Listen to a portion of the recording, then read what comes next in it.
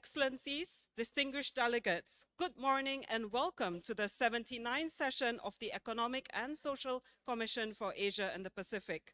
Please join me in welcoming our special guest now entering the room, His Excellency Mr. Mark Stephen Brown, Prime Minister, Cook Islands and Chair of the Pacific Islands Forum. His Excellency Mr. Surangel S. Whips Jr., President of Palau. Her Excellency Ms. Fiame Naomi Mataafa, Prime Minister of Samoa. His Excellency Mr. Vijavat Isarabakdi, Vice Minister of Foreign Affairs of Thailand and Chair of the 78th Commission Session, and Ms. Armida Salsiah Alisjabana, Under Secretary General of the United Nations and Executive Secretary of ESCAP. Please put your hands together, ladies and gentlemen.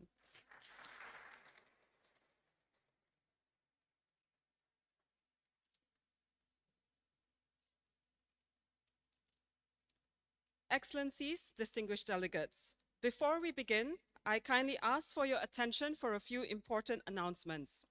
Kindly note that remote simultaneous interpretation of the proceedings is provided by the United Nations for the purpose of facilitating communication. In light of the fact that there are 6 official languages of the United Nations, 4 of which are used at ESCAP. Participants are requested to be mindful of the additional difficulties experienced by interpreters when working in remote mode and of the increased likelihood of disruptions to the audio feed to the interpreters. Only the speech or intervention in the original language is authentic and constitutes an authentic record of the proceedings. In case of any inconsistency between the interpretation and the speech or intervention in the original language, the latter shall prevail. In addition, interpreters servicing remote meetings cannot be held liable for interruption of service, pixelization, freezing or loss of visual input, partial or complete loss of audio, audible artifacts, unauthorized access to personal or confidential data, leaking of information due to inadequate soundproofing, and or data loss. Thank you. We will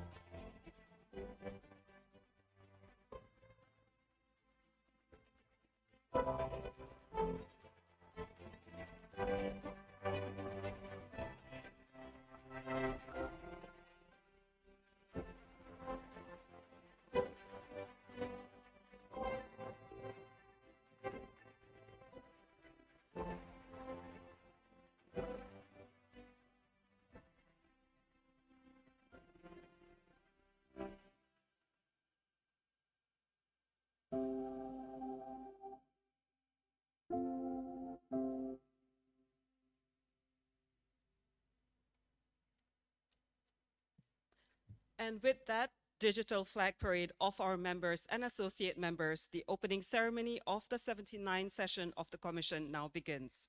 Excellencies, distinguished delegates, may I now request His Excellency Mr. Vijavat Isarabakdi, Vice Minister of Foreign Affairs of Thailand, the chair of the 78th session of the Commission, to preside over the meeting. Thank you.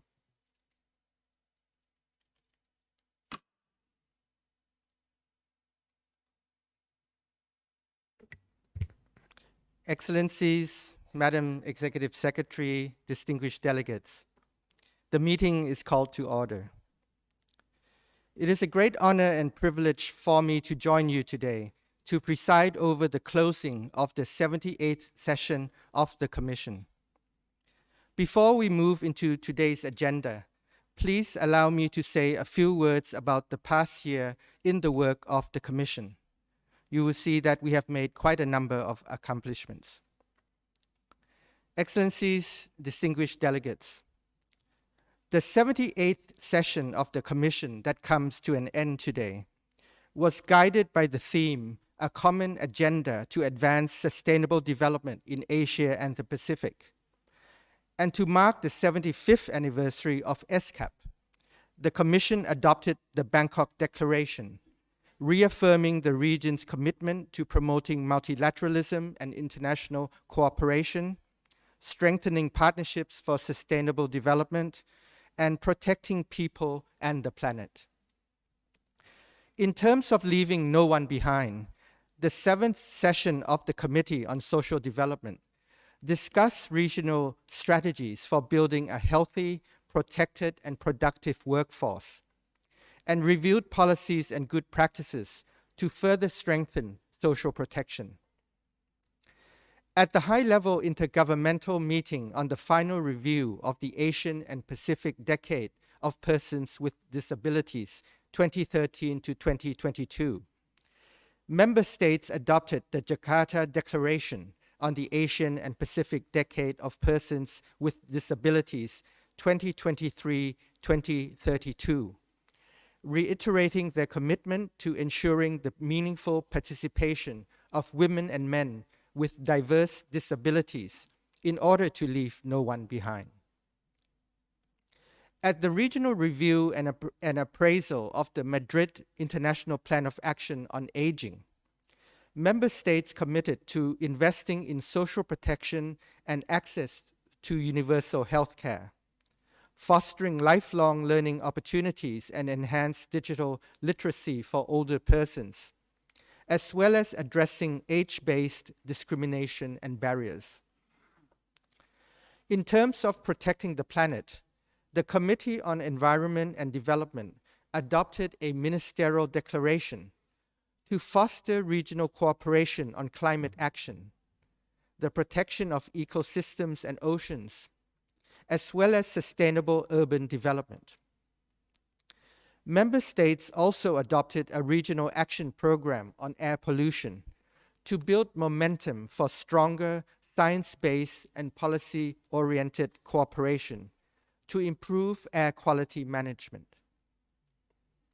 The third Ministerial Conference on Regional Economic Cooperation and Integration discussed ways and means to enhance regional and sub-regional cooperation for solutions to connectivity, climate, and digitalization challenges, especially in the post-COVID-19 recovery phase. To accelerate this transition to sustainable transport systems, the 7th session of the Committee on Transport supported the establishment of a regional cooperation mechanism on low-carbon transport, as well as the implementation of the Asia-Pacific Initiative on electric mobility. The Committee on Information and Communications Technology, Science, Technology, and Innovation endorsed the action plan for implementing the Asia-Pacific Information Superhighway Initiative 2022 to 2026 to facilitate cooperative actions among member states to transition toward digital economies and achieve sustainable development in the region. The Jakarta Ministerial Declaration on Space Applications for Sustainable Development in Asia and the Pacific, adopted at the 4th Ministerial Conference on Space Applications for Sustainable Development in Asia and the Pacific, showed the strong commitment of countries to using innovative space applications to address persistent challenges, be they poverty, food security, threats to global health, or increasing vulnerability to disasters, climate change, and environmental degradation. The first session of the Committee on Trade, Investment, Enterprise, and Business Innovation made recommendations relating to making trade more competitive, sustainable, and inclusive, engaging the private sector, mobilizing impact investment and foreign direct investment, promoting enterprise and business innovation, and scaling up innovation, all with the aim of accelerating progress on the 2030 Agenda for Sustainable Development. Lastly, at the 8th session of the Committee on Statistics, member states explored ways to build and implement new data governance arrangements, establish sound data governance mechanisms, and respond to the challenge of capturing progress on well-being and sustainability that goes beyond the usual measurement of gross domestic product. In spite of all these achievements, there is still a lot of work to be done in the quest for sustainable development in the region and the attainment of the Sustainable Development Goals. This year's Commission session, therefore, provides us with a unique opportunity to reinforce regional cooperation on climate action, which is also a critical part of the SDGs. It is hoped that the outcomes from the session this week will be built upon at the SDG Summit and Climate Ambition Summit during the 78th session of the United Nations General Assembly this September, so as to reflect the voices of the Asia-Pacific region on this important matter. With the wisdom and locally driven development approaches of countries in the region, Asia and the Pacific have much to share with other countries and regions on the global stage as we together accelerate climate action and the achievement of the SDGs. I look forward to our deliberations this year. Thank you for your attention.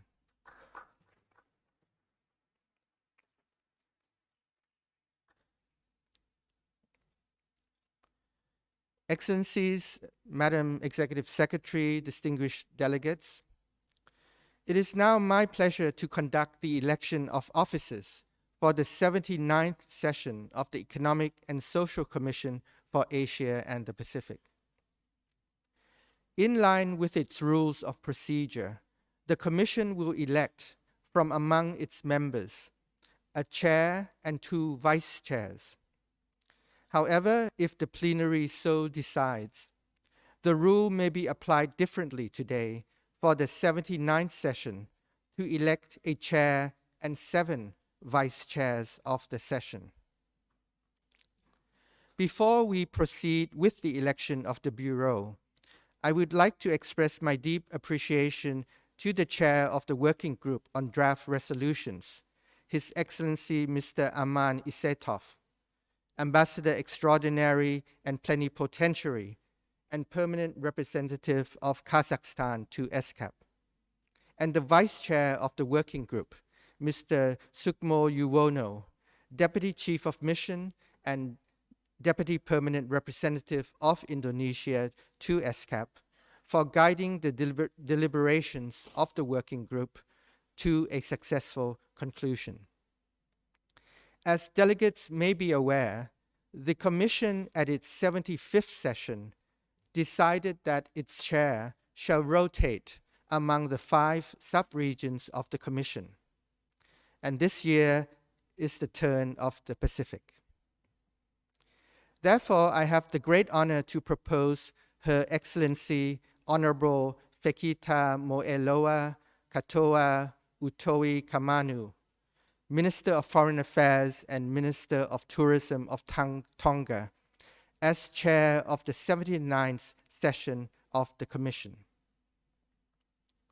If there is no objection, it is so decided.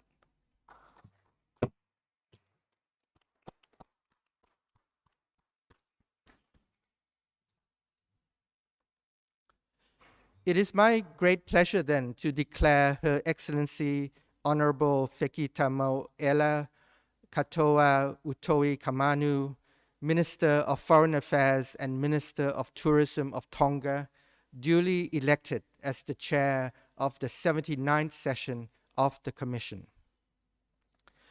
For the positions of vice chairs of the session, I have the pleasure of proposing the following officials.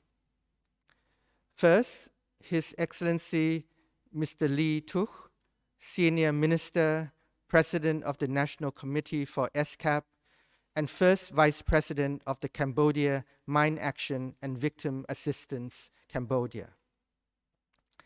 Second, His Excellency Mr. Askar Sambakin, Vice Minister of Digital Development, Innovations and Aerospace Industries of Kazakhstan.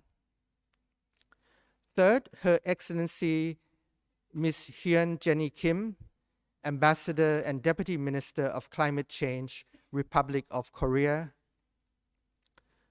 Fourth, His Excellency Mr. Anbaya Nyamdori, State Secretary, Minister of Foreign Affairs of Mongolia. Fifth, His Excellency Mr. Rashmat Budiman, Ambassador and Permanent Representative of Indonesia to ESCAP. Sixth, Her Excellency Ms. Millicent Cruz Paredes, Ambassador and Permanent Representative of the Philippines to ESCAP. Seventh, Her Excellency Mrs. Colone Apuha Milage Shaminda Inoka Colone, Ambassador and Permanent Representative of Sri Lanka to ESCAP. I'm certain that the distinguished delegates whom I have proposed will discharge their duties efficiently for the successful deliberations of the session. So if there is no objection, it is so decided.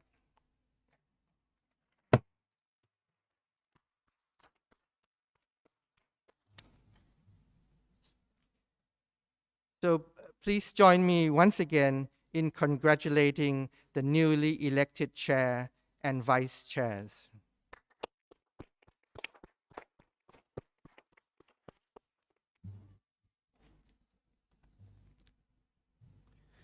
Excellencies, distinguished delegates, it is now my great honor to invite Her Excellency Honorable Fekita Moeloa Katoa Utoi Kamanu, Minister of Foreign Affairs and Minister of Tourism of Tonga, Chair of the 79th session, to conduct the meeting from this point onwards.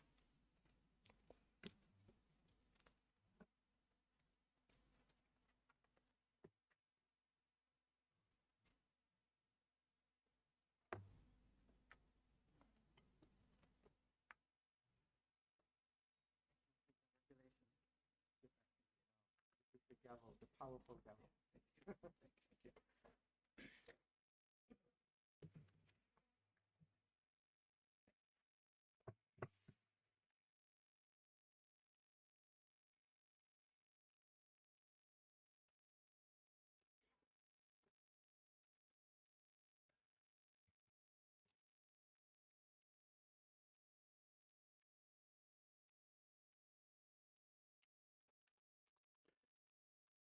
Excellencies, Madam Executive Secretary, distinguished delegates, I thank you all for the confidence placed in me and the great honor that you have bestowed on my country and on me.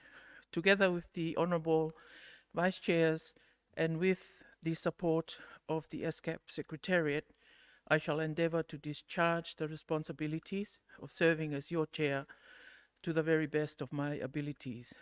Please allow me to say a few words. Okay.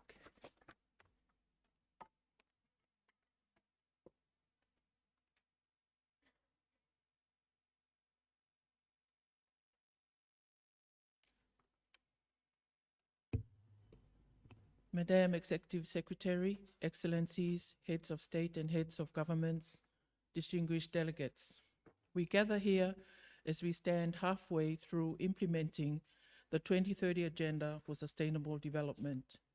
We find ourselves at a turning point. Countries in the Asia-Pacific region continue to face cascading socio-economic impacts from the coronavirus disease pandemic, from ongoing geopolitical conflicts, and the ever-accelerating climate crisis.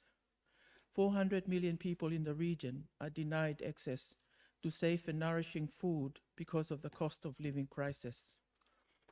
Catastrophes associated with climate change coupled with the loss of biodiversity, with high levels of pollution, claim lives and cause suffering, instability, and pain. Governments grapple with the challenge of protecting people, especially the most vulnerable, amid soaring food and energy prices. Fiscal space is constrained, borrowing costs are sky high and continue to rise.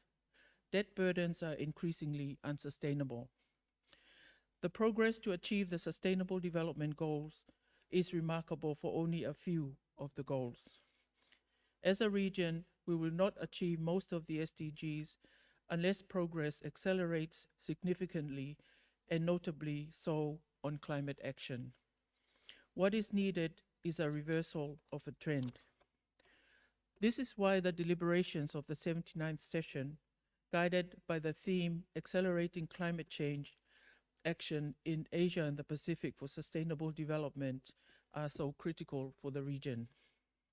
Temperatures continue to soar, ocean levels continue to rise, and we know how this impacts on climate change-induced extreme weather events.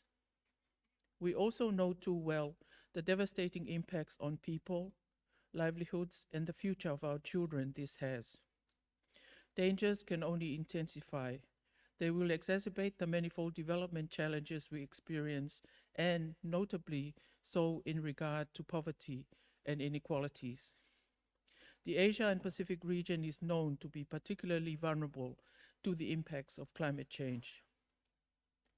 As a region, we must take swift and unified measures.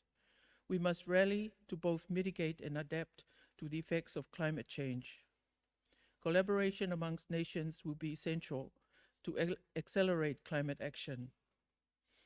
No single country can alone combat the many and complex issues of a fluctuating climate. This session's results will be critical. This is especially the case for the resolution Accelerating Climate Action in Asia and Pacific for Sustainable Development. Countries have demonstrated their willingness to cooperate and to act in unison for the well-being of the people in Asia and the Pacific. ESCAP, as the most inclusive intergovernmental platform in the region, can and must foster strategic cooperation for addressing the transboundary nature of climate change and for sharing best practices and technologies for mitigation and adaptation. For the Pacific, this is a lifeline. The Pacific small island developing states contribute less than 0.03% of the world's total greenhouse gas emissions. The very nature of their geographies, however, means they are amongst the most vulnerable to the impacts of climate change. ESCAP has been and must continue to be an important platform to advocate for regional and global action to achieve the region's climate goals. For decades now, we from the Pacific have been making it clear how vital it is to stay within the 1.5 degrees Celsius limit. Let our deliberations translate this urgency into action. It is an honor to chair a session where countries not only reach an agreement on a resolution on climate action, and what counts is a continued and strong commitment to remain supportive of countries in special circumstances in the region. This commitment, this collaboration must deepen even further as we tackle our many challenges, from the environment to including people with disabilities, space applications, digital collaboration, disaster risk reduction, urban development, and the relationship between the ocean and climate change. Countries in the region are getting ready for a thorough overview of the Sustainable Development Goals as the SDG Summit this year. The review outcomes, hopefully, will provide more direction for effective and accelerated measures needed to accomplish the Sustainable Development Goals. In line with this, the outcomes of our discussions will give an extra push as nations prepare for the 4th International Conference on Small Island Developing States in 2024, where we will evaluate the capacity of small island developing states to achieve inclusive and sustainable development. Let there be no doubt, If we want to achieve lasting results across the SDGs and with a very compressed time frame, we must bolster and accelerate our cooperation at the international and regional levels. The conclusion and recommendations of this 79th session of the Commission are critical to give us a strong start and roadmap for much needed action where little time is remaining to meet the ambitions of the SDGs and the challenges of climate change. It is by joining forces that the countries in the Asia and the Pacific can hasten action on climate change and thus lay the foundation for a more hopeful and sustainable future for all in the region and beyond. Let us begin our work. I thank you. Malo apito.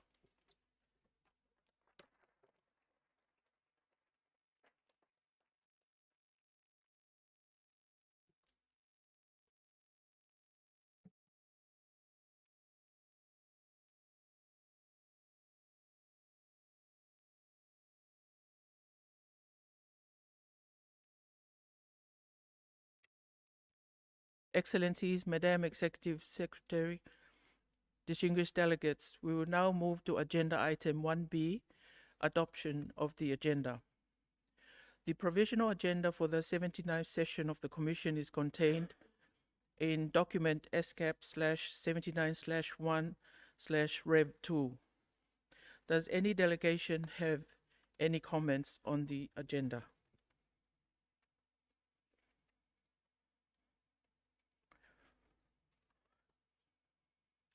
I see none. May I propose to the Commission that the provisional agenda is contained in document ESCAP/79/1/Rev2 be adopted. The agenda is adopted.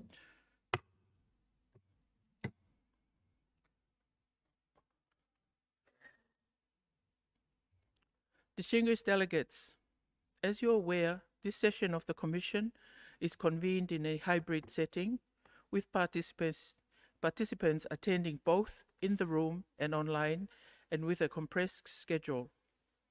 I would therefore request all delegates to be brief in their statements. Moreover, in order to facilitate the conduct of the session, I now turn to the matter of statements in exercise of the right of reply during the meetings of the Commission. In line with Rule 46 of the Rules of Procedure and Practice of the parent body of the Commission, the Economic and Social Council, and taking into account the hybrid modality of the meeting, I propose that in exercising their right of reply, delegations should be brief as possible and deliver their statements at the end of the meeting, at which the right is requested, or at the end of the day, wherever two meetings have been scheduled for that day to consider the same item. I further propose that the number of interventions in exercise of the right of reply for any delegation at a given meeting should be limited to 2 per item, with the first intervention limited to 3 minutes and the second, if any, to 2 minutes. I hear no objection. The Commission will proceed accordingly.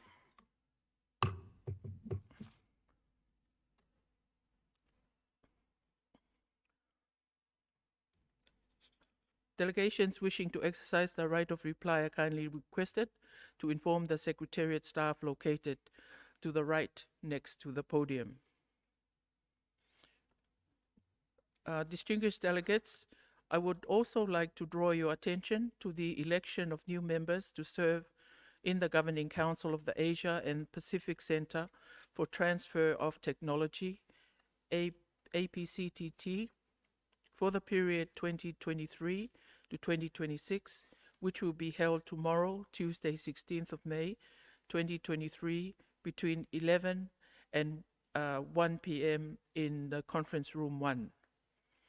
The Secretariat has received 9 nominations as follows: Bangladesh, China, Islamic Republic of Iran, Pakistan, Philippines, Republic of Korea, Russian Federation, Tajikistan, and Thailand. Additionally, a nomination from Uzbekistan was received after the deadline, as communicated in the note verbal from the Secretariat dated 8 May 2023. May I take it that the Commission wishes to accept the nominations received after the deadline?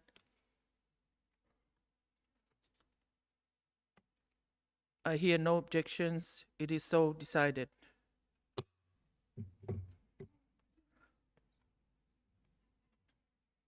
Excellencies, distinguished delegates, I understand the Secretariat has made arrangements for a group photo of all participants of the 79th Commission session to be taken at this time.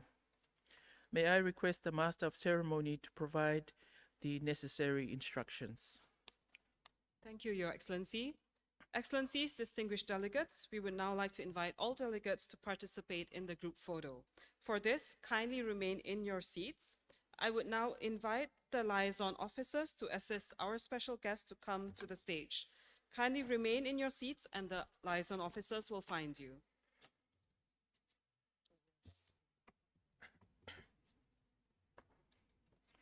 Okay.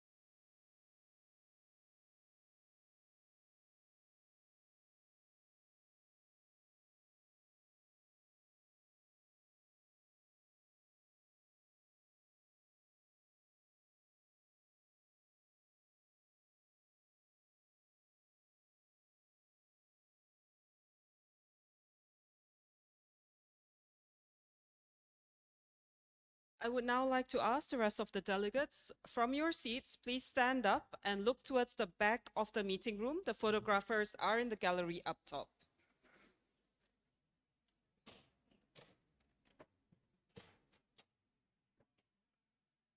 So standing up and facing towards the gallery behind. Thank you.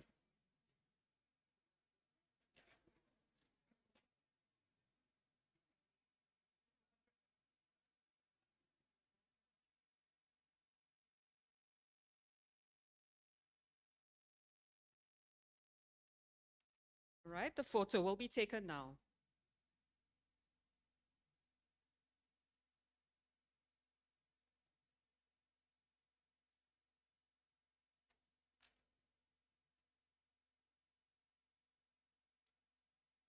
Many thanks to our special guests and to all distinguished delegates. The photo session has concluded.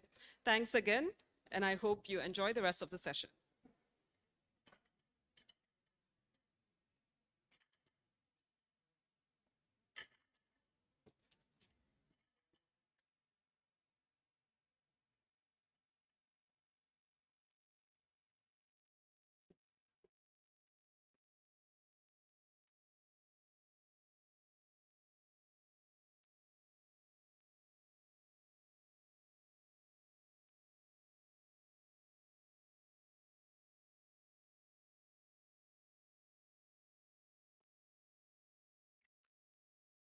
Excellencies, distinguished delegates, let us move to the opening addresses.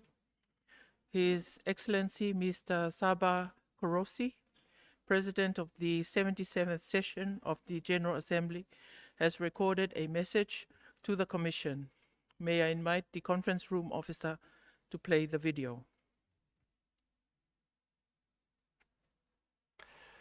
Excellencies, ladies and gentlemen, 25 years ago, people could be excused for not knowing much or doing much about climate change.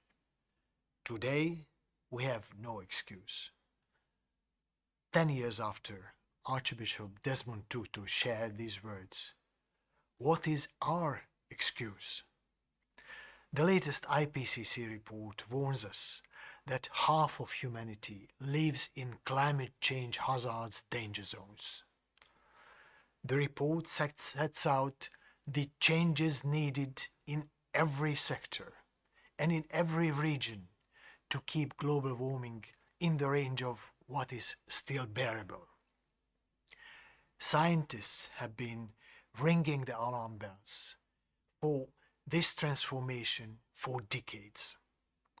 Now we need immediate steps and a complete paradigm shift towards a sustainable system.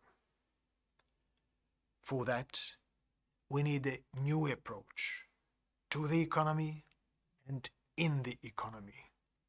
But mistrust, insufficient information, inertia, a lack of sustainable financing, and let's be honest, a lack of will still stand in the way of a greener and resource-efficient economy. Ending our dependence on fossil fuels is a leap we must make now. Slashing the emissions of the short-term lived pollutants is proven to be the single fastest way to tackle climate change. Pacific Island countries, some of the world's most vulnerable to so many challenges, are spearheading global efforts towards this end. I support and commend crucial initiatives such as the Beyond Oil and Gas Alliance and the Fossil Fuel Non-Proliferation Treaty. But I also appeal to those who will not be among the first victims of climate change. They also should act now, and they have two reasons for that. A moral one. Those who suffer first are often those least responsible for what is happening to our globe. And a practical one. If not tackled, the climate crisis would not spare anybody on a boiling planet. We need to act in solidarity, with responsibility and urgency. We should unleash the transformative power of our global community, that of innovators, businesses, and financial markets too. For example, if we give pollutive corporations a tax cut for introducing sustainable business models, they will surely implement them. In fact, we must mainstream science-based green transition policies into all our decision-making. We used to say that the choices we make will define the future for the generations after us. Now we have to say that the choices we make will decide whether there will be a future for the generations after us. The SDG Summit in September should be a milestone event on our path to a world where all can thrive in a fair, safe, and sustainable environment. We are not lacking in ideas and plans. It is high time we realize them. In the words of Einstein, the world will not be destroyed by those who do evil, but by those who watch them without doing anything. Let us be remembered as those who did something. Thank you.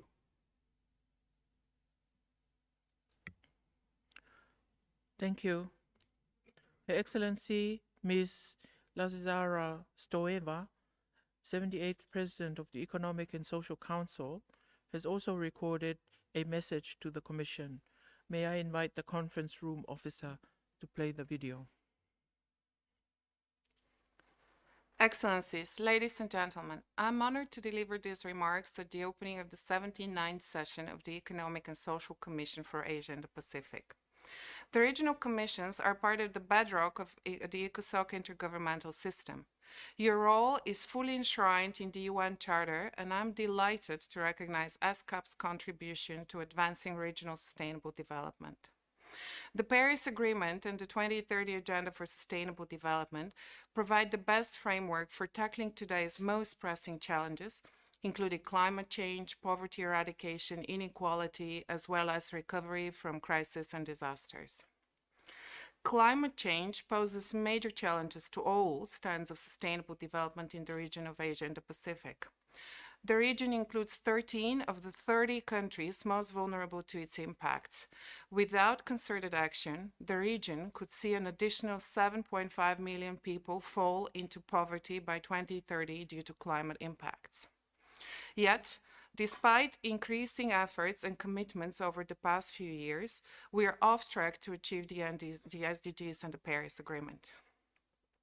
According to the latest SDG progress report, just 12% of the SDG targets are on track. Progress on 50% is weak and insufficient. We are also off track with the climate goals, with 1.1 degrees Celsius of warming above pre-industrial levels already reached. Ladies and gentlemen, we are at the midpoint of the 2030 Agenda for Sustainable Development. The IPCC clearly demonstrates that the lower the emissions in 2030, the lower the challenge in limiting global warming to 1.5 degrees Celsius after 2030. The Asia-Pacific region plays a critical role in the global efforts to combat climate change and accelerate sustainable development. The region can provide an example of synergistic action towards ramping up ambition on both the SDGs and climate action. Integrated planning, coherent policies, and economic stimulus investments designed to meet both the SDGs and climate challenges can generate significant co-benefits and speed up progress. The upcoming intergovernmental processes can provide a useful platform to highlight some of the challenges and opportunities associated with carbon markets and enact priority actions to address them. The high-level political forum on sustainable development in July will be a critical opportunity to review in detail the development challenges the world is facing now. We must turn the tide. As ECOSOC President, I'm committed to making this session a key milestone on the way to the SDG Summit in September. The SDG Summit must become a turning point in global efforts to rescue the SDGs. We must strive political commitment, mobilize action, and strengthen multilateral partnerships. The Secretary General's Climate Ambition Summit in September, the UNFCCC COP28 in the United Arab Emirates, and the global stocktake later in the year will all shine a light on actions to address some of the most critical challenges posed by climate change while driving sustainable development. I wish you productive deliberations. Thank you. Thank you. Next, may I invite the conference room officer to play the video message from the Secretary General of the United Nations, Mr. Antonio Guterres. I send warm greetings to the Economic and Social Commission for Asia and the Pacific. I welcome your team for this session, Accelerating Climate Action in Asia and the Pacific for Sustainable Development. This region accounts for more than half of global greenhouse gas emissions and is home to some of the most vulnerable countries in the world.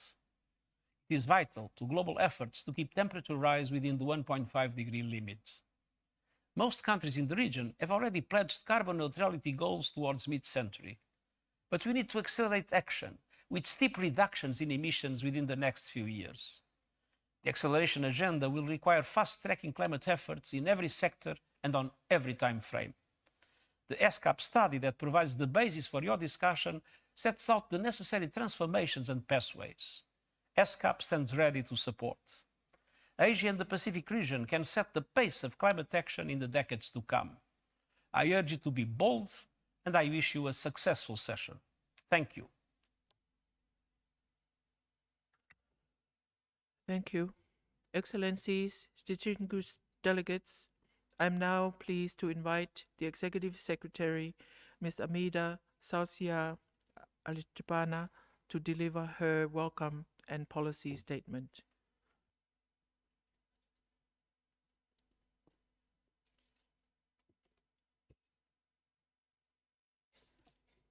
Excellency, the Honorable Mark Brown, Prime Minister and Minister of Foreign Affairs of the Cook Islands and Chair of the Pacific Island Forum, Excellency Mr. Surangil S. Whips Jr., President of Palau, Excellency Ms. Fiame Naomi Mataafa, Prime Minister and Minister of Foreign Affairs and Trade of Samoa, Excellency Honorable Fekita Moeloa Katoa Utoi Kamatu, Minister of Foreign Affairs and Minister of Tourism of Tonga and Chair of the 79th session, Excellency Mr. Fijavat Isarabakti, Vice Minister of Foreign Affairs of Thailand, Excellencies, distinguished delegates. It is my honor to welcome you today to the opening of the 79th session of the Economic and Social Commission for Asia and the Pacific. We stand today at the midpoint for the implementation of the 2030 Agenda for Sustainable Development. Globally as well as regionally, progress towards meeting the targets contained in the 2030 Agenda has been limited. In fact, the number of people living in poverty and facing hunger has increased. Inequalities continue to grow. Despite improved access to affordable and clean energy and strengthened industry, innovation, and infrastructure, our region stands decades away from the full attainment of the goals. The theme of this session is Accelerating Climate Action in Asia and the Pacific for Sustainable Development. The 2030 Agenda declared that climate change is one of the greatest challenges of our time, and its adverse impacts undermine the ability of all countries to achieve sustainable development. Emissions continue to rise, with the concentration of CO2 now at its highest. Changes in weather patterns have reduced agricultural productivity. Extreme weather, including recently set record temperatures, affects human health and limits productivity.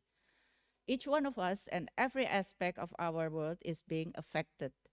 Those who are most exposed and have the fewest resources to respond, however, are the most vulnerable. Climate change disproportionately affects those without the means to escape its impacts. To address this threat, the 2030 Agenda called for international cooperation to reduce global greenhouse gas emissions and address adaptation to the impacts of climate change. It called for urgent action to combat climate change and its impacts by strengthening resilience to climate-related hazards and natural disasters, integrating climate change measures into national policies, and improving institutional capacity for climate change mitigation, adaptation, as well as early warning. Since its universal goals and targets are both integrated and indivisible, the 2030 Agenda also called for ending poverty in all its forms everywhere by building the resilience of those in vulnerable situations and reducing their exposure to climate-related extreme events, ending hunger, achieving food security, and promoting sustainable agriculture by promoting resilient agricultural practices, maintaining ecosystems, and improving land and soil quality, making cities and human settlements safe, resilient, and sustainable by implementing integrated policies and plans towards inclusion, mitigation, and adaptation and resilience to disasters. These measures are especially important not only for low-lying coastal countries, but also for many least developed countries and small island developing states. Focus must furthermore be placed on women, youth, and marginalized communities, including persons with disabilities. The integrated nature of climate change calls for holistic, multi-sectoral solutions as well as targeted support. Countries must meet their nationally determined contributions. Intensified development of climate-sensitive technology, as well as a policy environment supporting both industrial diversification as well as low-emission transport are critical. Given the region's energy needs, renewable energy, energy efficiency, and clean energy technology must take center stage, and coupled with investment in energy infrastructure. To address climate change, the Bangkok Declaration adopted by the Commission last year highlighted the need to mobilize financial resources and promote the transfer of environmentally sound technology through enhanced regional cooperation and on mutually agreed terms to reduce greenhouse gas emission and foster climate resilient development. If we are unable to address climate change, sustainable development will continue to elude us. Distinguished delegates, it is increasingly clear that the attainment of sustainable development in Asia and the Pacific requires urgent action. Since the pandemic, the SDG financing gap has only widened. Record level debt not only makes financing difficult, but could further cascade into a larger crisis. Climate finance, including funding for adaptation and mitigation, likewise falls far below commitments despite the promise made. The implementation of the 2030 Agenda now calls for a stimulus as well as reforms to the international financial architecture. Countries of the region have come or overcome past crises together. We must continue to bridge our differences, seek ways to reach common ground, and determine what could next be possible.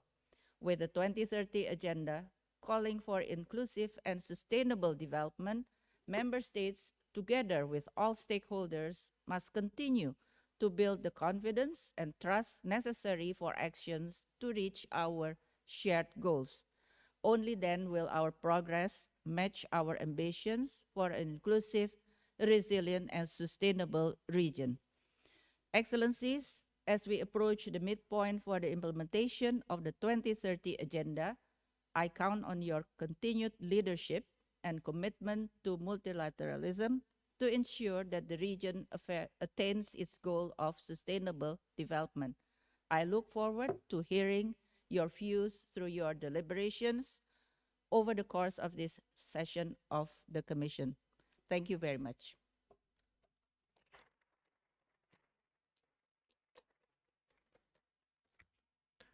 Thank you, Madam Executive Secretary. Excellencies, distinguished delegates, His Excellency General Prayut Chan-o-cha, Prime Minister of Thailand, has recorded a welcome address.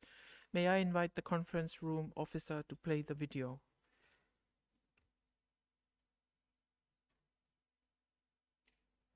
ท่านประธาน ท่านเลขาธิการคณะกรรมาธิการเศรษฐกิจและสังคม แห่งสหประชาชาติสำหรับเอเชียและแปซิฟิก ท่านผู้มีเกียรติทั้งหลาย ผมรู้สึกเป็นเกียรติที่ได้เข้าร่วมการประชุมประจำปีของ ESCAP อีกครั้งในปีนี้ และยินดีที่ผู้แทนระดับสูงจากประเทศสมาชิก ได้เข้าร่วมการประชุมด้วยตนเองที่ประเทศไทยจำนวนมาก ซึ่งเป็นสัญญาณยืนยันถึงความพร้อมของนานาประเทศ ที่จะสานสัมพันธ์และปรึกษาหารือกันอย่างใกล้ชิดในวาระสำคัญของภูมิภาค ท่านผู้มีเกียรติครับ การเปลี่ยนแปลงสภาพภูมิอากาศเป็นปัญหาร่วมกันของทุกประเทศ เป็นปัจจัยสำคัญที่ทำให้เกิดภาวะวิกฤตซ้ำซ้อน และส่งผลกระทบต่อการฟื้นฟูภายหลังวิกฤตโควิด -19 หลายพื้นที่ในภูมิภาคเอเชียและแปซิฟิก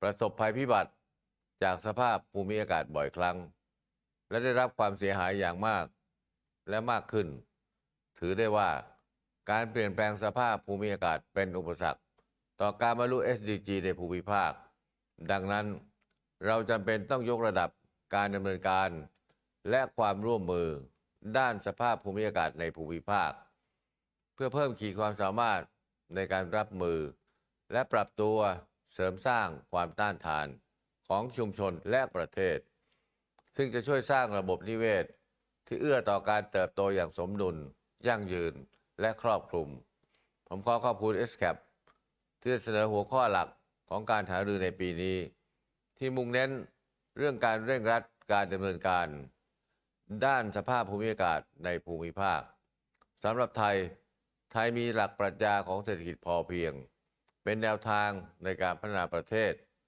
ซึ่งสอดคล้องกับการดำเนินงานด้านสภาพภูมิอากาศและการส่งเสริมให้ชุมชนมีความต้านทานยิ่งขึ้นนอกจากนี้ไทยได้ปรับปรุงเป้าหมายภายใต้การมีส่วนร่วมที่ประเทศกำหนดและจัดทำยุทธศาสตร์ระยะยาวเพื่อกำหนดให้บรรลุความเป็นกลางทางคาร์บอนภายในปีค.ศ.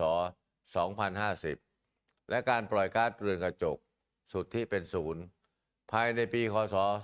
2065โดยไทยสนับสนุนการขยายความร่วมมือด้านการเปลี่ยนแปลงสภาพภูมิอากาศในระดับภูมิภาคซึ่งเป็นกุญแจสำคัญในการแก้ไขปัญหานี้ผมขอเสนอ3ประเด็นสำคัญที่ช่วยสนับสนุนการดำเนินงานด้านสภาพภูมิอากาศในภูมิภาคดังนี้ 1. ความร่วมมือภายใต้ ESCAP ควรสอดประสานและต่อยอดจากความร่วมมือภายใต้กรอบอื่นๆในภูมิภาคและอนุภูมิภาคเช่น Bangkok Goals on BCG ซึ่งต่อยอดจากหลักปรัชญาของเศรษฐกิจพอเพียงที่ไทยได้ใช้เป็นแนวทางหลักในการพัฒนาประเทศอย่างยั่งยืนโดยเป้าหมายกรุงเทพได้รับการรับรองในการประชุมเอเปกเมื่อเดือนพฤศจิกายนที่ผ่านมามีเป้าหมายในการสร้างความเติบโตอย่างสมดุลและเป็นมิตรต่อสิ่งแวดล้อมซึ่งเร่งรัดการขับเคลื่อน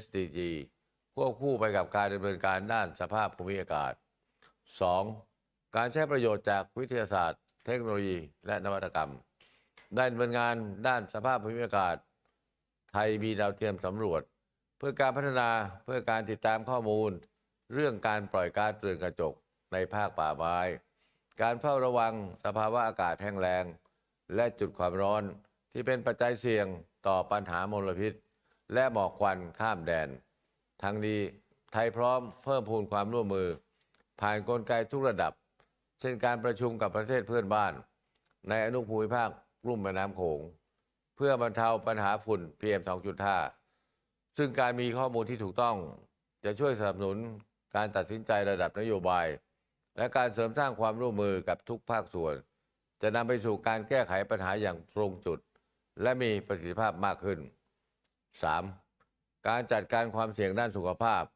และเตรียมความพร้อมด้านสาธารณสุขจะช่วยบรรเทาผลกระทบและการปรับตัวกับการเปลี่ยนแปลงสภาพภูมิอากาศดังนั้นการดำเนินการตามมิติด้านสาธารณสุขของกรอบการดำเนินงานเซนไดเพื่อลดความเสี่ยงจากภัยพิบัติจึงเป็นสิ่งที่จำเป็นที่ช่วยลดความเปราะบางของชุมชนต่อสภาพภูมิอากาศและภัยพิบัติ ESCAP มีความเชี่ยวชาญที่ช่วยเสริมสร้างความเข้มแข็งให้กับภูมิภาคได้ผ่านการเสริมสร้างขีดความสามารถของสมาชิกและการสนับสนุนการดำเนินการตามมิติด้านสาธารณสุขของกรอบการดำเนินงานเซนไดท่านผู้มีเกียรติครับปีนี้เรามาถึงครึ่งทางในการดำเนินการตามวาระการพัฒนาที่ยั่งยืนค.ศ. 2030 และ SDG ซึ่งเราจะต้องร่วมกันทบทวนและเร่งรัดการดำเนินการยิ่งขึ้นเพื่อขับเคลื่อนเป้าหมายด้านการพัฒนาดังกล่าวในทุกมิติอย่างครอบคลุมโดยไม่ทิ้งใครไว้ข้างหลังนี่คือเจตนารมณ์ร่วมกันของพวกเราภายใต้ปฏิญญากรุงเทพที่เรารับรองเมื่อปีที่แล้วในโอกาสครบรอบ 75 ปีของการก่อตั้ง ESCAP และการประชุม ESCAP ในปีนี้นั้นถือเป็นโอกาสที่ดีที่เราจะต้องส่งเสริมความร่วมมือด้านสภาพภูมิอากาศในภูมิภาคซึ่งการดำเนินงานด้านสภาพภูมิอากาศก็เป็นส่วนหนึ่งของ SDG อีกด้วยดังนั้นเราควรจะมุ่งให้ผลลัพธ์ของการหารือของ ESCAP ในสัปดาห์นี้สามารถนำไปต่อยอดในการหารือของผู้นำประเทศต่างๆในการที่จะประชุมสุดยอดด้านการพัฒนาที่ยั่งยืนและการประชุมสุดยอดด้านสภาพภูมิอากาศ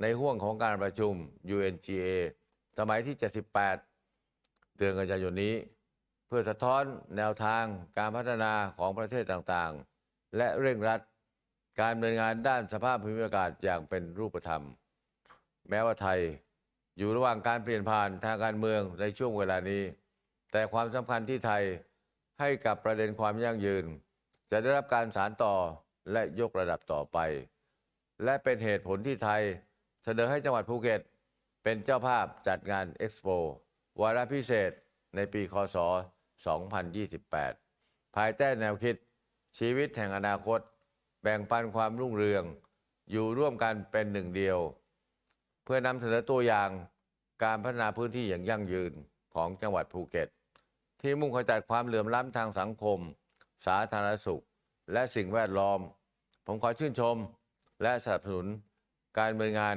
ของ ESCAP ในการเสริมสร้างหุ้นส่วนความร่วมมือของทุกภาคส่วนในภูมิภาค ในฐานะประเทศเจ้าบ้านและสมาชิก ESCAP ไทยยืนยันความพร้อมที่จะสนับสนุนการดำเนินงานที่สร้างสรรค์ของ ESCAP ต่อไป สุดท้ายนี้ผมขอส่งความปรารถนาดีมายังทุกท่านในวันนี้ และเชื่อมั่นว่าการประชุม ESCAP สมัยที่ 79 จะประสบผลสำเร็จ และหวังว่าท่านจะประทับใจกับการต้อนรับที่อบอุ่นของคนไทย ตลอดการเยือนไทยครั้งนี้ขอบคุณและสวัสดีครับ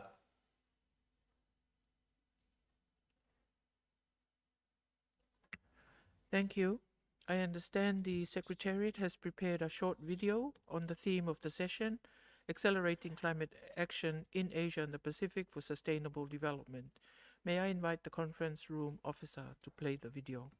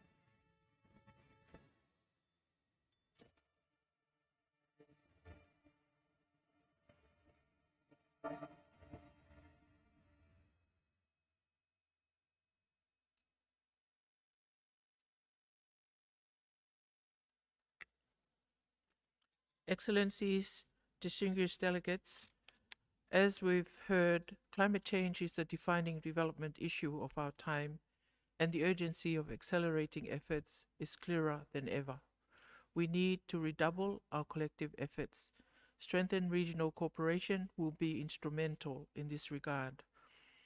In this connection, it is now my pleasure to invite heads of state and government of ESCAP member states to share their vision and recommendations for regional cooperation priorities to accelerate climate action in our region.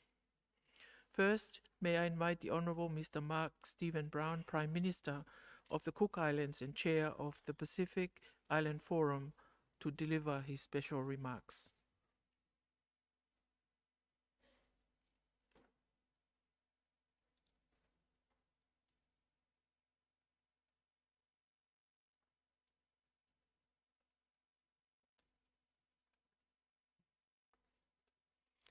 Excellencies, Honourable Ministers, Madam Executive Secretary of ESCAP, colleagues, ladies and gentlemen, Kia ora and warm Pacific greetings. As the Chair of the Pacific Islands Forum, it is my great privilege to address the Commission on behalf of the Blue Pacific. Let me also congratulate the Foreign Minister of Tonga for assuming the chair of the 79th session of the Commission. And before I proceed further, I would also like to acknowledge the presence of Mr. Henry Puna, the Secretary General of the Pacific Islands Forum, and the former Prime Minister of the Cook Islands. Excellencies, today we have come together to dialogue on progress that we are making to accelerate climate action in our respective regions. The Blue Pacific has been grappling with catastrophic human-induced climate events for far too long, so we seek to make an assessment today. The first step should always be to take a long, hard look at the state of well-being of our most vulnerable. While our story may not be new or unique, it is the most critical security challenge that we face. In the spirit of recycling, let me follow many others to say this again, that despite having one of the smallest carbon footprints, inconsequential in fact, we are among the first to suffer the catastrophic impacts of climate change due to our severe vulnerabilities. In this regard, the theme study of the Commission is central to our considerations. And in my experience, these moments of reflection almost always culminate the same way. And that is the key to accelerating greater ambition to reduce greenhouse gas emissions, mitigate climate change impacts, and promote sustainable development lies in finance, wealth. And for many of us here today, access to finance remains a critical barrier to our pursuits to accelerate climate action. In 2015, the world agreed on a plan to ensure the survival of our planet and its people through the Paris Agreement. For the Blue Pacific, this represented a monumental leap forward in our fight for climate justice. But regretfully, the follow-through has been slow and disappointing. Colleagues, the path to limit global warming to 1.5 degrees is escaping our hold. The need to build resilience into our strategies and responsive structures is beyond critical. So I asked the group, how do we respond together today to keep this goal alive? I put this to the Commission. As we continue to adapt to new realities, we are faced with the daunting task of financing our adaptation efforts with limited resources and inadequate fiscal modalities. We are drowning in more ways than one. And to borrow the words of the Honourable Prime Minister from Barbados, poor countries paying the price of wealthier nations. For the Blue Pacific, our response is anchored in our 2050 strategy for the Blue Pacific continent, our roadmap for Pacific action that builds on our collective aim to achieve carbon neutrality in the Pacific by 2050. The 2050 strategy is a collective vision that is deeply rooted in the Pacific context and serves as our roadmap for Pacific action, supporting delivery of action-orientated solutions, particularly in the context of accelerated climate action. As the Cook Islands prepares to host the 52nd Pacific Islands Forum Leaders Meeting in November, our region, in close partnership with organizations like UN ESCAP, prepares to finalize a clear, comprehensive, and coordinated implementation plan that will operationalize the Pacific's pinnacle strategic plan for sustainable development. This not only requires new approaches and innovative solutions, but also speaks directly to our objectives over the next few days to promote, partner, and prosper together.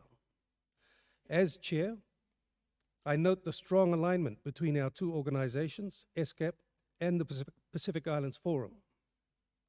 We share the same values and visions for our people and for the planet to promote prosperity and resilience for all in the Pacific.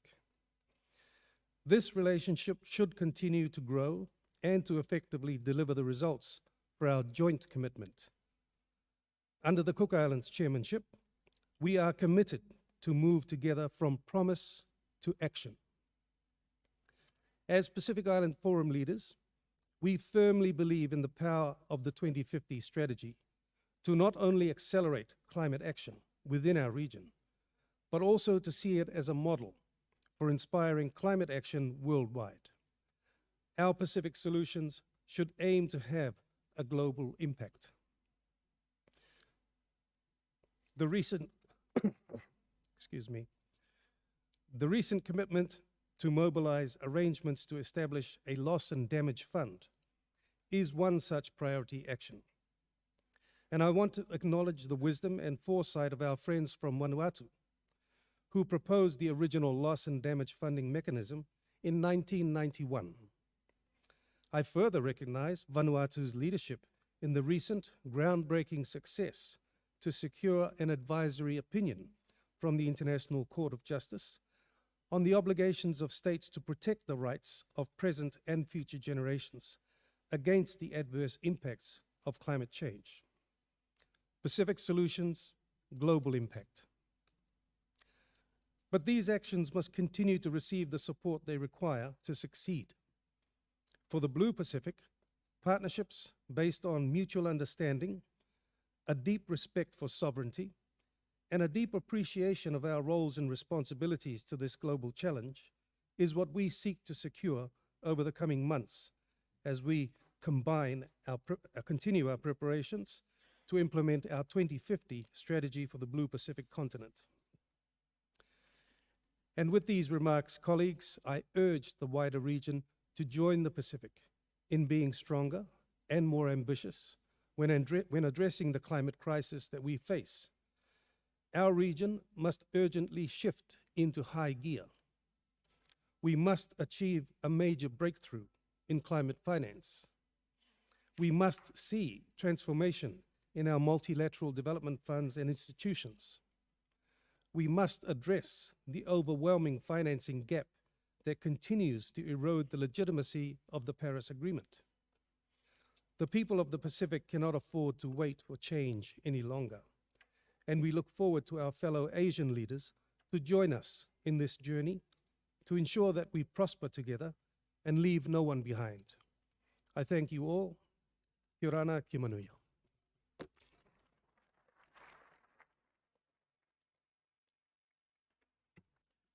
Thank you, Your Excellency. I'm now pleased to invite His Excellency the Honorable Mr. Surangel Whips Jr., President of Palau, to deliver his special remarks.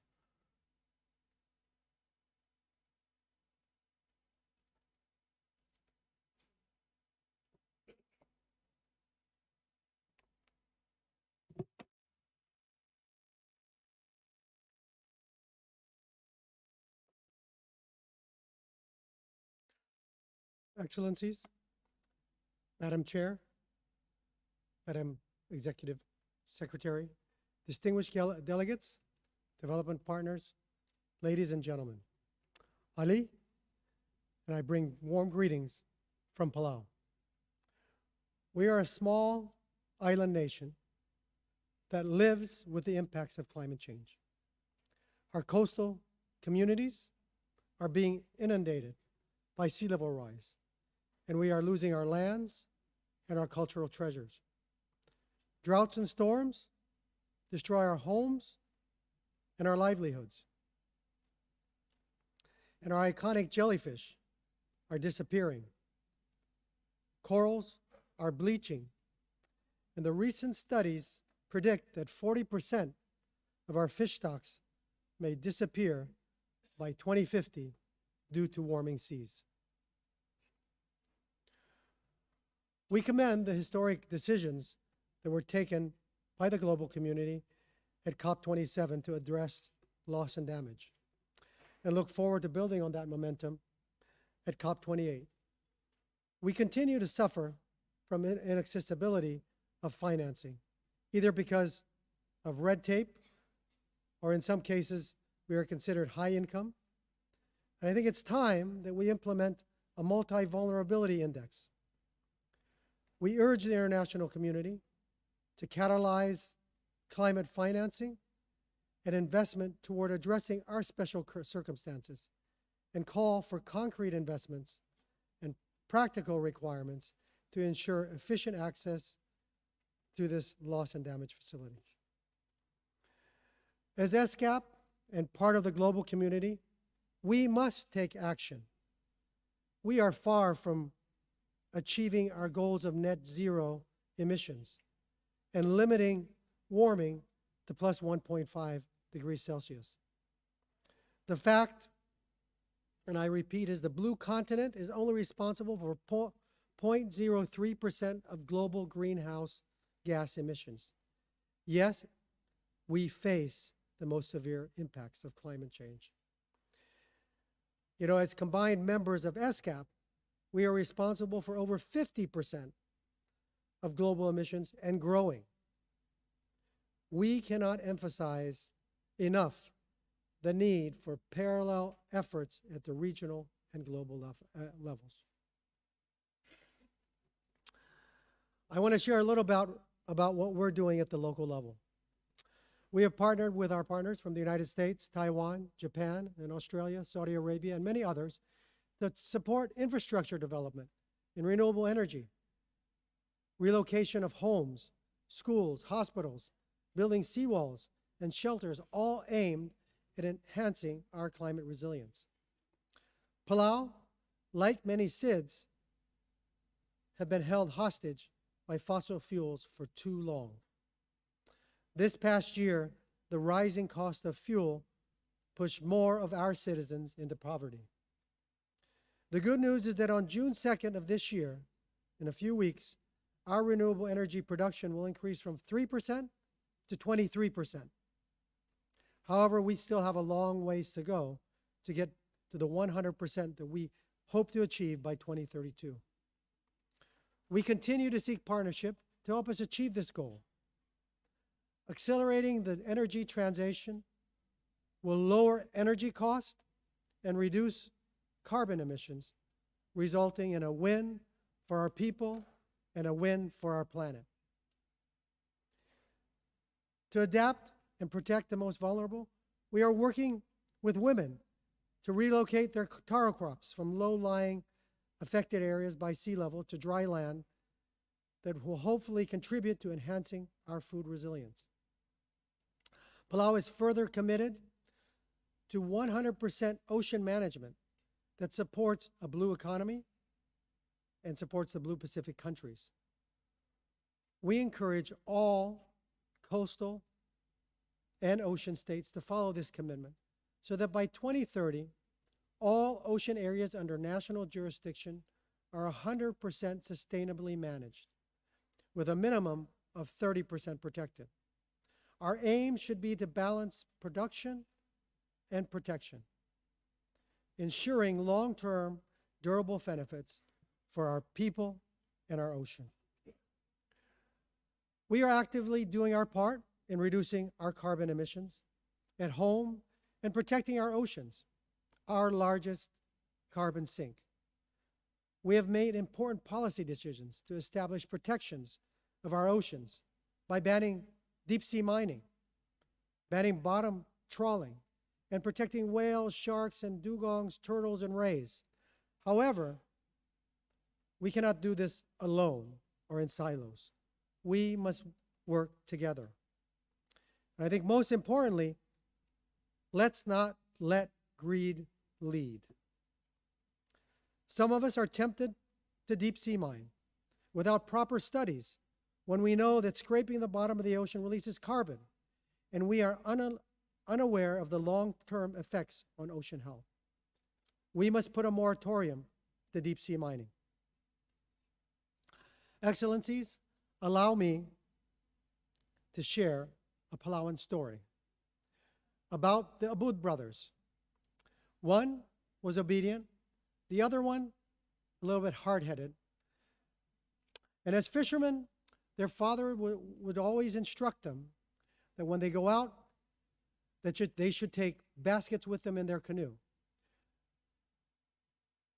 This was because in the olden days there was battles were common among the villages, and they needed to be prepared in case a war canoe approached.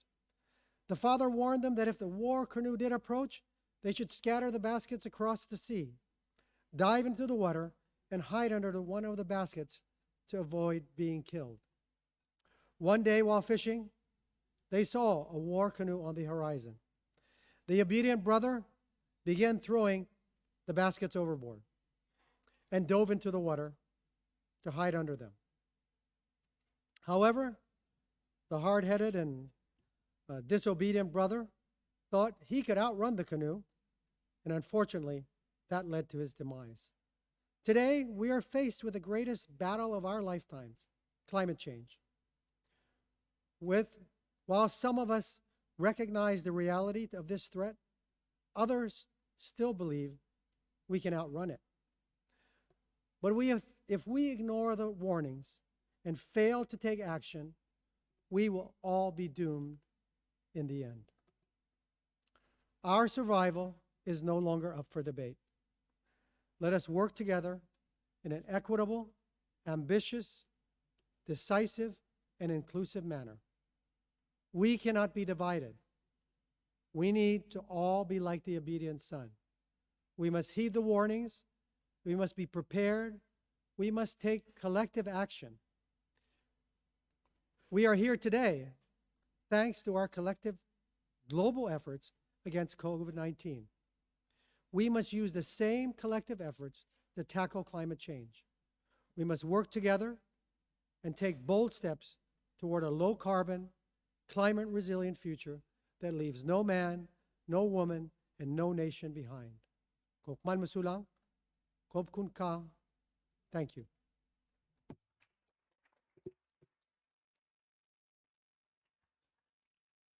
Thank you, Your Excellency. May I now invite Her Excellency the Honorable Fiame Naomi Mataafa, Prime Minister of Samoa, to deliver her special remarks.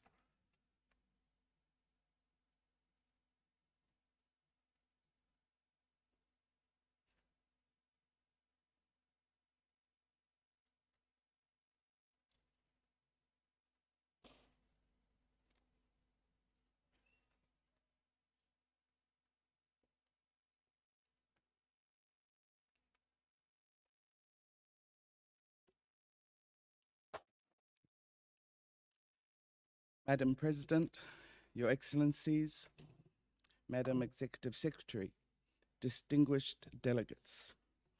The Pacific Islands occupy a vast oceanic region that covers almost 20% of the Earth's surface and is home to the world's largest concentration of microstates. According to the renowned Pacific writer, Epeli Hau'ofa, Oceania is us, we are the sea, we are the ocean. We should not be defined by the smallness of our islands, but by the greatness of our oceans. For the Pacific region and its island countries, the ocean is crucial. Exercising a sense of common identity and purpose linked to the ocean has been critical for protecting and promoting the potential of our shared Pacific Ocean. It is this commonality of the fundamental essence of the region which has the potential to empower it through collective and combined agendas and actions. The Blue Pacific narrative strengthens the existing policy frameworks that harnesses the ocean as a driver of a transformative social, cultural, political, and economic development of the Pacific. Moreover, it gives renewed impetus to deepening Pacific regionalism. We know that we can do more together than alone. Subsequent to the Pacific Leaders 2019 meeting in Tuvalu, the 2050 strategy for the Blue Pacific continent was endorsed.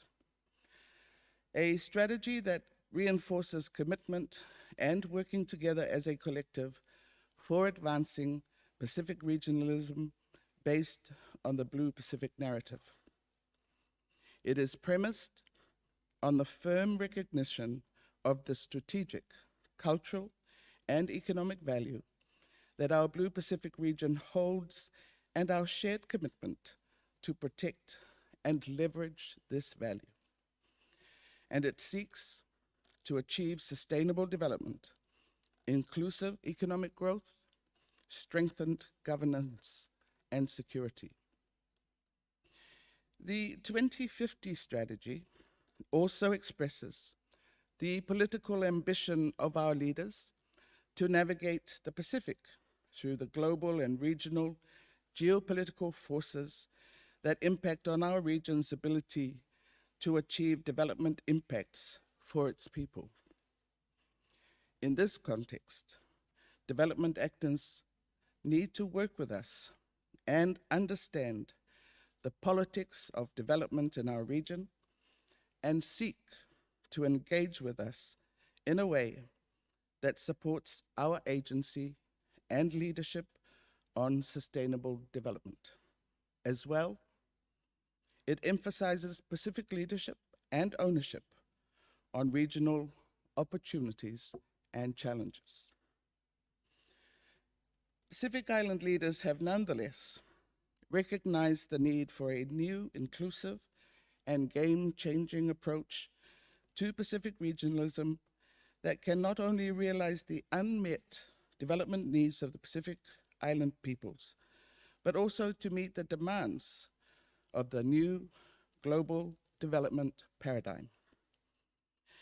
At the heart of this new approach is an emphasis on inclusive policy development and implementation, as well as recognition of the political dimension for ensuring development outcomes for the Pacific.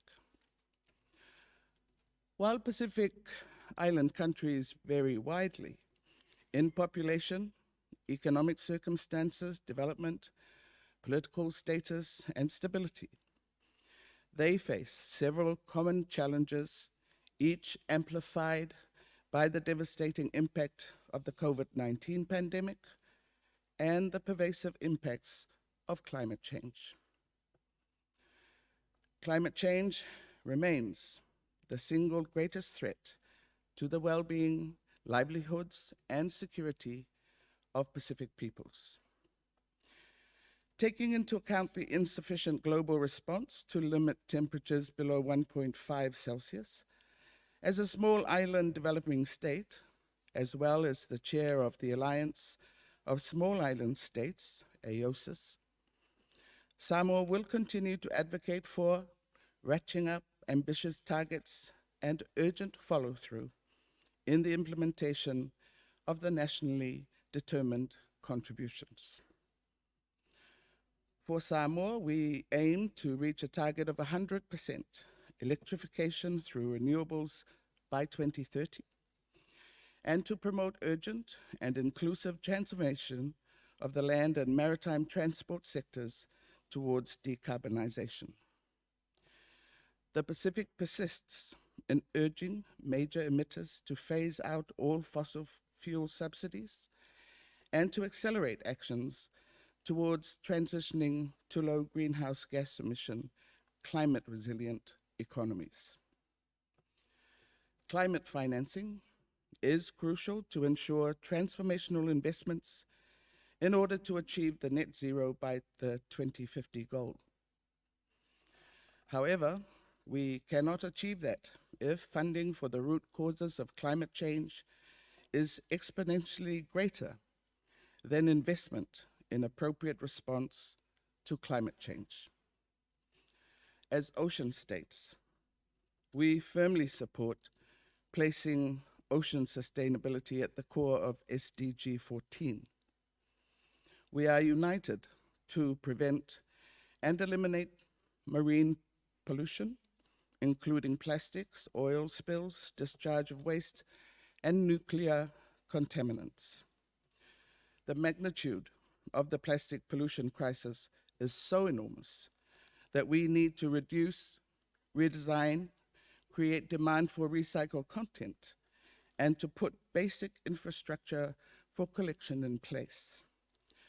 All these initiatives require our collective, sustained, and common action. The Pacific SIDS contributes less than 1.3% of mismanaged plastics pollution in the world's oceans, yet are grossly and disproportionately affected by its impacts. The second World Ocean Assessment pointed out the highest quantity of floating plastics are home in the South Pacific subtropical Gaia.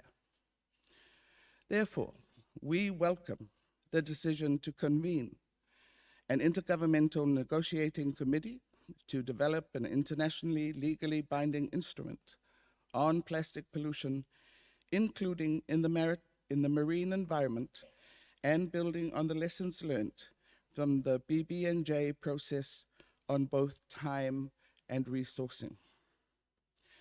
As a global industry, shipping is responsible for 3% of global greenhouse gas emissions. The monitoring and enforcement of MARPOL is weak, and violations are frequent. The resolution against shipping pollution sponsored by the Republic of the Marshall Islands reinforces the role of flag states in tackling marine pollution from ships and must be supported and implemented. Samoa welcomes the call for protecting 30% of our global oceans by 2030 and commend the Blue Leaders 30 by 30 campaign.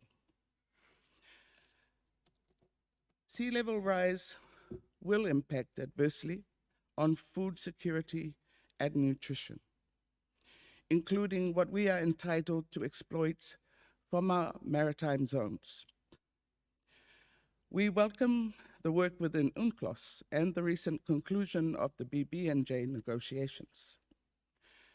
We are concerned that the increased acidification of our ocean and the resultant reef damage will affect the fisheries upon which we rely. A stark reminder of how interconnected the effects of climate change are with our environments and our daily lives.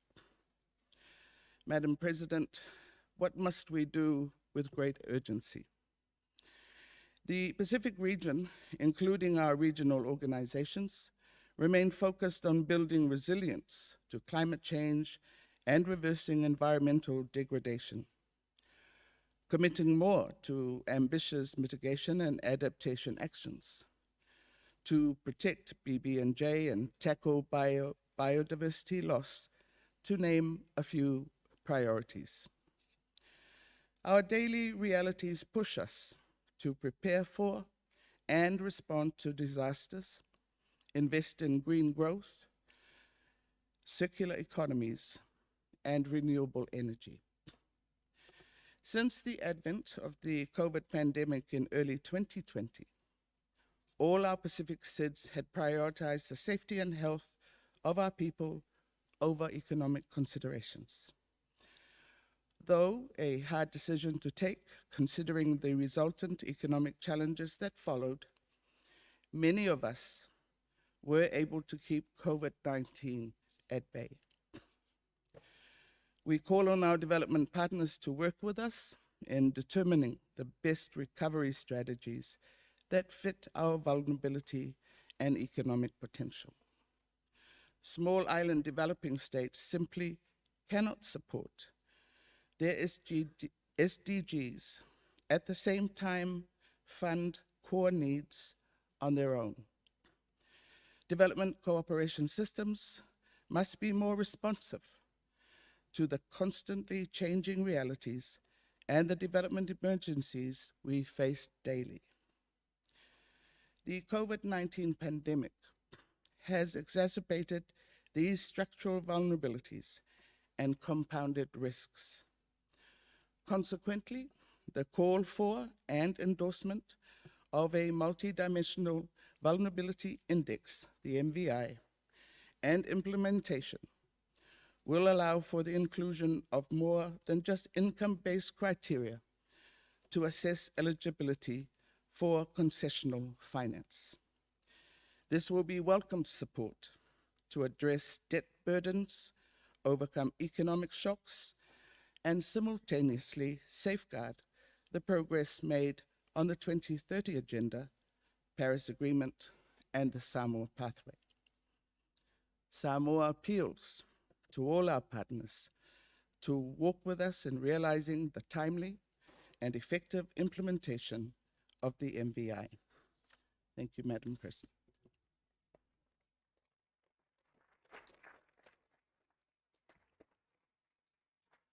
Thank you, Your Excellency. Some other honorable heads of state and government were not able to join us in person today, but have sent pre-recorded messages. May I invite the conference room officer to play the message from His Excellency, Mr. Joko Widodo, the President of the Republic of Indonesia. Her Excellency, Madam Armida Ali Shahbana, Executive Secretary of UN ESCAP, distinguished delegates, the Asia-Pacific region is facing a real climate challenge. Last April, Asia experienced the worst heat wave in history. The occurrence of natural disasters in the Asia-Pacific region is the highest in the world. And in order to face this challenge, several steps must be taken. First, strengthening regional adaptation. We need technological innovation in the agriculture and the fishery sector, as well as research in the development of plant varieties that are resilient against extreme weather, because the majority of people in the Asia-Pacific region are farmers and fishers. Additionally, early warning systems must be strengthened, and disaster-proof infrastructure must be prepared. Second, bolstering regional climate action. The Asia-Pacific region must play a part in realizing net zero emission. Indonesia promotes the acceleration of energy transition through the development of the EV industry ecosystem, the use of new and renewable energy, including biofuel, and the gradual conversion of coal-based power plants. Third, global partnerships. The Asia-Pacific region needs $40 billion per year for the transition towards low-carbon economy. And what I would like to underline in this connection, these efforts require international support, and developed countries must implement their commitments, including the financing commitment of $100 billion per year, the realization of loss and damage financing facilities, the expansion of the Just Energy Transition Partnership Scheme, and the exploration of innovative financing.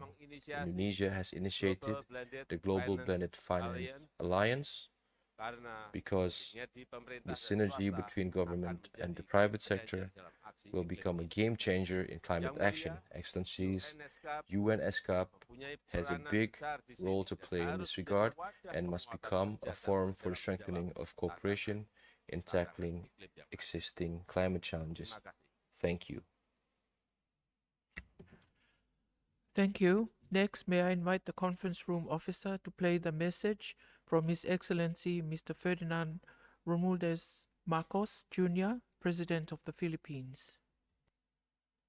Your Excellencies, the Honorable Undersecretary General, distinguished delegates. Climate change remains the greatest existential threat of our times. The effects of climate change are acutely felt in our region, from rising sea levels to more frequent and severe weather events. We see and suffer from its devastating impacts on our communities, our economies, and our environment. And while climate change affects all countries, it is the most vulnerable and those least responsible that bear its brunt. We must stop this injustice if we are to turn the tide. For countries such as ours, and many others in the Asia-Pacific region, achieving the 2030 Agenda for Sustainable Development rests on our capacity to work together in addressing this global challenge. Foremost, industrialized countries must fulfill their commitments and obligations under the United Nations Framework Convention on Climate Change and the Paris Agreement by cutting greenhouse gas emissions, facilitating technology transfer,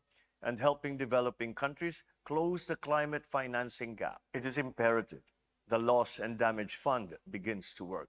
As I mentioned at the United Nations, the global nature of climate change requires a truly united effort. We must bond together as a region to share knowledge, resources, and best practices. Only through enhancing international cooperation can we attain our shared goals of a more secure and prosperous future for all. Instead of being paralyzed by despair, let us take bold strides to mitigate and adapt to climate change and build a sustainable and resilient region for our peoples. In this light, there is a need to create a comprehensive, coordinated, people-centered approach to climate action in Asia and the Pacific. Hence, we welcome the focus of this year's ESCAP and believe it can play an important role in strengthening our region's capacities and our solidarity to fight climate change together. I am proud to share that the Philippines is taking significant steps to address climate change and shield our people from its shocks. We are investing in renewable energy,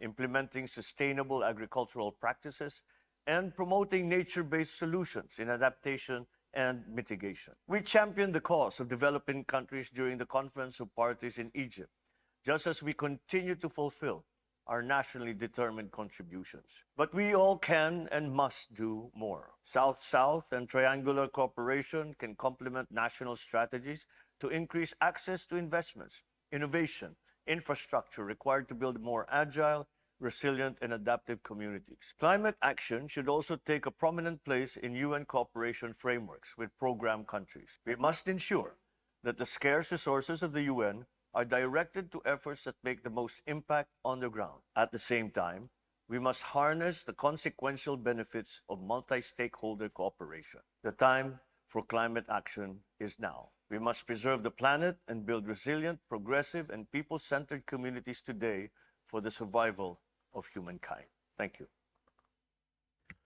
Thank you. May I now invite the conference room officer to play the message from the Honorable Sheikh Hasina, Prime Minister of the People's Republic of Bangladesh. Bismillahirrahmanirrahim. Her Excellency Executive Secretary ESCAP, Excellencies, ladies and gentlemen, Assalamu alaikum and good morning. I'm happy to join the 79th annual session of Economic and Social Commission for Asia and the Pacific on accelerating climate action in Asia and the Pacific for sustainable development. Climate change is the real challenge of our time. The Asia and Pacific region, home to 60% of the world's population, is highly vulnerable to climate change. The region is facing natural calamities like floods, cyclone, heat wave, and droughts in an increased proportion due to the impact of climate change affecting our lives and livelihoods. Ladies and gentlemen, Bangladesh is one of the most climate vulnerable countries in the world, although its contribution to global emission is very negligible. Our development programs, therefore, focus on addressing climate resilient development efforts. We established Bangladesh Climate Change Trust Fund in 2009. About 851 projects have been taken for adaptation and mitigation purpose. In October 2022, Bangladesh has submitted the National Adaptation Plan NAP to UNFCCC. It has identified 113 interventions across 8 priority areas with an expenditure of around 230 billion US dollar up to 2050. Bangladesh has also submitted an ambitious and updated nationally determined contributions NDC to the UNFCCC in 2021. We have adapted the Bangladesh Delta Plan 2100, a 100-year strategic plan for achieving a safe, climate-resilient, prosperous delta. We are also implementing the Mujib Climate Prosperity Plan, spanning from 2022 to 2041 with the vision of setting Bangladesh's development trajectory from vulnerability to resilience. Bangladesh has been recommended for graduation from the LDC by 2026. However, the frequent climate-induced disaster may disrupt our smooth transition. Climate adaptation and disaster risk reduction are therefore policy priorities of my government. Excellencies, you know Bangladesh has been hosting 1.2 million forcibly displaced Myanmar nationals. Their Wadu presence not only poses a serious security threat but also triggers a severe environmental degradation. We reiterate our call to take concrete efforts to send back them to their homes in Myanmar.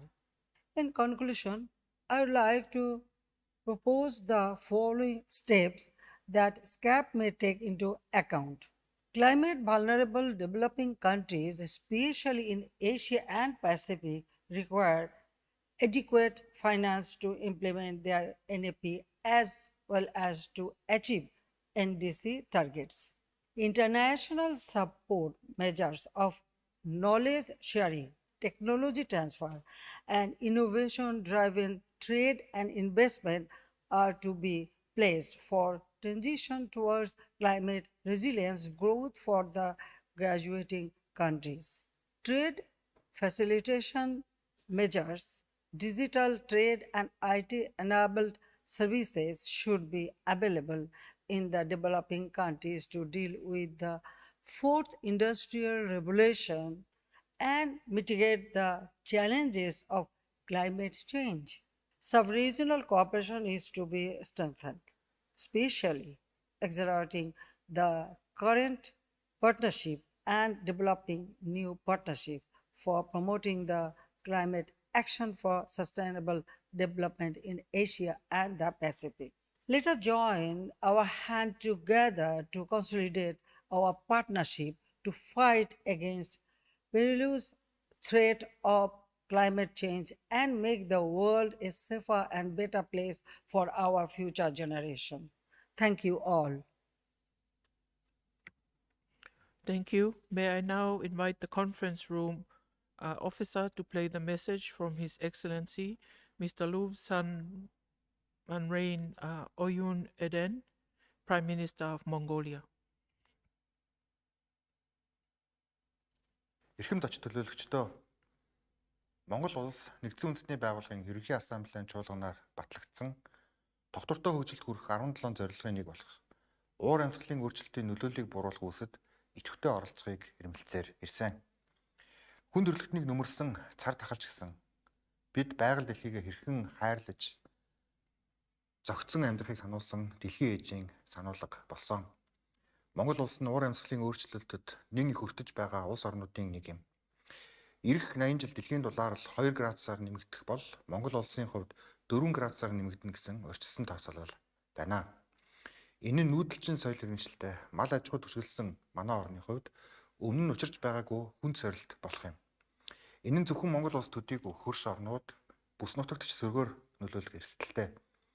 Алсын хараа 2050 Монгол улсын урт хугацааны хөгжлийн бодлого шин сэргэлтийн бодлогын ногоон хөгжлийн сэргэлтийн бодлогын дагуу цөлжилт газрын доройтлыг бууруулах экологийн тэнцвэрт байдлыг хадгалахын тулд Монгол улсын ерөнхийлөгчийн санаачилсан тэр бум мод үндэсний хөдөлгөөнийг өрнүүлж эхтлгийнхээ насыг уртасгах хүн төрөлхтний үйлсэд монголчууд бид хувь нэмрээ оруулж байна. Энэхүү үйлсэд олон улсын дэвшилтэт технологийн ноу-хау шилдэг туршлага, дэмжлэг, хамтын ажиллагаа шаардлагатай байна. Монгол улс нэгдсэн үндэсний байгууллагын цөлжилтөд тэмцэх конвенцийн оролцогч талуудын 17 дугаар баг хурлыг 2026 онд Улаанбаатар хотноо зохион байгуулахар болсныг дуулгахад мөн таатай байна. Эрхэм хатагтай ноёдоо бид нутаг дэвсгэр засаглалын хэлбэр, хэл соёл, үнд сугсаа өөрчгсөн нэг л дэлхийд амьдардаг билээ. Өдрөөс өдөрт хүн төрөлхтний хэрэглээг буурал дэлхий маань даахаа болж энэ нь хүн төрөлхтний ирээдүйд занлагыг болж байна. Хөгжингүй улсуудын гаргаж буй шийдвэр, хоорондын сөргөлдөө нь хөгжлийн чиг хандлага нь хөгжиж буй улс орнуудад заримдаа хүндрэл учруулдгийг тэмдэглэн хэлхийг хүсэж байна. Дэлхийн ээж, хүн төрөлхтөн, альва цар тахал, уур амьсгалын өөрчлөлт, дайн мөргөлдөөнийг цаашид даах боломжгүй юм аа. Тиймээс бид зөвхөн өөрийн улсын эрх ашигыг бодох биш, эгтлэгээ бодох, хамтаараа дасан зогсож амьдрах, бие биенээ хүндэтгэх зайлшгүй шаардлага бий болж байна. Энэ хандлагын өөрчлөлт бол эгтлэгийн насыг уртасгах хүн төрөлхтний ариун үйлс байх болно. Бүс нутгийн өмнө тулгамдсан сорилтуудыг шийдвэрлэхэд Аз нухан талайн эдийн засаг, нийгмийн комисс манлайлан оролцож бүтээлч үүрэг гүйцэтгэнэ гэдэгт итгэлтэй байна. Чуулганы үйл ажиллагаанд амжилт хүсье. Thank you. Next, may I invite the conference room officer to play the message from the Honorable Huakava Luku, Siaso Valeni, Prime Minister of Tonga. Mr. President, Madam Executive Secretary of the ESCAP, heads of state and government, Excellencies, ladies and gentlemen, I'm honored to address the high-level opening of the 79th session of the Commission. Excellencies, ladies and gentlemen, I'm speaking here from Vanuatu at the closing of the Energy and Transport Ministers meeting, accelerating climate action in Asia and the Pacific for sustainable development, reflects a key priority and challenge for us. We must act urgently. We must seize our collective duty and opportunity to strengthen regional cooperation to mitigate against the adverse impact of climate change and natural disasters. We have been talking about this now for decades, but how much has been delivered of the promised commitments to combat and rise up against the adverse impacts of climate change? For countries from the Pacific region, the manifold impacts of ever-accelerating climate change are our greatest existential security threat today. I have said this many times over, and I say it again, to drive home that this key threat limits our development opportunities, and it is a reality we, in the Pacific region, face every day. Not by choice, but by necessity, this all means for us to adjust and reshape our view on development. This is why we strongly call for a risk-informed sustainable development. Sustainable development for us requires interlinked systems and processes centered around building resiliency. For small island developing states such as ours that are increasingly and unpredictably prone to climate disaster, this is not a luxury, it is a must. Our future does not depend on us alone, and this must be recognized. Our people's future demands genuine and durable partnership on equal footings and capable of supporting of our domestic aspirations and goals. Excellencies, ladies and gentlemen, first let's agree with scientific evidence that we live in a moment of climate emergency. We have no miracle vaccine. We have an emergency threatening our livelihoods, security, and well-being. Achieving net zero emission by 2050 must be our mutual blueprint to survival. This is not some emergent tale. This is our lived experience. This is why, for so long, we have issued a strong call for accelerated, ambitious climate action throughout the entire world. Excellencies, when we call to limit a rise in the global temperature to 1.5 degrees Celsius, this is not a haphazard political statement. We know that without this, our very survival in the Pacific region, and indeed throughout our shared planet Earth, is threatened. As a member of the United Nations Asia-Pacific Group and ESCAP, the Pacific Islands Forum has set a collective aim to achieve carbon neutrality by 2050. All our development partners are hereby invited to join us in this important journey. We call on the developed nation to finalize the agreement on the new collective quantified goal on climate finance. We call unwaveringly for support to increase allocation for adaptation finance.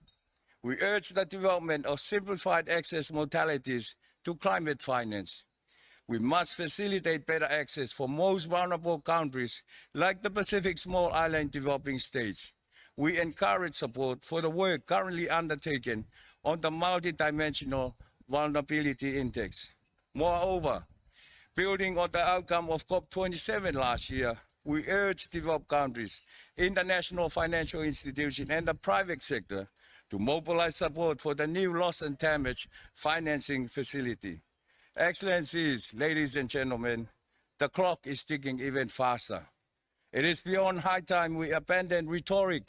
We must strengthen our utmost commitment to urgent climate action now. This is a Tongan phrase which we embodies this principle, ngawe whakataha. Let us work together today to ensure the future of our generations ahead. I thank you. Thank you. May I now invite the conference room officer to play the message from the Honorable Mr. Kausea Natano, Prime Minister of Tuvalu. Excellencies, distinguished delegates, ladies and gentlemen, it's a great honor to deliver a statement at the annual commission session on behalf of my country, Tuvalu. At the outset, I wish to express my appreciation to the government and the people of the Kingdom of Thailand for the kind hospitality accorded to our delegation present in Bangkok. Congratulations, and thanks are also due to the Under Secretary General of the United Nations and Executive Secretary of ESCAP, Ms. Amida Salazar, for ESCAP's work in the Pacific, particularly through the Sub-Regional Office for the Pacific in Seoul. As Pacific nations recover from the socio-economic devastation of the COVID-19 pandemic, as a sub-region of ESCAP, we face a single greatest existential threat of climate change. As emphasized by the Executive Secretary in the year's theme study, the race to the net zero, accelerating climate action in Asia and the Pacific, the need for countries to become more resilient to the impacts of climate change must be front and center of the region's post-pandemic recovery. For Tuvalu, the climate crisis is creating an increasingly uncertain future in our blue Pacific. In 3 words, we are sinking. Our people, in my generation or the next, will be unable to exist on the islands that have nurtured our ancestors for centuries. We are raising ambition in climate action, but we also have to prepare for a worst-case scenario. Excellencies, distinguished delegates, ladies and gentlemen, I commend ESCAP for highlighting the transformation required for enhanced climate ambition and action. Tuvalu's national development policies, including its Decade 2021 to 2030 vision, have identified policy priorities which are consistent with the Sustainable Development Goals and within the context of the 2050 strategy for the Blue Pacific continent. Last year, with the launch of the Tuvalu National Trade Development Strategy 2022 to 2026, and our first ever voluntary national review, our government's policies are very much aligned with the overall sustainability and climate-smart trade and digital policy options articulated in the theme study. We are doing our part, so I urge developing partners and the international community to come and join forces in our journey. Like other developing countries, least developed countries and small island developing states, Tuvalu needs predictable and adequate climate finance to mitigate and adapt to climate impacts. Pacific small island developing states face the largest economic losses due to the frequent occurrence of natural and biological assets. The theme study recommends the creation of a regional fund to defray the cost of member states in preparing low-carbon transition projects and encourage the adoption of green technologies, including preparing policies to decarbonize the transport sector. This recommendation resonates very strongly with Tuvalu. We have been advocating for many years on the need to scale up financing as we confront limited fiscal space and growing debt vulnerabilities. In this regard, we step up our call for enhanced transparency of financial flows and facilitating access to developing countries, least developed countries and small island developing states. Let's now work together to turn commitments into action. Looking ahead, ESCAP's proposed regional platform is essential to support climate-related action. Aligned to this, I'm pleased to see our progress in the development of the Pacific Regional Framework for Climate Mobility, a unique initiative of the UN, Pacific Islands Forum Secretariat, and other regional partners together with Pacific nations. We know well that climate action requires inclusive multilateralism and regional cooperation in synergy with the 2030 Agenda, Samoa Pathway, and the Paris Agreement commitments. Finally, I count on the leadership and support of the ESCAP membership in accelerating climate action in the Pacific and beyond. We need to uphold the principles of regional cooperation and solidarity to achieve net zero and keep global warming within 1.5 degrees Celsius. I thank you. Tuvalu Modetu. I would like to thank all heads of state and government for their very inspiring words and recommendations on priority areas for strengthening regional cooperation to accelerate climate action. Excellencies, distinguished delegates, addressing climate change requires a whole-of-society approach, and governments alone will not be able to address the issue. We need all parts of society and all stakeholders to join forces. In this regard, we will now hear from a number of keynote speakers who will bring the perspective of academia, the private sector, civil society, and the youth. First, I'm pleased to invite Professor Jeffrey Sachs, Director of the Center for Sustainable Development, Columbia University, to address the Commission. Professor Sachs, the floor is yours. Excellencies, thank you so much for the great honor to be with you, and I'm very deeply moved and impressed by the wise words that we have heard from the Asia-Pacific leaders. We are in an emergency, and politics needs to be done differently. In fact, I think that there are 4 dimensions of politics that urgently need to change. Let me review those quickly with you. First, planning. More than ever, we need long-term and integrated planning to solve the climate crisis in the context of sustainable development. Requires a planning horizon of at least a quarter century to make the transformations needed and to understand the risks that lie ahead. And this planning should be integrated. Climate is an essential core issue of our survival, but it must be addressed in the context of overall sustainable development. And that means that planning needs to integrate education, health, energy transformation, sustainable oceans, urban sustainability, digital inclusion, and other core areas of sustainable development. So integrated and long-term planning, which is not easy, and in some countries, such as my own, the United States, is not even done, it's not even tried, is essential for the politics of our time. The second area, and ESCAP is vital for this, is regional cooperation. No country can address these issues on its own. No solution is within national boundaries alone, whether it is a zero carbon energy system, or sustainable oceans, or managing river systems and biomes. These are inherently regional challenges. That means the region cannot be divided geopolitically by conflict because neighbors need to cooperate.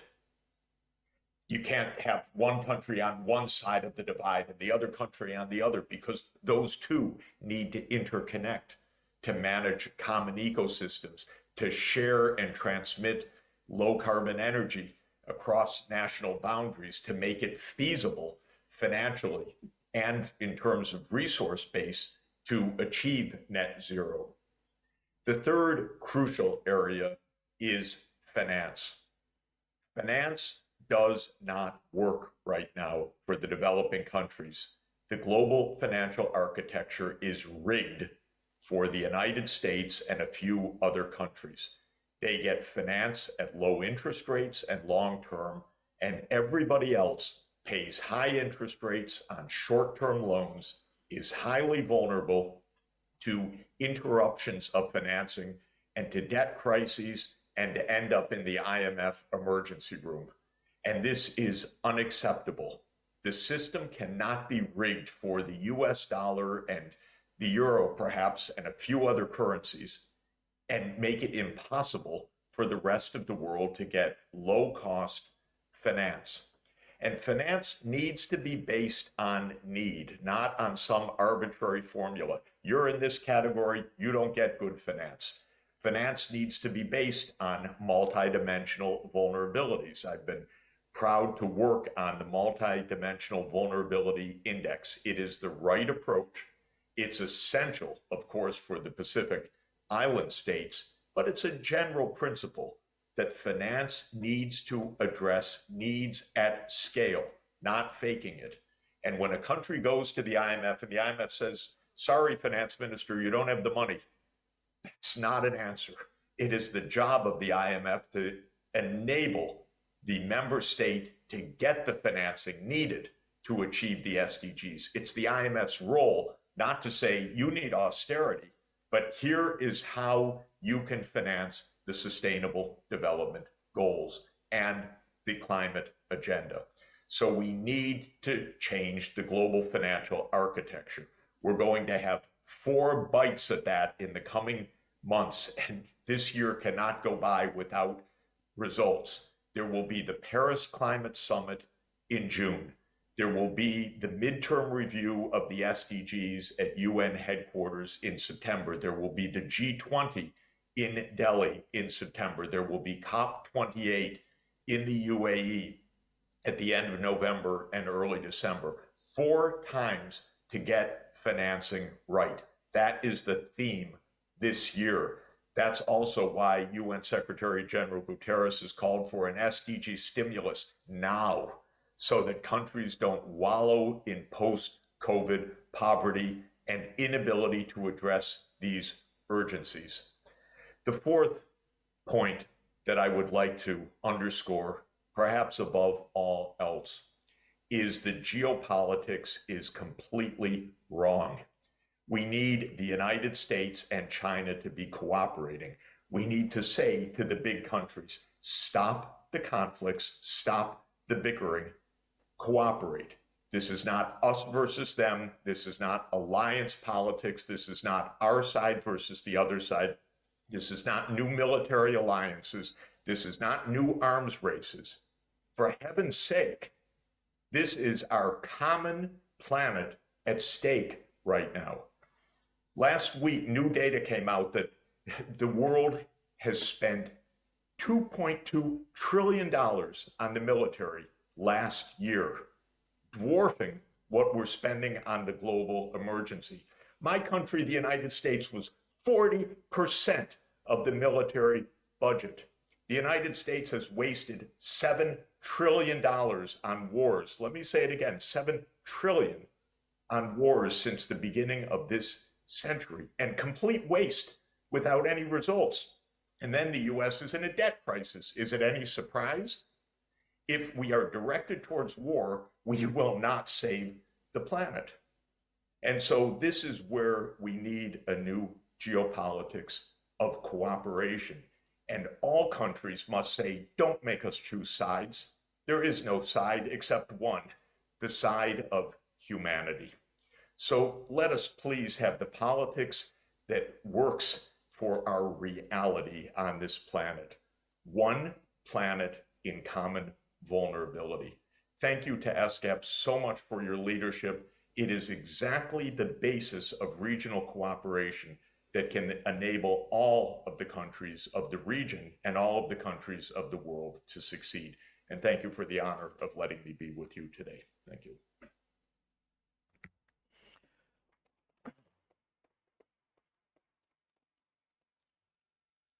Thank you. May I now invite Dr. George Lam, Chair of the ESCAP Sustainable Business Council and President of the Hong Kong ASEAN Economic Cooperation Foundation, to address the Commission.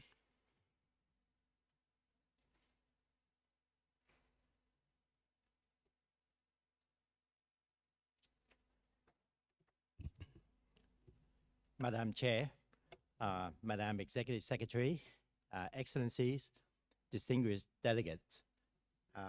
As the chair for the ESCAP Sustainable Business Network, ESBN, I'm honored to attend and speak at the 79th Commission sessions. ESBN represents businesses of the Asia-Pacific region committed to green transformation and development that is sustainable, creating infrastructure, technology, logistics, goods and services, and financing to improve people's lives and to create a more sustainable and inclusive future for all. Being the world's leading economic driver, the Asia-Pacific region's immediate challenge is to accelerate climate action in the region for sustainable development and to strengthen regional cooperation on dealing with climate change through policy cooperation, dialogue, and technical cooperation, and particularly environmental, social, and governance, ESG investing. To this end, the private sector must, having enhanced both capital and technology resources, take a leading role in quickly and decisively investing much more ESG funds in smarter, greener solutions necessary for accomplishing the race to net zero.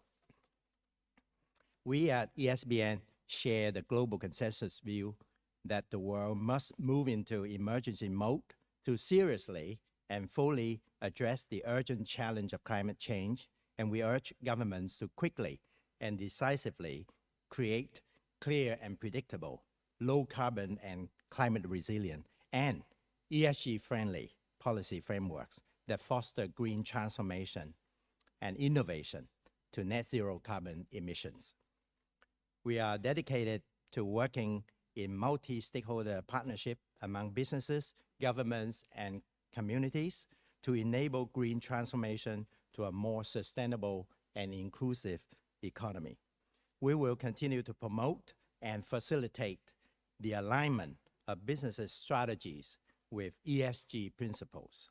And we are systematically making more efforts in mobilizing the private sector, including conglomerates, multinational corporations, publicly listed companies, stock exchanges, institutional investors, banks, and family offices, towards enabling more ESG investment. We carry this out through launching our own version of a Green Deal for the Asia-Pacific region, with businesses proactively working together and hand in hand with governments and communities to develop new business models that create new and sustainable employment and better outcomes for the environment and society. In 2023, we are starting the implementation of an Asia-Pacific Green Deal for business, and we are urging and mobilizing all Asia-Pacific businesses to support the Green Deal by taking specific actions without delays in the following 5 areas, constituting the 5 pillars of the green transformation of our region. The first pillar, green energy, which is focused on advancing a zero carbon, affordable, and resilient energy system. Second pillar, green infrastructure, is focused on building smart, low carbon, water secure, and climate resilient cities, buildings, transport systems, logistics, and other infrastructure designed for walkability and low carbon mobility. The third pillar, green finance, is about mobilizing public and private investment for green transformation in energy, infrastructure, transport, and logistics, and other sustainable innovation for the new economy. The fourth pillar, green innovation, is about accelerating and scaling up new technologies and applications to improve efficiency, lower costs, and reduce environmental impact from the way we live, work, trade, and conduct business. The fifth pillar, green production, consumption, and waste management, is focused on changing towards a more circular economy with new business and employment opportunities to minimize environmental impacts and dependencies. Businesses that sign up for the Asia-Pacific Green Deal for Business share and demonstrate their conviction that businesses must proactively take a leading role in the green transformation of our region for the good of the world. In the Asia-Pacific region, we are committed to balancing our development aspiration with our responsibility to protect the Earth. The Asia-Pacific Green Deal for Business is all about strengthening regional cooperation and harnessing ESG investing and transformational opportunities for a new green economy. We urge businesses to join hands with ESBN in implementing the Asia-Pacific Green Deal for Business to accelerate climate action for sustainable development and to accomplish the race to net zero. Thank you.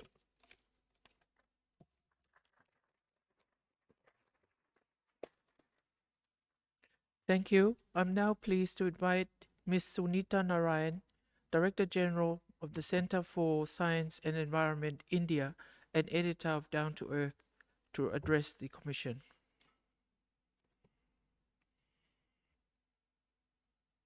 Thank you, Madam Chair, and Your Excellencies. I'm delighted to be here.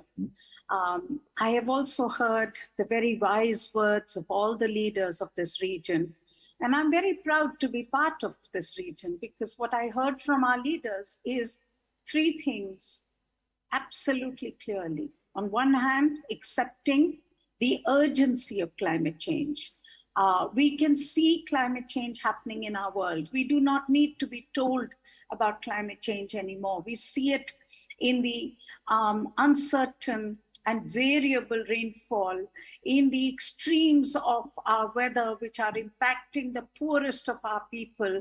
It's a double whammy for all the leaders in this region who see their people suffer, not just because of the aftermath of COVID, but today because of the impacts of climate change. So very clear statement from each one of our leaders saying, this is urgent, it is an existential threat. The other issue that our leaders have so clearly highlighted, which I think is so important for the future of action in our region and the world, is the question of climate justice. The fact is, climate justice is not a moral issue. It is not about just the ethics that the world needs to follow. It is about the practicality of action that needs to be done at the scale of transformation. We know today that 70% of the world population, including large parts of the Asia-Pacific region and the island states, have not contributed to the stock of greenhouse gases that are in the atmosphere.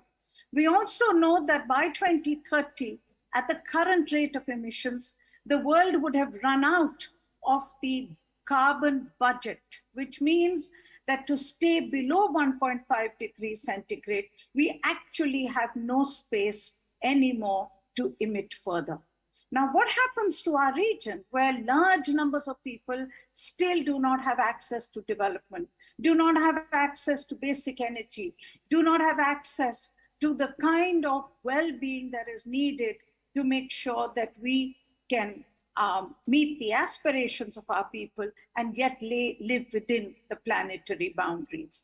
Now, this is where the issue of equity becomes so important. The issue of climate justice becomes so important, because we need to go back to that rule-based framework of climate action, which would have made sure that countries which have contributed to the greenhouse gas emissions would have to reduce, and countries which need to develop would develop further, but would develop differently. And this is where Professor Sachs' very strong and very clear words on the issue of finance need to come together. The finance that we are seeking today is not charity. It is about ensuring that finance is available for the transformation that we need in our world to keep the world safe. And he's absolutely clear, and he's absolutely right when he says that this finance has to be of the quantity of the unconditional support that the world has to give. And it has to be concessional. Today, there is a momentum in the world, and I think we need to recognize that. And Professor Sachs has so clearly told us this, that there is a momentum in the world where the need for finance, but concessional finance, is on the table. This has not happened till now. Till now, we have talked about climate finance, and it's been drips and drabs, and nobody knows how to count climate finance. But for the first time, there is an understanding that you cannot talk about transformation that we need in the world without talking about the need for finance, which is also linked to debt relief. Our calculations show us so clearly today that countries are paying more money in interest than they are getting in the name of climate finance. And this has to be corrected. And this has to be corrected not just because it is the right thing to do, but it is the only thing to do if we are looking at the transformation that is needed in large parts of the world which do not have the right today to energy, to development. They need to grow, but when they grow, they will add to the jeopardy, the common jeopardy of the entire world when it comes to adding more emissions in the atmosphere. The third thing that I would like to highlight that our leaders have spoken about is the issue of doing things differently. What is important, I think, from our region is that every one of our leaders recognizes that we need to develop, but we need to develop differently. Nobody today is asking for bad development. We are asking for pathways of development which get us growth, but get us growth in a different way. And I think this is where ESCAP plays a very important role, because the regional, we need to have regional forums which can bring the practice of these different growth models to countries. We are still struggling because we have to understand that the growth model that has been practiced in the developed world till now is inappropriate for us. It comes at a huge cost to the environment. It is also intrinsically inequitable. It divides between the rich and the poor in countries. We need to do things differently, and we can and we will do things differently. And to me, the role of ESCAP is to share the learning, the understanding of those pathways. How do we do an energy future for our people so that we have access to clean energy, but we have access also to affordable energy, which is in the homes of every poor woman today who has to cook using dirty fuel? How do we do things differently in our cities so that we can have houses for all, but they are built in a way that our energy demand comes down and we do not have to first pollute and then clean up? How do we do resilient agriculture, which is good for livelihoods, which is good for nutrition, which is good for nature? These are the challenges that we will have to invent for ourselves. We do not have role models in the rest of the world. And the role of ESCAP is to build, in my view, the wonderful work that you're doing is to take these good examples further, build on conversations, happening in the region so that we can practice by learning from each other. Because we need to learn, we need to practice, and we need to do that at scale. That's really the challenge of the future. But thank you so much for asking me to be part of this conversation. I'm honored to be able to share some words with you. Thank you very much.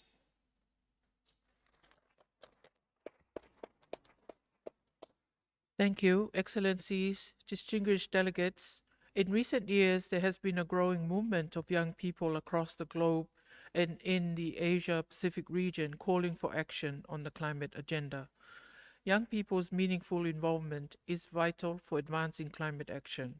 It is my pleasure, therefore, to invite two youth representatives, Mr. Kim Allen, Chairperson of the Commonwealth Youth Council, and Ms. Prim Rajashwarang Wong Krasai Mongol, Youth Representative of the 10th Asia-Pacific Forum on Sustainable Development, to address the Commission and to share the recommendations of young people across the region gathered by the Youth Empowerment in Climate Action platform.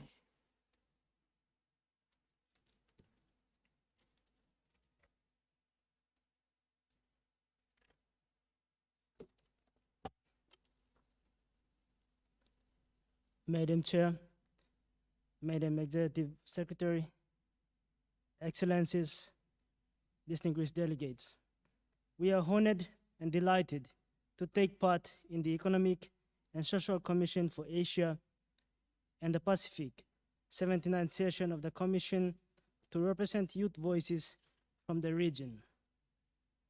Asia and the Pacific is home to almost 2/3 of humanity, with the highest number of children and youth in the world, constituting approximately 60% of the world's youth population.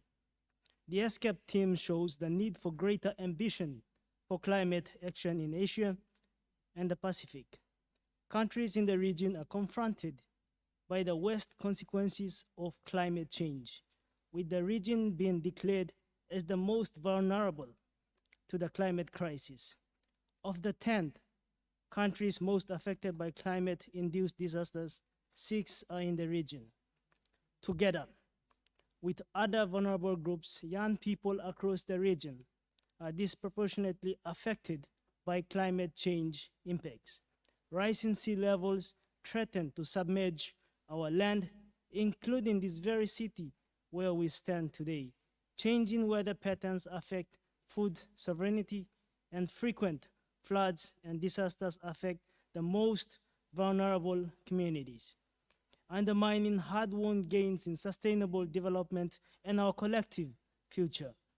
Meanwhile, the region produced over half of the global greenhouse gas emissions in 2020, emissions that will continue rising. As young people, we have grown up with the climate crisis. This is the stark reality that we face at every turn. We no longer wish to hold on to feelings of helplessness and hopelessness. So, we stand before you today, representing the young people of our region, whose survival and future is at stake. We are dedicated and committed to climate action. We recognize the power and strength that young people have as collective, the thought leadership we personify, our ingenuity, our drive, our courage, and conviction that we can steer us towards a better future. Similarly to our allies in the room, we recognize the capacity and strength that you all bear.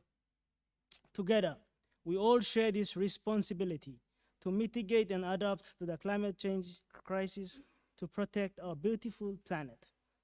Every single one of us is bound to live with the consequences of decisions made at this session, because climate crisis is not just a problem for tomorrow, but is happening right now.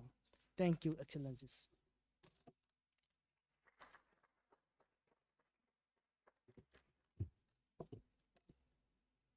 Thank you, Kim, for a great remark. Good morning, Excellencies, distinguished delegates, youth advocate, ladies and gentlemen. We would like to thank the UN ESCAP and ECAP for giving youth the opportunity to speak. My name is Prim Rajasarang Wongkosamongkon. I am representing thousands of youth, women, indigenous people, persons with disability from APFSD Youth Forum and ECAP consultations and survey. Climate change is exacerbating poverty and disproportionately burdening vulnerable groups, leading to economic losses. And if we improve the climate, we will improve all the SDG progress and improve the lives of people economically and socially. Now is the time for transformation to a net zero carbon future, to close the emission gap and to transition away from fossil fuel to renewable energies. Youth are the clean and green power. We will accelerate innovation by developing technology, and please support climate-smart investment and address the data gap for better monitoring. Youth are here to help, and in partnership with all of you, we take climate action. We call for commitment, improving energy efficiency with innovation and partnership to accelerate energy transition and keep the 1.5-degree goal alive. We need multilateral climate action and raise awareness. Scale up funding with a priority on disadvantaged countries, build low-carbon industries, revolutionize with fresh ideas from youth, and we have an integrated multimodal suite of solutions. Electrification and hydrogen-based production of all transportation now, increase public transport and wisely manage natural resources, improve water efficiency, and will achieve equity for all. We need green buildings, we want smart cities, climate risk analysis and planning policy to save our world, to save our home. These solutions are feasible, viable, and possible. We can do it together. Globally, women are more likely to be affected by climate change and have less socioeconomic power than men.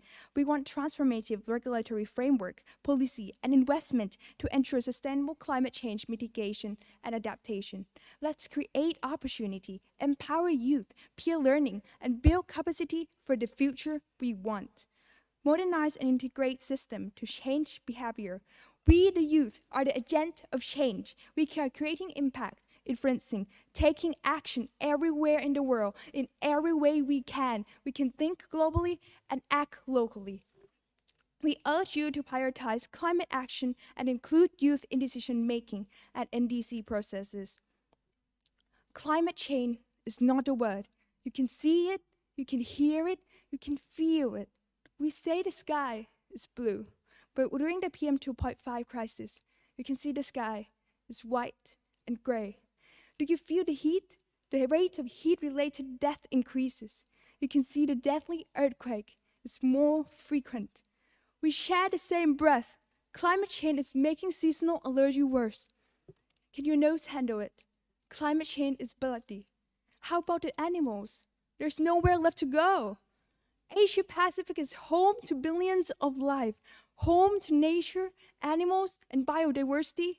And if they die, we will not survive. Climate change is not a fight for power. It's a fight for survival. And together, we will conquer. Thank you.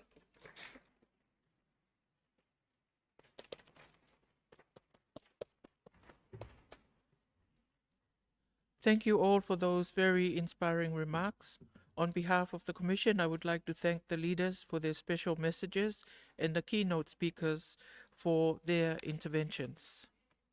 We have now concluded the deliberations for this agenda item, and I now turn to statements in exercise of the right of reply, given the exercise of the right of reply has been requested.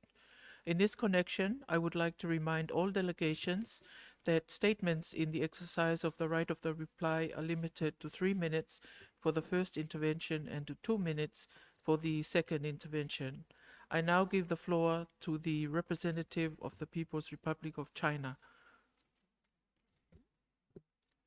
Thank you, Madam Chair. Madam Chair, since I take the floor, I would like to, on behalf of the Chinese delegation, to congratulate you and the other 7 distinguished delegates on your elections as the chair and the vice chairs of this important 79th session of the ESCAP, and I wish the session a success. Madam Chair, This morning, one distinguished delegate mentioned the Taiwan province of China. On behalf of the Chinese delegation, I exercise my right of reply, reiterating China's position on the One China principle. There is only one China in the world, and Taiwan is the inalienable part of China. The People's Republic of China is the sole legitimate government representing China. This is an objective fact and a basic norm governing international relations. With the adoption of the Resolution 2758 by the UN General Assembly in 1971, the People's Republic of China has fully restored its lawful seats at the UN. This has solved once and for all the issue of China's representation in the UN in political, legal, and procedural terms. And we urge members and the UN platform and systems to continue to abide by the One China principle and the UNGA Resolution 2758. I thank you, Madam Chair.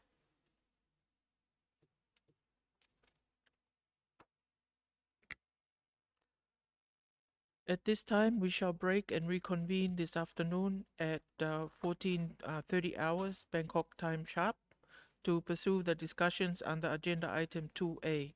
Just before we break, may I call on the Secretary of the Commission to make an announcement. Thank you, Chair. And I don't wish to keep delegates too long before the lunch, but just a few housekeeping announcements. First of all, I'm very pleased to inform all delegates that the Secretariat has taken several steps to lower the carbon footprint of the 79th Commission session. All unavoidable greenhouse gas emissions associated with this event will be offset by the Secretariat to ensure the carbon neutrality of the event. This is in line with the targets of the United Nations Secretariat Climate Action Plan 2020-2030 and ESCAP's own environmental management system. In this connection, we invite all participants to take a short carbon footprint questionnaire to help the Secretariat gather accurate carbon data. You can see the QR code on the screen up there. Secretariat staff will be going around and approaching participants to take the survey, which takes a couple of minutes to fill in. Thank you in advance for your cooperation and support on this important matter.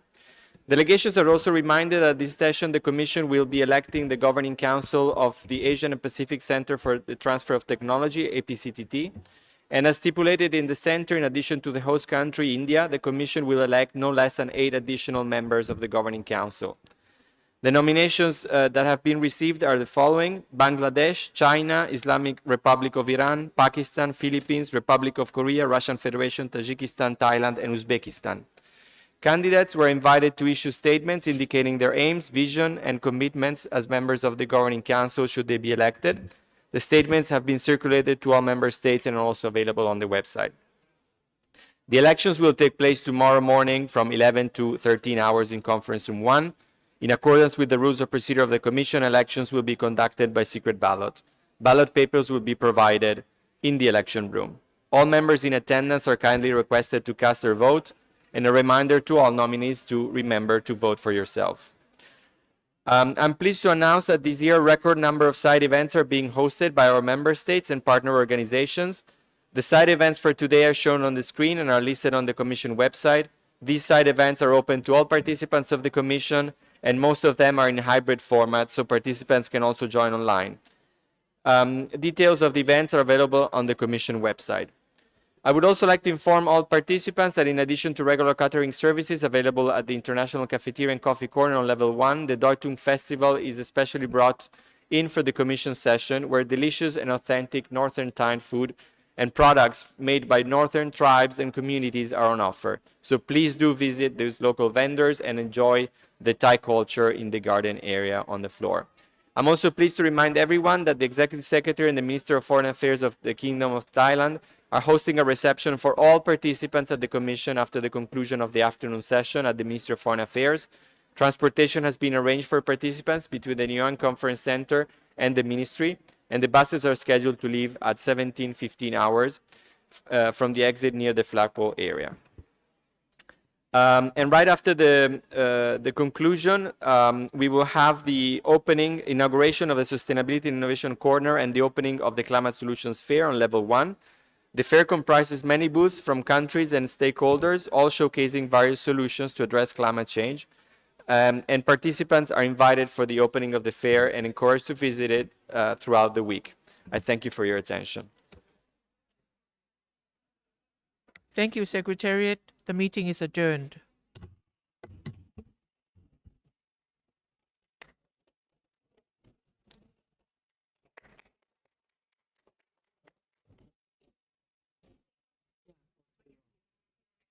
Yes. Do you want me to hold your folder?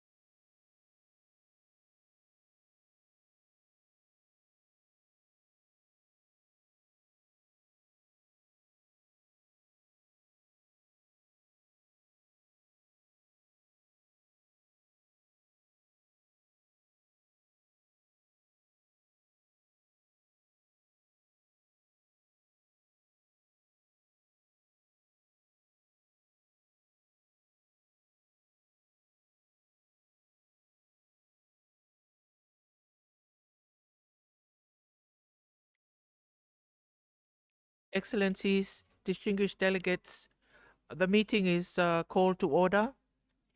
We shall now take up Agenda Item 2 on the theme of the 79th session, Accelerating Climate Action in Asia and the Pacific for Sustainable Development. The document pertaining to this agenda item is ESCAP/79/2, which contains the summary of the theme study on accelerating climate action in Asia and the Pacific for sustainable development. The Commission's consideration of this agenda item will begin with the introduction of the theme study for this 79th session, followed by country statements.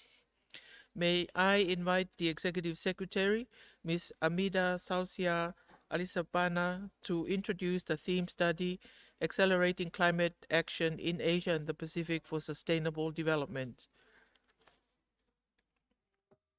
Excellencies, distinguished delegates, ladies and gentlemen, nowhere is the global climate emergency more immediate than in Asia and the Pacific. Climate-induced disasters sweep across our region with ever-increasing force and frequency. Lives are lost, communities displaced, and people's health damaged. As livelihoods, infrastructure, and services are disrupted, the most vulnerable are left exposed, and the economic costs are staggering. Our region is responsible for more than half of global greenhouse gas emissions, with economies powered largely by fossil fuels. Climate change puts our region's sustainable development in jeopardy. If the urgency is clear, the context is challenging.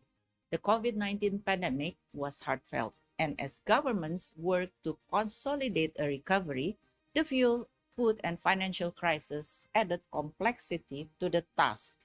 Yet, the existential threat posed by climate change means we must step up climate action in Asia and the Pacific now.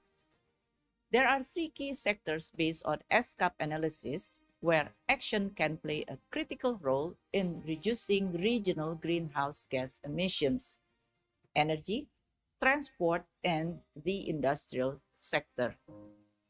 About 85% of the region's energy comes from fossil fuels. Thus, we need rapid and complete transformation of our energy sector. This requires the restructuring of national energy systems, new technical capacities, investment in supply and grid infrastructure to make renewable energy more affordable and accessible. Leapfrogging in the use of renewables needs countries to work together on transborder green power connections. During this transition period, we must meet growing energy demands with double and triple energy efficiency. The transport sector accounts for over a quarter of total greenhouse gas emission in the Asia-Pacific region. However, ironically, we face the highest level of motorization in the coming decades in the world. This will lead to a rapid increase in CO2 emissions if we do not strongly push for low-carbon transport solution. To make the transport sector support net zero goals, CO2 emissions need to drop by at least 3% annually. This requires shifting to electrification, underpinned by renewable energy, changing transport modes towards public transport, and improving vehicle and fuel efficiency. In this regard, low-carbon transport should be a key element of the nationally determined contributions to guide cross-sectoral coordination.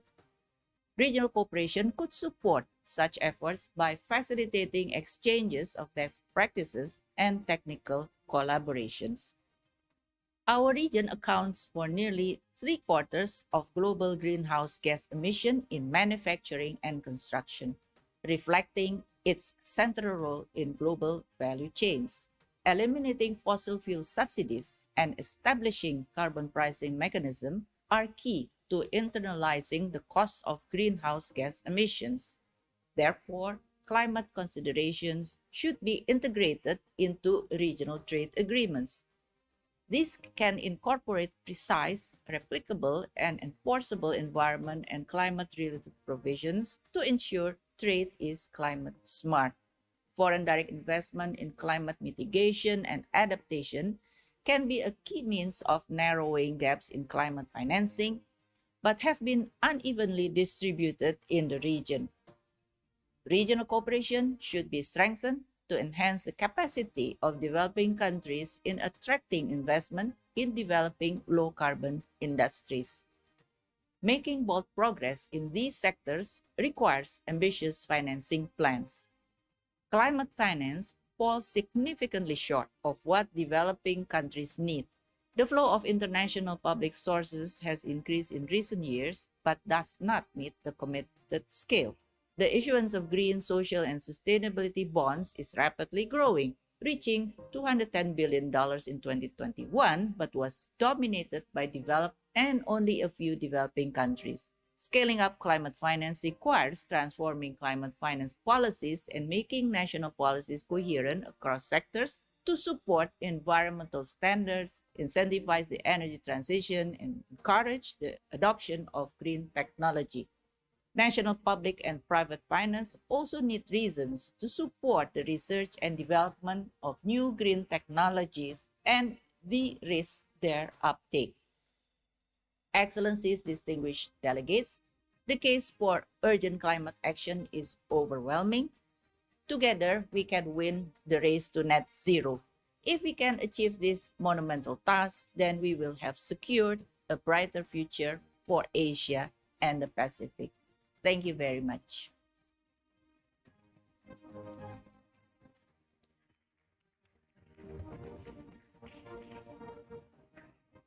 Thank you, Madam Executive Secretary. Before we move on to country deliberations on the theme topic, may I call upon the Secretary of the Commission to make some housekeeping announcements.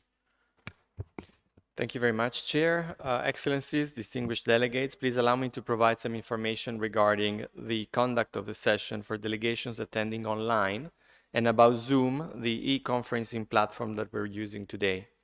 We also welcome participants joining us via YouTube. We had a test run last week, and I hope most of you were able to attend. We also sent to all delegates a user guide on how to use Zoom. To select the preferred language, the interpretation icon with drop-down menu is available on the lower right of your screen. When you want to make an intervention, kindly click the raise hand button. Your virtual hand will appear on your name. When the chair calls upon you to take the floor, please click unmute and start video and deliver your intervention. Your video will be spotlighted on the screen. Once you have completed your intervention, kindly click mute microphone and stop video. For technical issues related to Zoom, kindly click the chat icon available on the lower middle of your screen and type your message there. Our technician will assist you shortly. The Secretary will be monitoring the messages in Zoom. However, the Secretary kindly requests that all substantive questions or interventions be raised through your delegation by using the raise hand button only. And finally, to prevent echoes and interference, please ensure that the language you select to listen is the same language that you select to speak while taking the floor. I thank you, Chair. Thank you to the Secretariat. I will now open the floor for country statements. I would like to urge all speakers to adhere to the time limit of 3 minutes to ensure we can hear all those participating.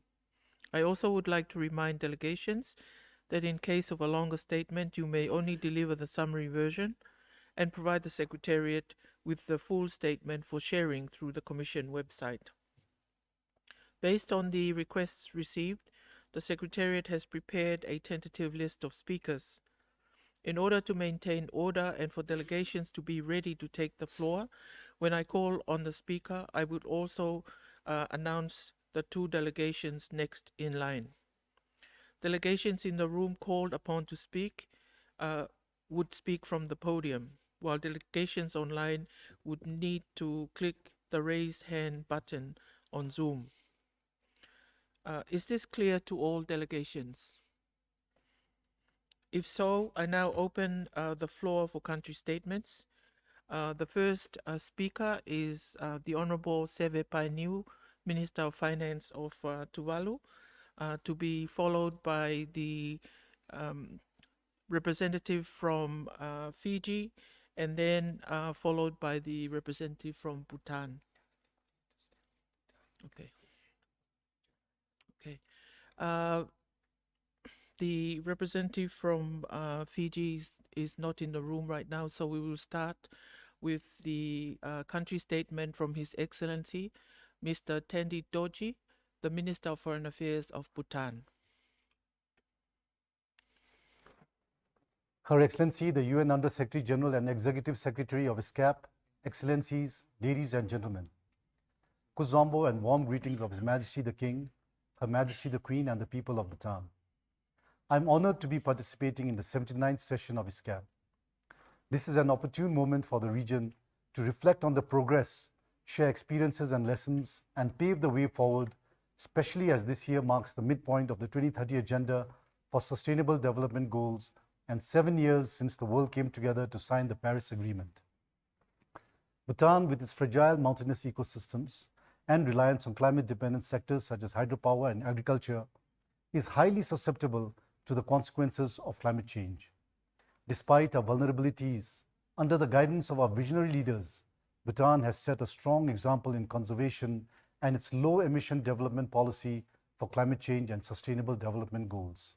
Excellencies, we note with concern ESCAP's report in November 2022, which underlined that the economic growth of Asia and the Pacific region has been based on unsustainable models of development, leading to the region accounting for more than half of global greenhouse gas emissions.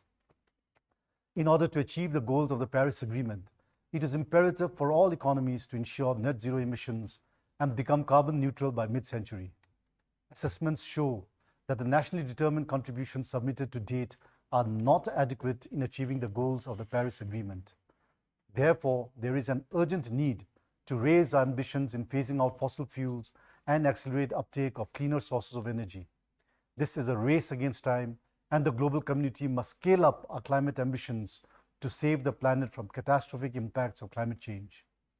We call upon all international partners to live up to the US $100 billion climate finance commitment, scale up support through technology transfer, capacity building, and increased funding for adaptation to enable countries, and LDCs in particular, to mainstream climate adaptation and disaster risk reduction into the national plans and priorities.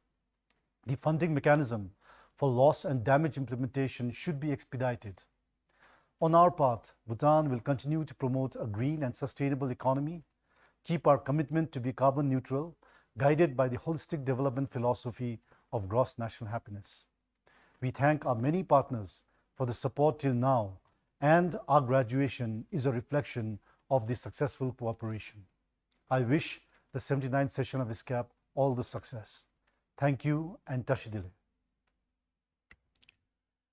Thank you, Honorable Minister of Foreign Affairs of Bhutan, for your statement.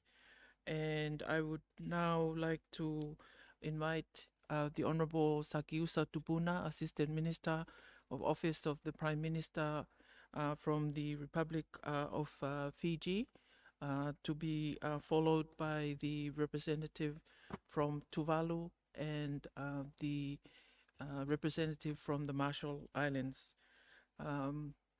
Your Excellency, Mr. Sakiusa Tubuna, you have the floor. The Chair of the 79th Commission Session, Honorable Fekita Tekamanu, Minister for Foreign Affairs and Minister of Tourism of Tonga. Madam Chair, at the outset, I wish to congratulate you on your selection as the Chair of the 79th Commission Session, and I thank you for the opportunity to contribute to the discussion on the theme. Excellencies, on 15 November 2022, the world's population surpassed 8 billion people. The Asia-Pacific region comprises 60% of this population, and its demographic diversity comprises the most populous and the least populous countries in the world. Along with the challenges of exponential population growth, our countries struggle to recover from the COVID-19 pandemic. The economic impact of lockdowns, closure of borders, halt in business, and the geopolitical aggression has driven up global inflation, created food and energy shortages. Such times call for wisdom and visionary leadership and stewardship of our collective resources. For us in the Blue Pacific, climate change remains the single greatest threat to the livelihoods, security, and well-being of our people and ecosystem. It is a threat to our culture, history, and identity as people. We are in urgent need of better solutions and mitigations for recurring and intensive natural disasters, which have displaced peoples and communities, exposed socioeconomic vulnerabilities, and exacerbated poverty. Keeping the 1.5 degrees Celsius within reach is the ultimate achievement. However, it calls for radical and immediate change through rapid, deep, and sustained reductions in greenhouse gas emissions. Excellencies, the theme of this 79th Commission session is apt in calling for accelerating the climate action in Asia and the Pacific for sustainable development. Climate change is the most significant challenge to achieving long-term sustainable development. This is the reality for us here today. We are very concerned that while the Asia-Pacific region remains the biggest contributors to GHG emissions in the atmosphere since 2020, the trajectory is not declining, hence exposing our island states to escalating threats of destructions, loss of biodiversity and livelihoods, and damaged infrastructures in the months ahead. This is the reality of the threats and risks we are facing every day in the Pacific. Our Pacific leaders have adopted the 2050 strategy for the Blue Pacific continent in our concerted efforts and determination to address current and future issues affecting our sub-region, the most pressing of which is climate change. Despite our best efforts, increasing levels of greenhouse emissions continues to directly hit us, yet we are the least contributors to it. The Asia-Pacific region records a high usage of fossil fuel as primary energy supply. Today, I ask of us is what else? What else can we do? What else we can do better together to address the global climate crisis? Our overarching strategies must tailor development models for small island states. We cannot have a one-size-fits-all approach. Use of fossil fuels must cease. A long-term strategy must be in place, and the most effective long-term strategy is mitigation. The region has to abide by its legal commitments in the Paris Agreement. Emission gaps in key sectors must be addressed through increased efforts to transition away from the fossil fuels to innovative, renewable source of energy. National energy systems, new technical capacities, and significant investments in supply and infrastructure developments are required to improve energy efficiency. A low-carbon future will have development benefits to all of us. Even with the minimal emissions, Fiji is committed to its national determined contribution, NDCs, re-emphasizing reduction of 30% by year 2030 in the energy and transport sector. Our NDC investment plan prioritizes these targets for implementation. We are undertaking proactive and innovative climate adaptation measures, including state-led relocation. To date, we have facilitated the reallocation of 6 communities since 2011. There are 40 other communities requesting to be relocated due to the sea level rise, coastal inundation, coastal erosion loss, loss of livelihood, and damages to infrastructure and assets. Excellencies, the urgency and the complexity of climate crisis demands actions of extraordinary depth and scale. We must forge deeper commitments, cooperation to keep global warming to under 1.5 degrees Celsius. There is no plan B for us. I thank you, Chair.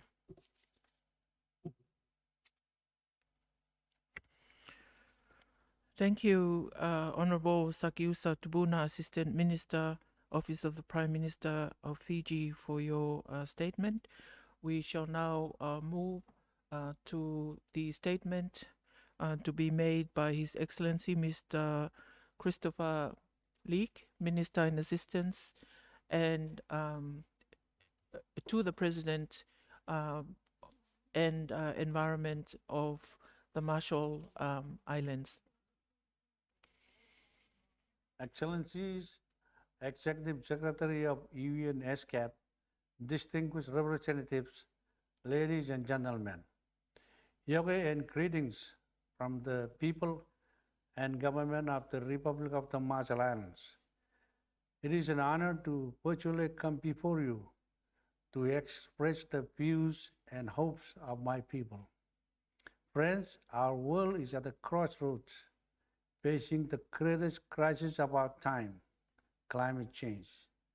For us, it is a crisis that presents severe risk to our ability to sustainably develop and remain living on our islands, and adapting to it is a matter of survival for our nation, our people, and our 3,000-year-old culture. The recent IPCC synthesis report underscores that the pace of sea level rise is escalating. We already feel these impacts acutely with floods that damage our homes, roads, and runways. Waves eat away at our shorelines, and as we lose land, we also lose laws connected to that land that have been passed down for generations. Despite climate change being a calamity that knows no border, it also presents an opportunity for the global community to work together to change its course and build a planet that is more just, equitable, and secure. Major emitters must deliver greenhouse gas reductions that keep us within the 1.5 degrees Celsius temperature limit. We must eliminate fossil fuels and shift our economies to renewables, and this transformation must happen this decade. We must phase out fossil fuels. The threat is too profound for any country to delay this transition. The Marshall Islands is charting a nationwide journey to survival through the development of our National Adaptation Plan, NAP. The NAP will include coastal protection solutions, but we know that given the scale of the threat, we will also require more transformational options like land raising and reclamation. While we are exploring adaptation pathways, which potentially include migration, I want to reiterate that this must be a choice. Those who wish to remain on our land, which is so intrinsically connected to our culture, must be given that choice.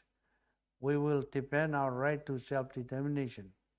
Our adaptation efforts will require profound transformation. The scale and cost of this are astounding. And as emissions continue to rise, the more extreme adaptation measures are required and the cost escalate. Small nations like mine and others in the Pacific cannot do this alone. We need everyone, everywhere, doing all that they can. Climate finance is the key enabler for solution in this global crisis. The news that development countries expect to reach the $100 billion commitment this year is welcome. I hope we will see similar progress on the commitment to double adaptation finance. Let us be innovative and consider the ideas emerging from the part of the world that are most affected by the impacts of climate change and continue to face developmental challenges. For example, the Marshall Islands has worked with the Solomon Islands to develop a proposal for a levy on greenhouse gases in the shipping sector, rising from $100 ton, of which a portion would go toward an equitable transition of the shipping industry and a portion to vulnerable countries to help them respond to climate impacts. We call on all countries in the region and globally to join this call and help us get this done. ESCAP has acknowledged that climate actions must be scaled up and integrated across sectors. We call on you to work further with us in the Pacific to deliver targeted research, technical assistance, and capacity building. I know you will respond positively to continue to support our region as we confront these unprecedented challenges. And I want to assure you of our continued commitment to do so. We don't plan to keep up. We will not accept a fate that others see as inevitable and hopeless. Our people have a proud history of navigation, and I have no doubt that we will chart a course to a more resilient and sustainable future. In closing, the government of the Marshall Islands remains committed to supporting ESCAP and all its many important endeavors. I believe that with all our combined efforts and support, this climate crisis we face can be averted. Komol Dada, thank you. Thank you, His Excellency Mr. Christopher Locke, Minister in Assistance to the President and Environment of the Republic of the Marshall Islands. And I now would like to invite His Excellency Mr. Foxy K. Kamfit-Huni, Deputy Minister of Foreign Affairs of the Lao PDR, to be followed by the distinguished representative from Vietnam and the distinguished representative from Japan. Your Excellency, Mr. Foxy K. Kamfit-Huni, Deputy Minister of Foreign Affairs of Lao PDR, you have the floor. Madam Chair, Madam Executive Secretary, Excellencies, ladies and gentlemen, this 79th UN ESCAP session is opening in a context made by turmoil of various kinds. Currently, our civilization is under the threat of the triple planetary crisis, in particular the cross-cutting impact brought about by climate change, which have undermined the progress made for the SDGs. The Laopedia attaches great importance to combating and mitigating the impact of climate change in close cooperation with all relevant stakeholders. Therefore, we have developed various policy and strategy, including the National Green Growth Strategy till 2030, the National Climate Change Strategy toward 2030, the National Climate Change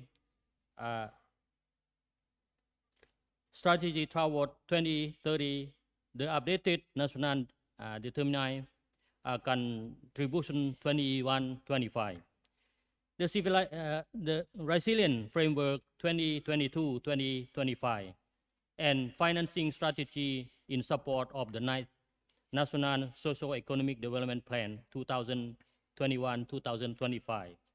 Particularly, the Laopedia made a commitment to the zero net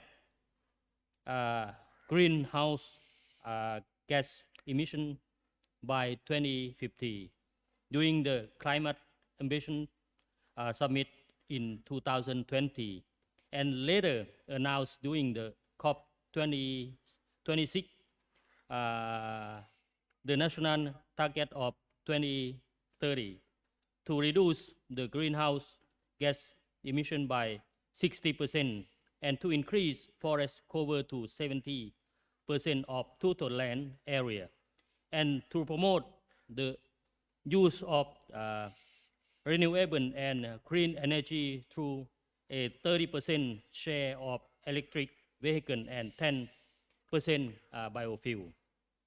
My delegation is of the view that international community must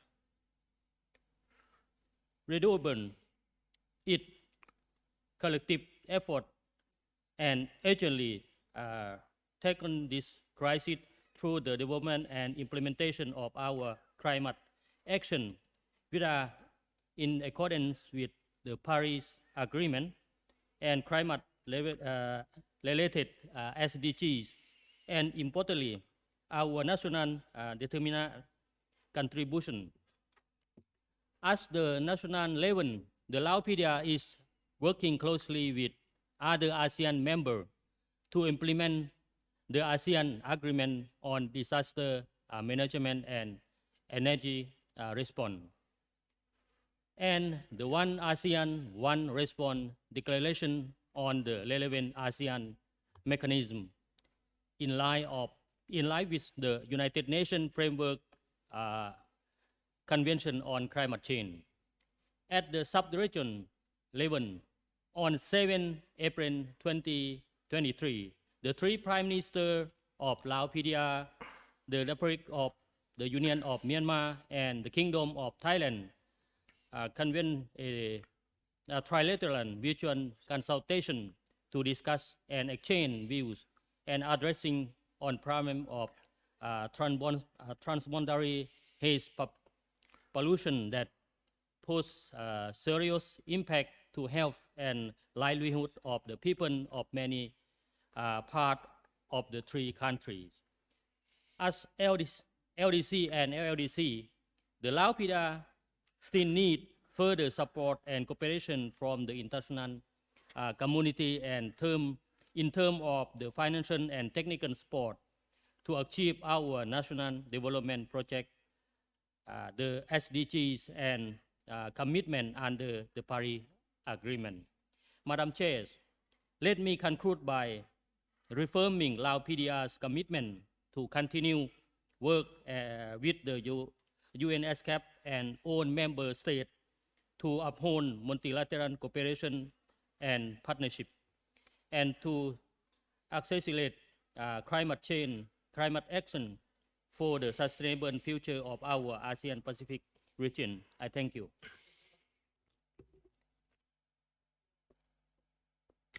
Thank you, His Excellency Mr. Foxy McKay Kampit-Hune, Deputy Minister of Foreign Affairs for the Lao PDR, for your statement. And I now would like to invite His Excellency Mr. Do Hung Viet, Deputy Minister of Foreign Affairs of Vietnam, to be followed by the representative from Japan and Indonesia, and then Indonesia. Your Excellency, Mr. Do Hoang Viet, Deputy Minister of Foreign Affairs of Vietnam, you have the floor. Thank you very much, Madam Chair. Madam Chair, our world today is full of paradoxes. The drivers of global growth and prosperity are also the source of the challenge of our time. Developing countries, small island developing states, are bearing the brunt of climate change. Yet, those who contributed the most to climate change are nowhere near meeting their commitments.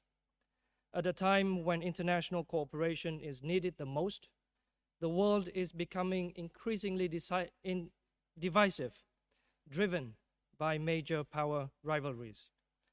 And at a time when resources for SDG implementation are dwindling, global military spending increased for the 8th consecutive year, reaching a record high of over $2.4 trillion. Our world today is also faced with a barrage of challenges: diseases, instability, conflicts, food and water insecurity, natural disasters, biodiversity loss, and pollution, to name a few. Climate change, extreme weather events, and sea level rise are threatening the sustainable development and even the survival of many Asia-Pacific countries. According to a World Bank report released last year, without proper adaptation and mitigation measures, my country, Vietnam, will lose between 12 to 14.5% of our GDP a year by 2050 due to climate change. plunging 1 million people into extreme poverty by 2030. It is therefore my belief that we must redouble our commitment and our actions to build a better future. As the most dynamic region and driver of global growth, the Asia-Pacific region should expand cooperation in trade and investment, especially climate-smart trade and investment, tourism, connectivity, green transportation, energy transition, digital transformation, and sustainable urban development. We must also strengthen international cooperation at all levels in terms of finance, technology transfer, knowledge, and practical experience sharing. Bold commitments must be made at the upcoming SDG Summit in September this year and at COP28, especially commitments from developed countries to mobilize much more resources for sustainable development and realize their financial obligations under the Paris Agreement, provide financial contribution to the Loss and Damage Fund, and double climate adaptation finance.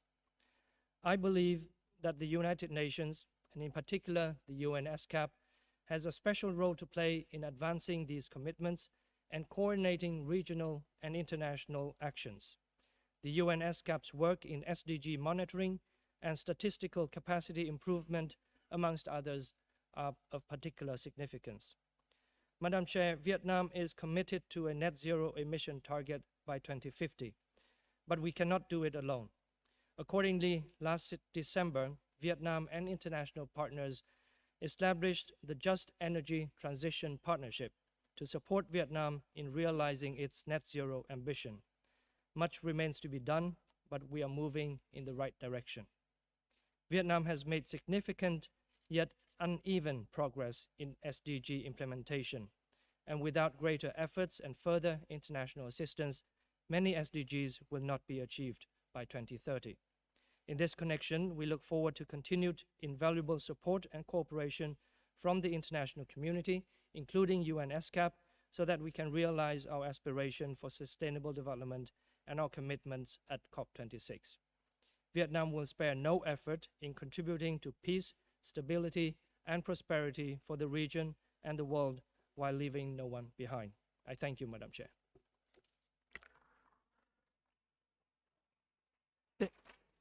Thank you, His Excellency Mr. Do Hung Viet, Deputy Minister of Foreign Affairs for Vietnam.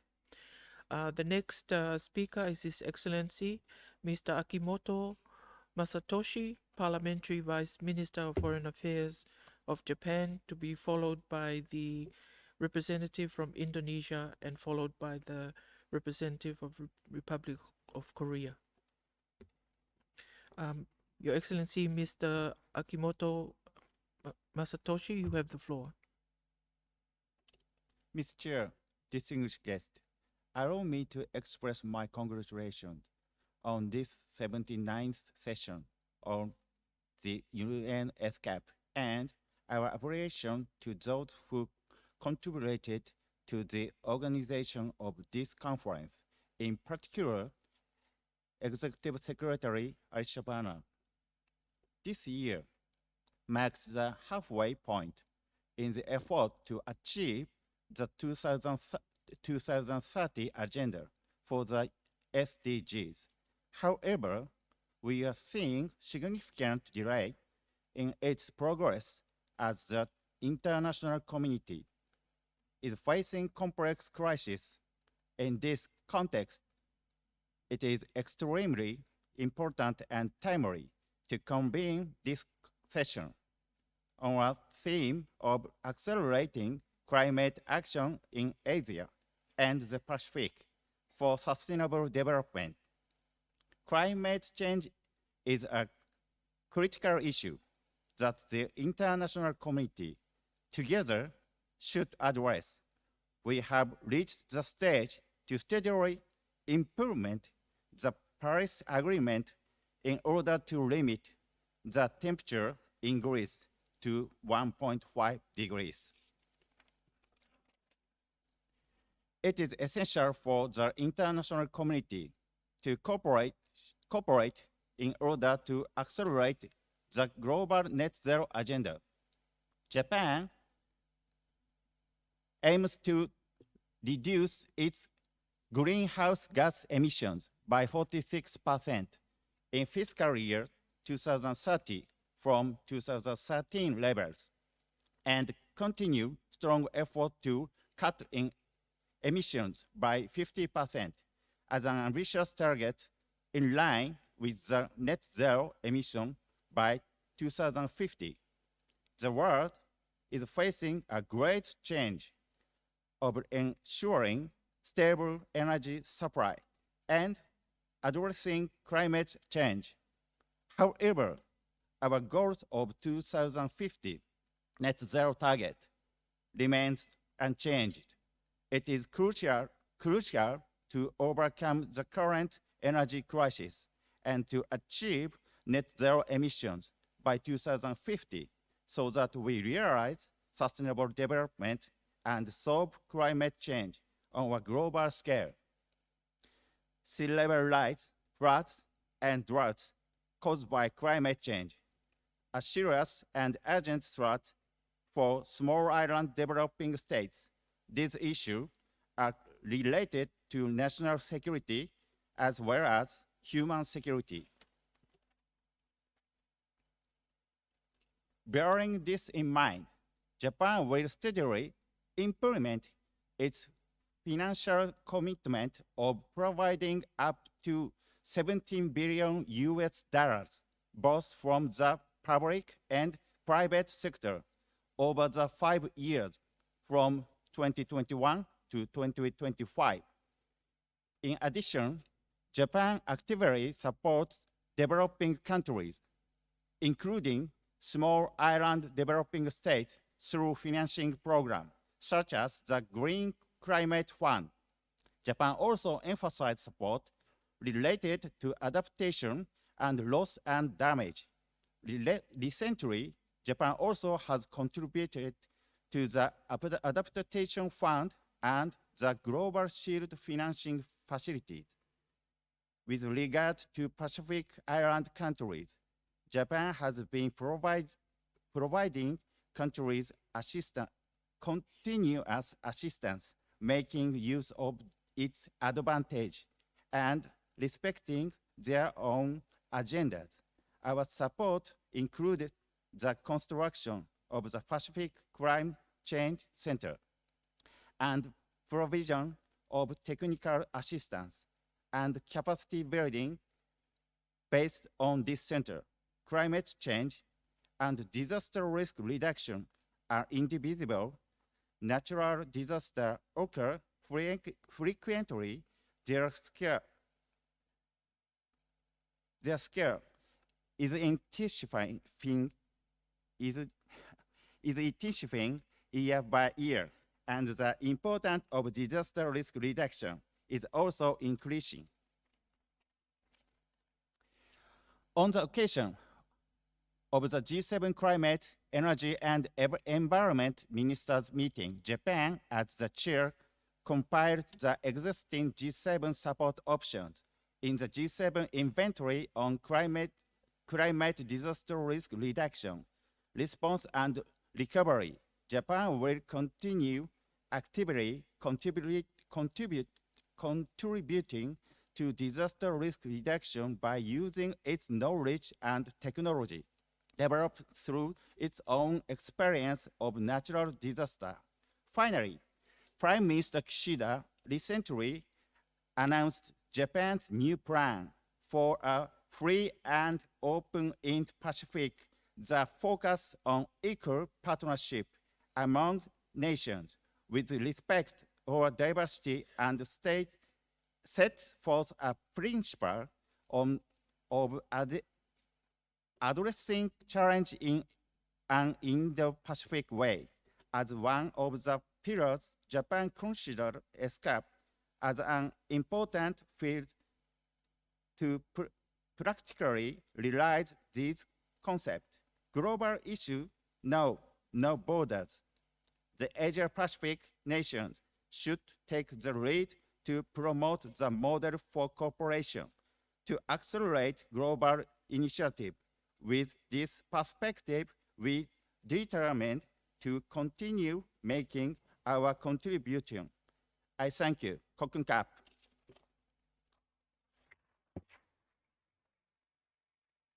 Thank you, His Excellency Mr. Akimoto Masatoshi, Parliamentary Vice Minister of Foreign Affairs of Japan, for your statement. The next speaker is His Excellency Mr. Schneider Clase Hasudugan, Deputy Minister for Development Financing of the Ministry of National Development, National Development Planning Agency of Indonesia, to be followed by the representative of the Republic of Korea and to be followed by the representative of Kazakhstan. Your Excellency, Mr. Schneider Clase Hasudugan, you have the floor. Her Excellency, Madam Armida Salsia Ali Shahbana, the Executive Secretary of UN ESCAP, Her Excellency, Madam Chair Pekita Ngoilwa Utoi Kamanu, Excellencies, participating leaders and ministers, distinguished colleagues, ladies and gentlemen.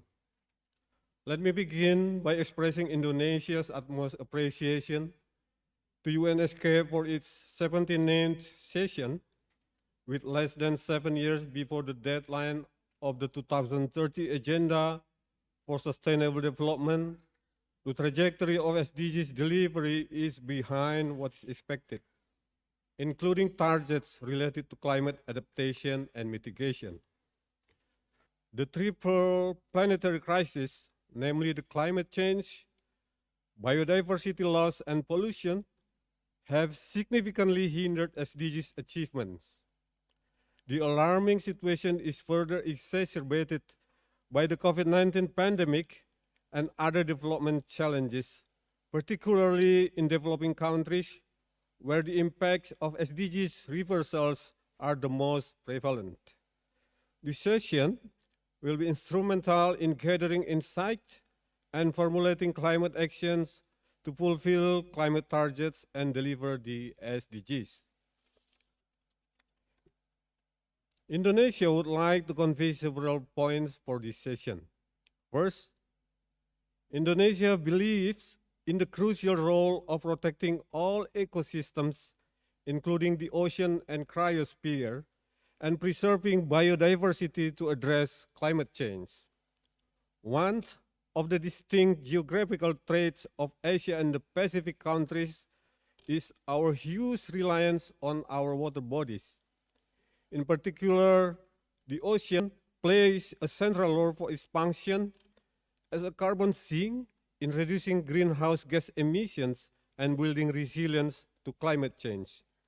However, even with these instrumental functions in addressing the triple planetary crisis, ocean-oriented goals and ocean-based actions are often overlooked in discussions on climate action. Therefore, Indonesia urges the mainstreaming of ocean-oriented goals and ocean-based actions in our climate discussions. Second, in regards to the impacts of SDGs reversals amidst the COVID-19 and other unprecedented challenges, developing countries are often not well equipped with sufficient capacities to protect vulnerable populations from emergencies and foster post-crisis recovery, while at the same time upholding their climate actions to a maximum extent. The COVID-19 pandemic has shown the importance of more adaptive and responsive programs, including social protection programs. This will increase the resilience of vulnerable populations facing risk and prevent more people from falling into poverty, including those caused by disasters and climate change. Indonesia has started implementing adaptive social protection, including formulating regulations and mainstreaming the initiative in the short, medium, and long-term planning documents. Therefore, Indonesia urges more discussions on adaptive social protection development among member countries. The discussions will open opportunities for members to learn and exchange best practices on providing the best protection for vulnerable communities during emergencies and in facing climate change impact. Indonesia also calls for further discussion on climate commitments in supporting developing countries, particularly through knowledge sharing, capacity building, and innovative financing schemes, including blended finance. Third, after being rigorously discussed under the Indonesian G20 presidency, the full implementation of the 2030 agenda could only be achieved through stronger multilateral cooperation under a reinvigorated multilateralism. Indonesia therefore urges members to fully commit themselves to reinvigorated multilateralism and enhance collaborations on ocean-related climate actions. Indonesia has been working collaboratively with other members, in particular the archipelagic and island states, to escalate our collaborative effort for a more equitable, resilient, and sustainable ocean governance through archipelagic and island states forum. Finally, Indonesia urges ESCAP to intensively hold comprehensive follow-up discussions of this session in the near future. I thank you.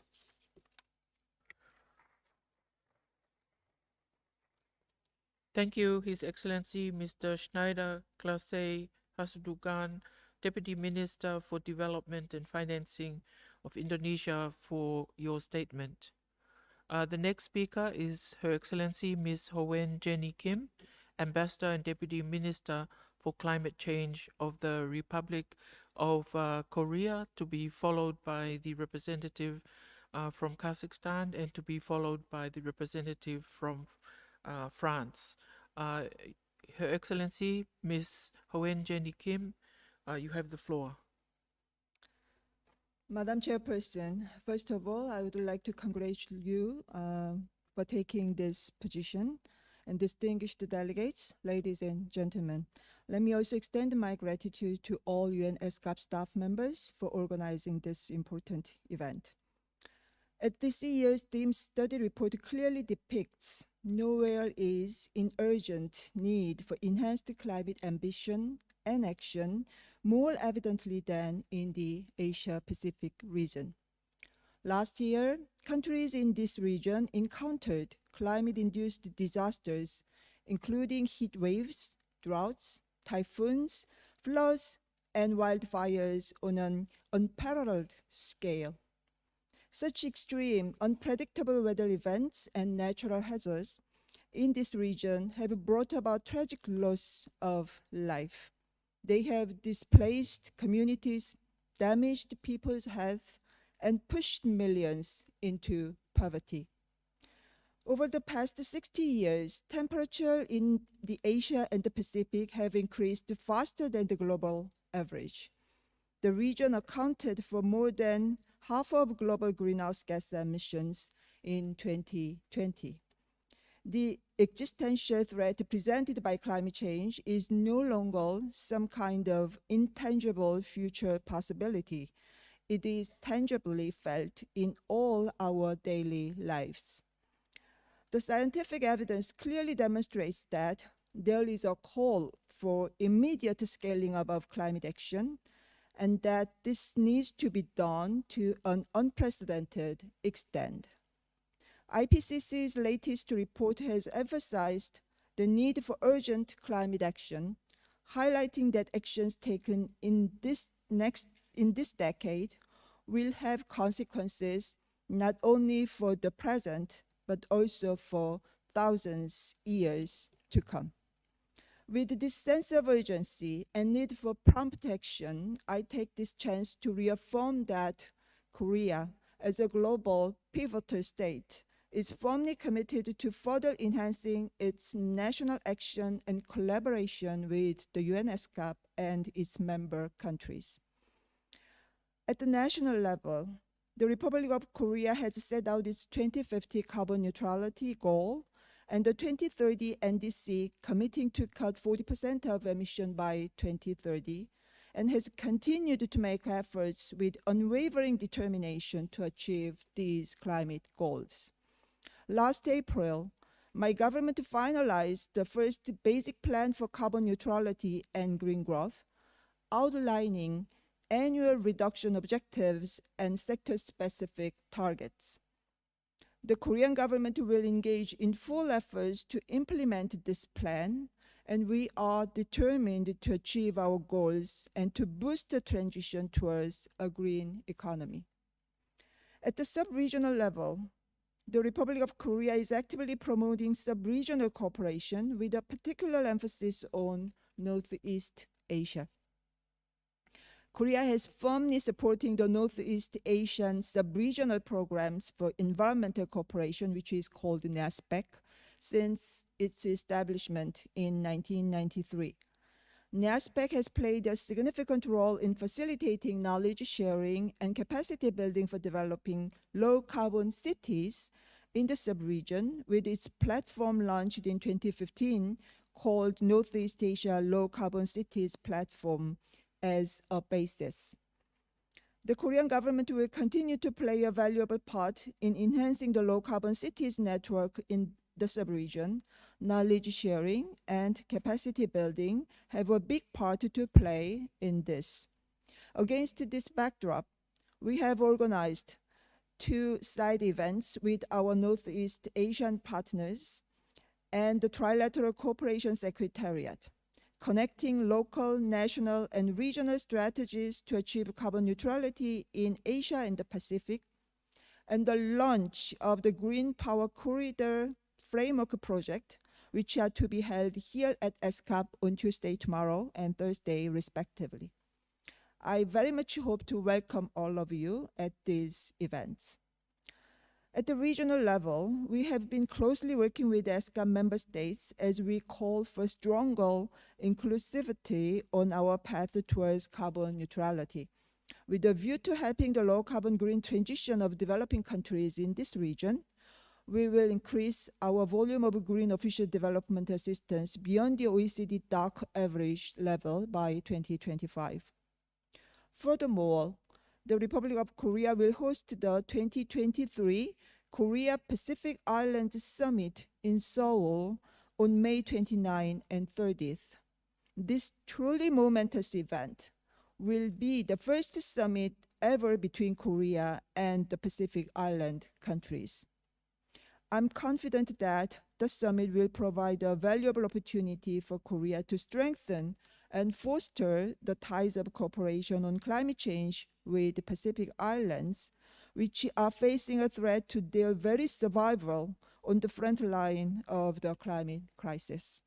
The Republic of Korea will indeed wholeheartedly support the Pacific Island countries in their efforts to preserve national sovereignty and protect the rights and heritage of their citizens through its contribution to Rising Nations initiatives. Distinguished delegates, ladies and gentlemen, the evidence is clear. The window of opportunity is closing. It's time for action, and it is only through the actions we take today that we can guarantee a livable future for all of us, a viable future for the generations to come as well. ESCAP's leadership is vital for stronger regional cooperation. As ESCAP's main driving force, the Republic of Korea will indeed seek to further enhance and nurture a regional platform and partnership with ESCAP, its members, and non-state stakeholders, including private sector, to facilitate policy dialogue, technical cooperation, and technology and knowledge transfer, with a particular focus on energy, transport, and industry. I look forward to us uniting in our sense of shared purpose to address climate change and achieve our common goals. We owe this to all our peoples. Thank you very much.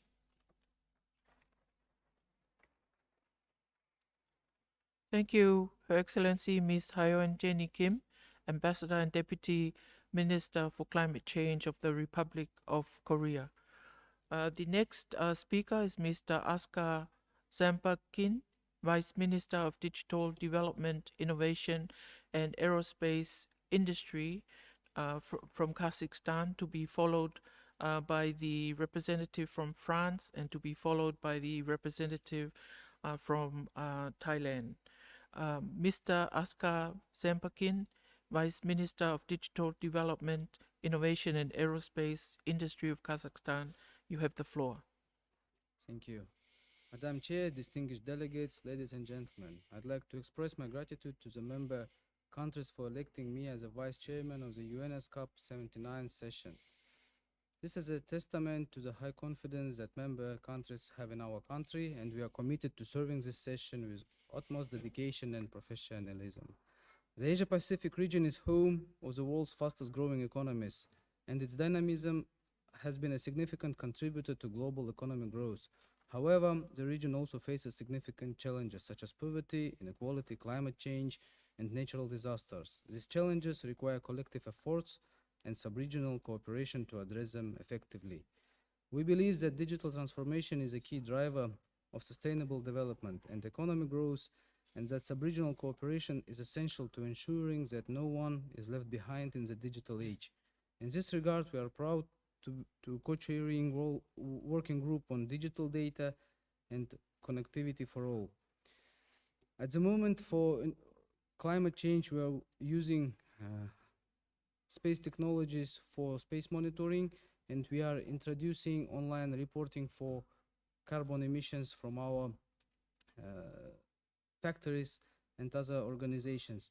So we believe that this kind of solutions will help us to combat and overcome the challenges we have in climate.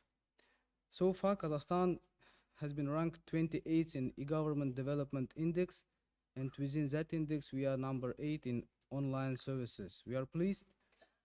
We believe that the progress made individually by each country faces the wall when it comes to transborder processes. We should jointly work to allow our citizens move between countries without any documents, as they have an opportunity to do within their own countries. And that's why we are pleased to announce our commitment to establish the United Nations Digital Solutions Center for Sustainable Development, which will serve as a hub for providing practical digital solutions in Central Asia and beyond. We believe that this center will play a critical role in promoting digital cooperation and inclusion, and we look forward to working with all member countries to make it a success. In line with this commitment, we are also excited to host next year, September 2024, which will focus on digital inclusion and transformation to accelerate the implementation of sustainable development goals and regional technology initiatives, including the Asia-Pacific Information Superhighway Initiative. We believe that this conference will provide a platform for the member countries to exchange best practices, discuss challenges and opportunities, and explore new ways to leverage digital technologies for benefits of all. In conclusion, the initiatives outlined above represent significant opportunities for strengthening sub-regional cooperation and promoting sustainable development and digital transformation in the Asia-Pacific region. We look forward to working together with all stakeholders toward achieving these goals and unlocking the region's full potential. Thank you very much.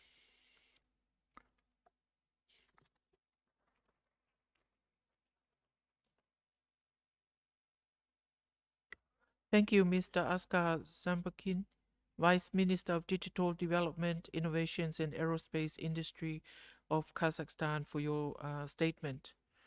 The next speaker is Her Excellency Madame Krosula Zagropoulou, Minister of State for Development, Francophonie and International Partnerships of France, to be followed by the representative of Thailand and to be followed by the representative of the Maldives. Her Excellency Madame Krosula Zagropoulou, Minister of State for Development, Francophonie and International Partnerships of France, you have the floor. Madame la secrétaire exécutive, Mesdames et Messieurs les chefs d'État et de gouvernement, Mesdames et Messieurs les ministres, Mesdames et Messieurs les ambassadrices et les ambassadeurs, Mesdames et Messieurs, il est clair comme l'a souligné le 10e Forum Asie-Pacifique pour le développement durable en mars dernier, que nous sommes en retard dans la mise en œuvre de l'agenda 2030. Les crises telles que la pandémie, la guerre menée en Ukraine par la Russie et ses impacts sur la sécurité alimentaire et énergétique ont éprouvé des populations déjà affectées par les effets du dérèglement climatique. Les catastrophes naturelles ont déplacé des dizaines de millions de personnes en Asie-Pacifique ces 2 dernières années. Nous devons collectivement redoubler d'ambition pour répondre à ces défis. À l'ère où le multilatéralisme est attaqué dans ses fondements, je tiens à saluer l'action de la Commission économique et sociale pour l'Asie-Pacifique pour accompagner le développement durable des pays de cette région qui est particulièrement vulnérable aux effets du changement climatique et à la perte de biodiversité. La France est pleinement engagée pour la préservation de l'environnement. C'est le message que le président de la République, Emmanuel Macron, a rappelé lors de sa venue à Bangkok en novembre dernier dans le cadre du sommet de la PEC. La France défend et contribue activement à l'émergence d'un multilatéralisme efficace pour la promotion de nos biens communs, en faveur du climat et du respect de l'accord de Paris, bien sûr, mais aussi en faveur de la biodiversité, de la mise en œuvre du cadre mondial adopté il y a quelques mois à Montréal, mais aussi en faveur de la préservation des forêts, comme nous l'avons montré lors du One Forest Summit qu'organisé avec le Gabon depuis mars. D'autres séances importantes nous attendent. Je pense en 3 rendez-vous importants que nous accueillerons en France. Tout d'abord, la 2e session des négociations du futur traité plastique en mai prochain, le sommet pour un nouveau pacte financier mondial en juin, afin de mettre l'environnement et le climat au cœur de notre architecture financière, et bien sûr, la 3e conférence des Nations Unies sur les océans, co-organisée avec le Costa Rica, qui se tiendra à Nice en 2025. Au sein de la Commission régionale des Nations Unies, cette dernière année, la France a partagé son expérience et son expertise avec les pays de la région. Nos opérateurs tels que l'Agence française de développement, mais aussi des centres de recherche comme les IRD et les CIRAD sont très actifs. Ils exposent cette semaine dans les locaux de la CESAP plusieurs projets que notre pays est fier de porter. La France a notamment lancé en 2020 l'initiative Kiwa, un programme multi-buyers qui ressemble notamment l'Union européenne, le Canada, l'Australie et la Nouvelle-Zélande pour renforcer la résilience des écosystèmes et des communautés du Pacifique aux effets du changement climatique. J'ai pu en voir les résultats concrets lors de mes déplacements en Papouasie-Nouvelle-Guinée et au Vanuatu fin 2022. Nous avons également lancé en 2022 un projet avec l'ASEAN pour lutter contre la pollution et améliorer la qualité de l'air de ses États membres. La France, nation du Pacifique, sera toujours engagée aux côtés de ses partenaires pour lutter ensemble en faveur de l'atténuation et de l'adaptation au changement climatique. À cet égard, la CESAP constitue une enceinte privilégiée de dialogue et de coopération régionale. Je vous souhaite des discussions fructueuses cette semaine sur les signes d'une ambition renouvelée au service de la région et de la planète. Je vous remercie.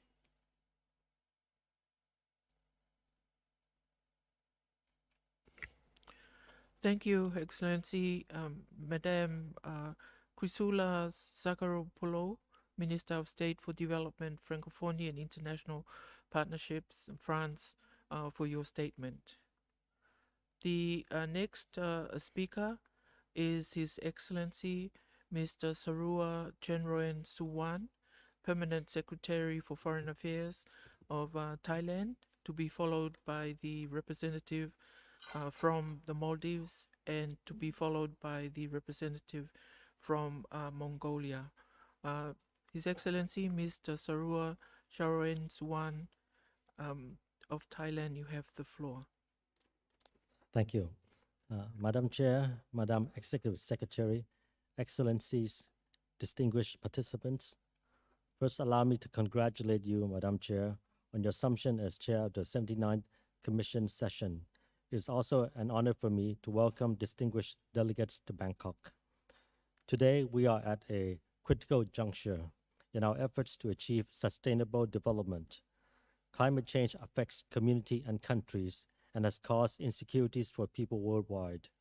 Despite the climate ambitions announced by many countries, concrete actions are still inadequate. Tackling this global threat requires concerted efforts to speed up transformative actions in all sectors. Allow me to share our thoughts. First, building resilience of communities and countries is critical to enable them to adapt to and withstand the effects of climate change. In the longer term, we need to work towards a more sustainable development pathway by making necessary changes to create a more balanced, sustained, and inclusive growth. Countries have their own wisdoms and development approaches that can be exchanged and contribute to this end. For Thailand, the sufficiency economy philosophy guides our development efforts. The SEP, which advocates living in moderation and with prudence, helps improve the lives and livelihoods of people and communities while striking balance in our aspects, be they economic, social, or environment, thereby making them more resilient to crises. Building on the SEP, the Biocircular Green or BCG economy model is being promoted as a practical approach to post-COVID-19 recovery and sustainable growth. We stand ready to share our approaches with interested partners. Through South-South and triangular cooperation, Thailand has been engaging with partners on various training and capacity building projects based on these development approaches. Also, as we bid to host a specialized Expo 2028 in Phuket, Thailand hopes to showcase our development efforts to make the local economy more sustainable, green, and resilient, with the ultimate aim of eradicating social, public health, and environmental disparities. Second, building resilience and scaling up climate actions require expertise and resources, be they human or monetary. Therefore, we wish to stress the importance of climate financing, technology transfer, and capacity building to assist developing countries, including these least developed countries, landlocked developing countries, and small island developing states, particularly those most vulnerable to the effects of climate change, to assist them in their climate action. Third, digital economy, digital technology and innovation should be further leveraged to assist in information and data gathering, which is vital for policy and decision-making on climate issues. Technology and innovation is also an important part of climate change adaptation and mitigation, as well as the transition to a low-carbon economy. Thailand therefore appreciates the focus of this year's Commission session on climate change, as well as the organization of a Climate Solutions Fair, which provides us with a unique opportunity to exchange ideas and deepen collaboration to address this challenge at all levels. As a member and host country of ESCAP, Thailand is committed to working with all partners to drive forward climate action and sustainable development in the Asia-Pacific region. Distinguished participants, as we move towards 2030, there's a need to look at how best to measure sustainability based on the well-being of the people and the planet. Sustainable development is about the people, and SDGs are based on human rights. This is part of why Thailand has presented our candidature for membership of the Human Rights Council for the term 2025 to 2027. We hope to work with partners to ensure that all persons enjoy the human rights. Without human rights, there can be no sustainable development and vice versa. Thailand looks forward to your support. I thank you.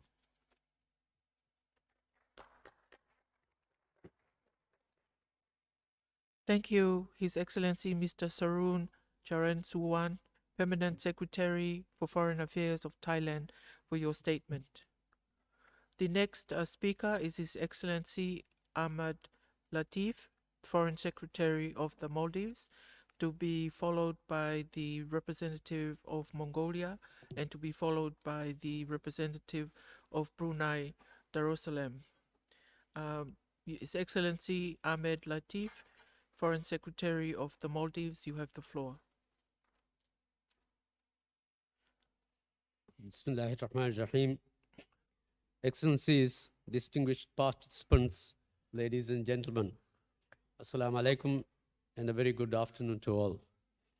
At the outset, I wish to express my sincere appreciation to ESCAP for the very comprehensive study prepared for the consideration of the 79th Commission session. My government recognizes the challenges we face in building low carbon and climate resilient economies and take note of the very useful recommendations in the study. Madam Chair, distinguished participants, as one of the lowest lying countries, the Maldives has been at the front line facing the impacts of climate change. Climate change continues to be one of the biggest threats the world faces. It is one that is detrimental to our coexistence. It is a threat multiplier that is all-encompassing. Vulnerable countries like the Maldives only contribute a minuscule amount to the global carbon emission. To be precise, we only emit 0.01%. My dear friends, this isn't fair. We pay the price for the actions of others despite bearing little to no responsibility for it. But we continue to do our part. The government of President Ibrahim Muhammad Saleh places utmost importance in tackling the climate crisis. Under the current administration, the Maldives continues to advocate actively on all platforms the need for sustainable, adequate climate finance to address the gaps in climate action and to conduct more climate risk analysis and planning.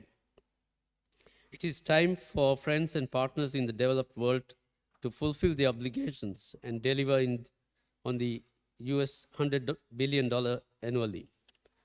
Madam Chair, one of the biggest achievements of addressing climate change during President Saleh's administration was passing the Climate Emergency Act. This act is a guiding light for us to deliver on our goal to achieving net zero carbon emission by 2030. But we cannot achieve net zero by ourselves. We need international support, we need partnerships, we need the know-how and technical and technological support. Above all, we need political will. Madam Chair, the Maldives recognizes the progress made in COP27, especially the establishment of the Loss and Damage Fund. But the work is far from complete. This is the time for us to work together to fully operationalize the fund. The Maldives will once again work with all partners to ensure that we reap the benefits of the fund at the earliest. Madam Chair, climate change is a threat multiplier, exacerbating threats that already exist. For a small island developing country like the Maldives, this means unique and particular vulnerabilities faced due to our remoteness, our small size and small population, and the inability to achieve economies of scale, as well as our dependence on single industries and limited fiscal space. To address the unique challenges, targeted support is required. This is best encapsulated in the frameworks of support agreed for groups of countries in special situations. For SIDS, this is the Samoa pathway. We are looking forward to holding the 4th International Conference on Small Island States next year, where we will once again shed light on the particular challenges SIDS face and renew our commitment to address them. Madam Chair, distinguished participants, the reality of our interconnected world is that global challenges require global solutions. Challenges such as climate change cannot be tackled by one country acting alone. We need to act in unison, we need solidarity, and we need to support each other. The Maldives stand ready, our hands extended, joining all of you in this endeavor. I thank you.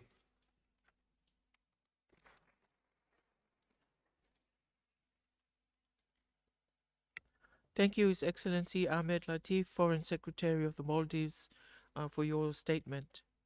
The next speaker is His Excellency Mr. Akbaya Nayodoj, State Secretary of the Ministry of Foreign Affairs of Mongolia, to be followed by the representative of Brunei Darussalam and the representative to be followed by the representative from the United States of America. His Excellency Mr. Akbaya Mayadoj, State Secretary of the Ministry of Foreign Affairs of Mongolia, you have the floor. Honorable Chair and Honorable Executive Secretary of the ESCAP, Excellencies and distinguished delegates, ladies and gentlemen. At the outset, on the behalf of the delegation of Mongolia, I would like to express our sincere appreciation to the ESCAP Secretariat for organizing the 79th session under the theme of Accelerating Climate Action in Asia and Pacific for Sustainable Development. We believe that the current session will provide crucial platform for member states to engage in constructive dialogue and collaborative efforts toward identifying innovative solutions to mitigate the current challenges and difficulties in achieving sustainable development goals. We are confident that this gathering of minds will yield meaningful outcomes and pave the way for accelerating climate action in our region. Mongolia places great value on its close collaboration with the Commission in various fields, including sustainable development, disaster risk reduction, trade facilitation, statistics, and protecting the interests of the landlocked developing countries. We are deeply appreciative of the Secretary's unwavering commitment, unmatched expertise, and steadfast support to its members. We commend the Secretariat for its visionary leadership in setting new goals and charting new paths for regional development and shared prosperity among member states. We look forward to continued cooperation and partnership with the Commission to advance our shared objectives. 8 years ago, when the UN adopted 2030 Agenda for Sustainable Development, we embarked on a journey to transform our world into one that is sustainable and resilient, with no one left behind. However, our progress in achieving the SDGs has been hindered by a range of challenges, including geopolitical instability, the far-reaching consequences of the pandemic, and surge in inflation and commodity prices. As a result, landlocked developing countries such as Mongolia are facing more difficulties than ever before. Despite these obstacles, we remain optimistic that the ESCAP will continue to render its support to the countries with the special needs in diversifying the economies and strengthening their resilience. Currently, Mongolia is preparing to present its second voluntary national review at the ECOSOC High-Level Political Forum in July this year, where we will share our accomplishments and experience in implementing the SDGs and other national development policies and programs.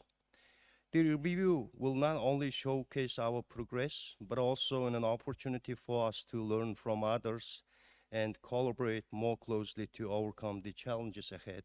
Honorable Chair, during this unprecedented time, making an economic growth more inclusive is essential for all economies in the region.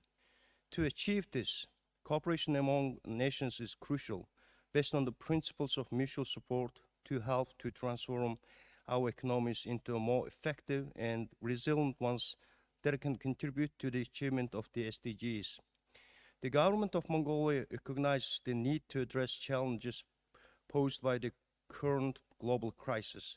To this end, we began implementing the new recovery policy, which prioritizes green development, infrastructural improvement, and digital transformation aimed at ensuring macroeconomic stability, intensifying public and private partnership, and creating more favorable business environment for both foreign and domestic investors.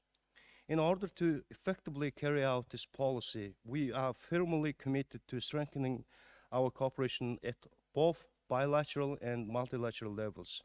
First, green development. The government of Mongolia is a staunch supporter of the ESCAP's efforts to achieve the green development. As part of our commitment, the government of Mongolia warmly welcomed the 7th meeting of the Environment and Development Committee of the Commission, which focused on crucial aspects such as air quality management, control, capacity building. In this regard, I'm pleased to report that the Asia-Pacific High-Level Forum on Clean Air, hosted by our government, was successfully held last March in Ulaanbaatar with your participation.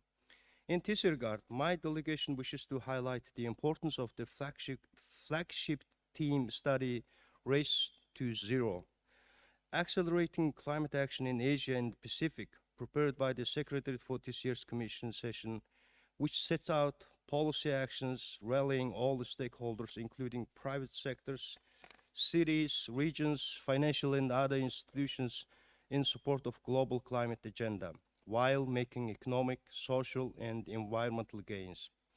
As the pandemic continues to impact the world, it is critical that countries take decisive action to mitigate the negative effects of climate change. At the initiative of the President of Mongolia, national movement to plant 1 billion trees is currently underway in our country as a way to combat climate change and reduce the desertification. To that end, we would like to collaborate with you in order to learn from your best experiences. In addition, it's my pleasure to inform that Mongolia has begun the preparations to host the 70th session of the Conference of the Parties to the United Nations Convention to Combat Desertification in 2026. This upcoming session presents an excellent opportunity for us to showcase our commitment to combating desertification, promoting sustainable land management, and advancing our collective efforts to achieve the SDGs. Second, infrastructural improvement. As a landlocked country with huge transit potentials, Mongolia joined the Framework Agreement on Facilitation of Cross-Border Paperless Trade in Asia and Pacific, and is expediting the implementation of the various projects under the China, Mongolia, and Russia Economic Corridor. This includes the implementation of the initiative on intergovernmental agreement of international road transport along the Asian highway network, which facilitates international road operations between the three countries on designated roads. Furthermore, in line with the intergovernmental agreement on dry ports, the Investment Research Center under our ministry has concluded an assessment to study on dry ports in Mongolia and capacity building activities. Seizing this opportunity, I take note of the important role played by International Think Tank for LLDSC in addressing the specific challenges faced by landlocked developing countries, and would like to urge the LLDCS that have not yet ratified the multilateral agreement on the establishment of the International Think Tank for LLDC to do so at the earliest convenience. Thus, I extend invitation to transit countries and other interested parties to support the International Think Tank. 3, digital transformation. We believe that the digital transformation is an essential enabler for sustainable economic growth and recovery. As such, the government of Mongolia is fully committed to creating a favorable business environment that promotes competitiveness in the free market by cracking down on corruption and reducing excessive government control and bureaucracy.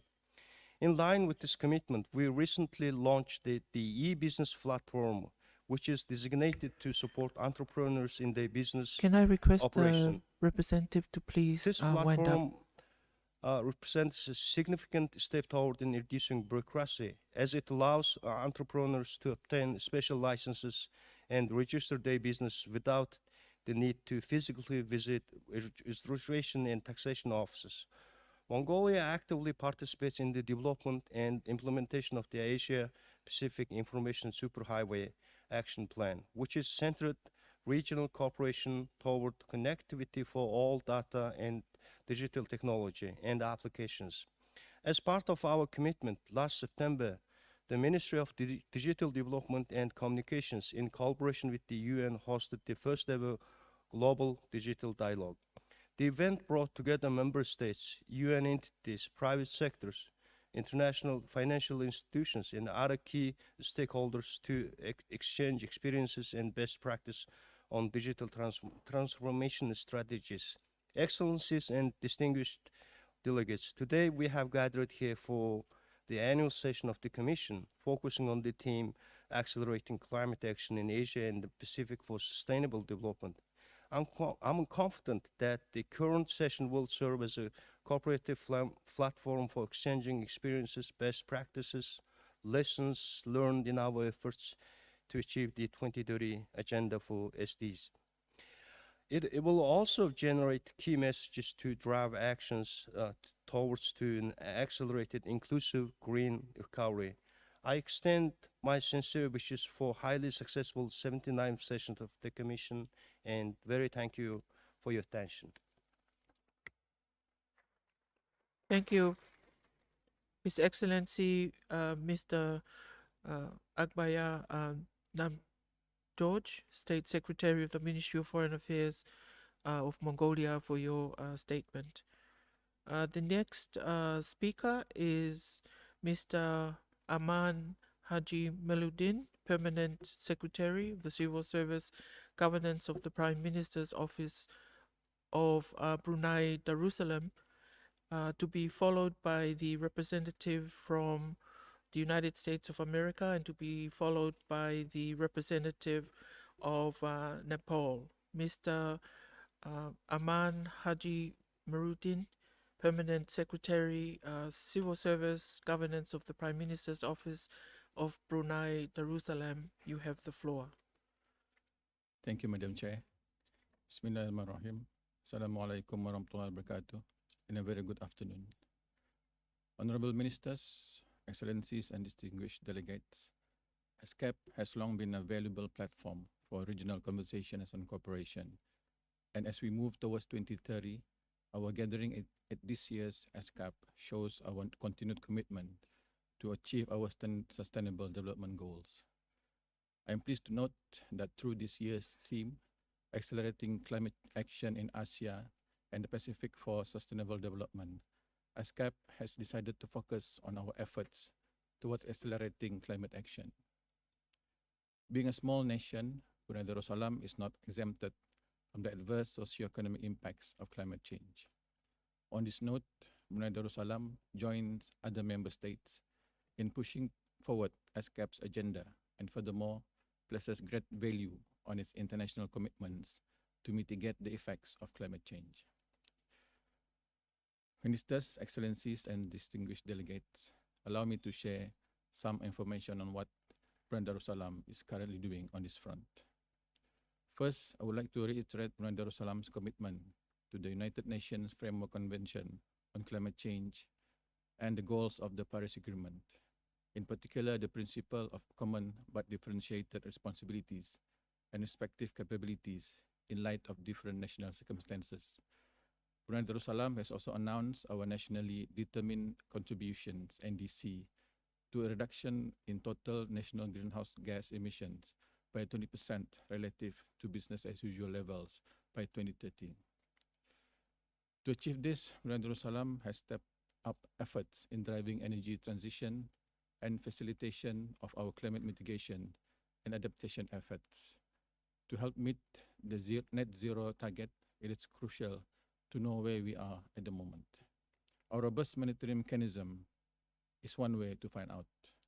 Therefore, Brunei Darussalam plans to launch a mandatory reporting directive with the objective to enhance the transparency of our emissions reporting and further help to substantiate our actions to achieve our net zero ambition. Brunei Darussalam is also in the process of developing a national climate change adaptation plan to coordinate adaptation efforts for a climate resilient and adaptive nation. Second, addressing climate change in our region has become a collective ASEAN effort. In 2021, ASEAN member states have agreed to establish the ASEAN Center for Climate Change, ACCC, in Brunei Darussalam. The center aims to strengthen ASEAN's climate change coordination and cooperation by becoming a hub for climate research and climate change-related policy making recommendations. The Center has garnered support from ASEAN dialogue partners as well. And I hope that this is merely the beginning of a long and very beneficial platform for multilateral cooperation on a common cause. His Majesty the Sultan of Brunei Darussalam, in his speech during the opening of the 19th Legislative Council, stated that Brunei Darussalam hosting of the ACCC is in line with the Brunei Darussalam National Climate Change Policy, and that a centralized inventory system will be introduced as part of the country's efforts to monitor and verify data accurately. The information will be included in the National Climate Change Adaptation Plan by the end of this year. Alongside regional cooperation, His Majesty Sultan of Brunei Darussalam frequently highlights climate change as a pressing issue in other international platforms, such as the Asia-Europe meeting and the World Government Summit in 2020, whereby, among other things, His Majesty brought attention the criticality of the UAE's stewardship of COP28 this year, and suggested that governments need to work more closely together to urgently tackle the threat of climate change. We are pleased to also share that Brunei Darussalam is co-leading the development and implementation of the ASEAN Climate Finance Strategy with the Philippines and in collaboration with UNFCCC Regional Cooperation Centers and ASEAN Secretariat. Honorable Ministers, Excellencies, and distinguished delegates, to conclude, shared goals require shared efforts. So in this view, I would like to commend the ESCAP in continuing its crucial role as a collaborative platform for us to work towards our common goal in protecting the global climate for present and future generations. Thank you.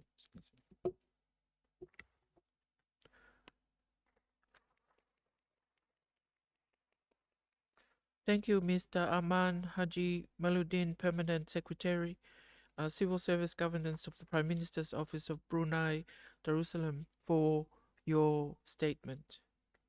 The next speaker is Her Excellency Ms.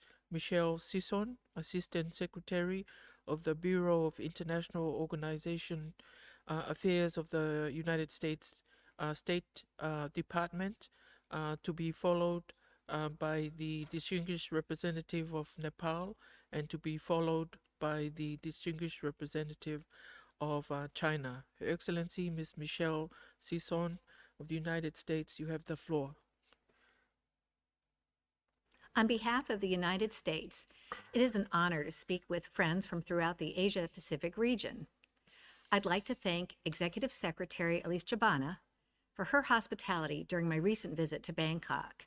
And thank you to all at ESCAP for serving as a trusted, transparent platform where the region can come together to advance the 2030 Agenda for Sustainable Development.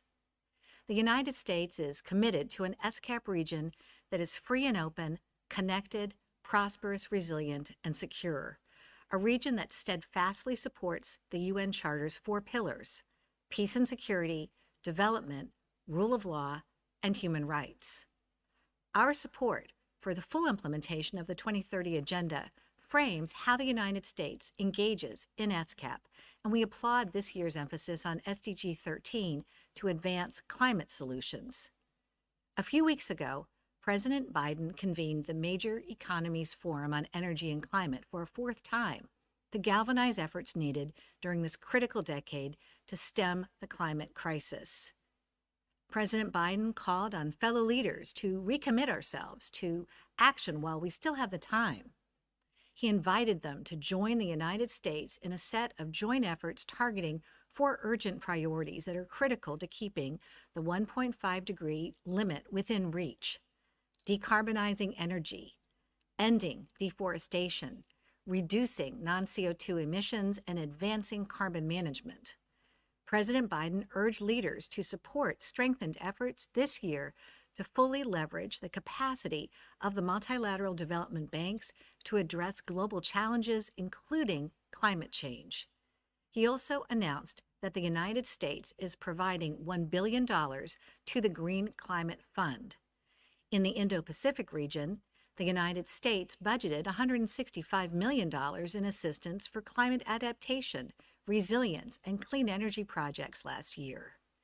As host of APEC this year, our theme, Creating a Resilient and Sustainable Future for All, seeks to address climate change along with supply chain shocks, struggling health systems, and food insecurity. To further help support the work of individual countries to accelerate their own energy transition, the United States, alongside our G7 and other partners, has launched Just Energy Transition partnerships with Indonesia and Vietnam. Our regional partnerships on climate start from our commitment to ASEAN centrality and include extensive collaboration with the Pacific Island Forum and other regional bodies. For example, our emergency plan on adaptation and resilience is expanding the ability of small island developing states in the Pacific to improve forecasting of severe weather and climate events by investing in their infrastructure and communication capabilities. I wish I could be there in Bangkok with all of you in person, but I'll conclude with a simple request. Please reach out to our U.S. delegation in Bangkok. Let's share ideas on how we can embrace the UN's cooperative spirit and partner at ESCAP to address climate challenges, promote peace and prosperity, and achieve the Sustainable Development Goals. Thank you. Thank you to Her Excellency Ms. Michelle Sison, Assistant Secretary of the Bureau of International Organization Affairs of the U.S. State Department, for your statement. The next speaker is the Honorable Dr. J. Kat Raut, member of the National Planning Commission of Nepal, to be followed by the distinguished representative from China, and to be followed by the distinguished representative from the Kingdom of the Netherlands. Honorable Dr. J. Kat Raut, a member of the National Planning Commission of Nepal, you have the floor. Thank you, Madam Chair. Madam Chair, Excellencies, distinguished delegates, ladies and gentlemen. Namaste, good afternoon. First of all, I would like to congratulate you, Madam Chair, for being elected as chair to the 79th Commission session. Let me also extend my delegation's gratitude to Royal Thai Government and the ESCAP Secretariat for the successful convening of the 79th session of ESCAP. It is an honor for me to share perspectives on the theme of accelerating climate action in Asia and the Pacific for sustainable development.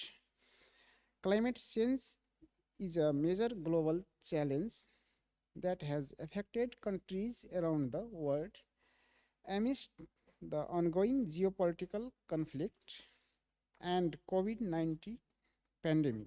It is essential to resolve these issues for peace, harmony, and prosperity. Accelerating climate action in Asia and the Pacific is a priority for sustainable development and prosperity of people in the region. Madam Chair, Nepal has made remarkable progress towards achieving sustainable development goals in many areas, including poverty, elevation, education, gender empowerment, and health. Climate change measures have been integrated into development plans and strategies in all layers of the government.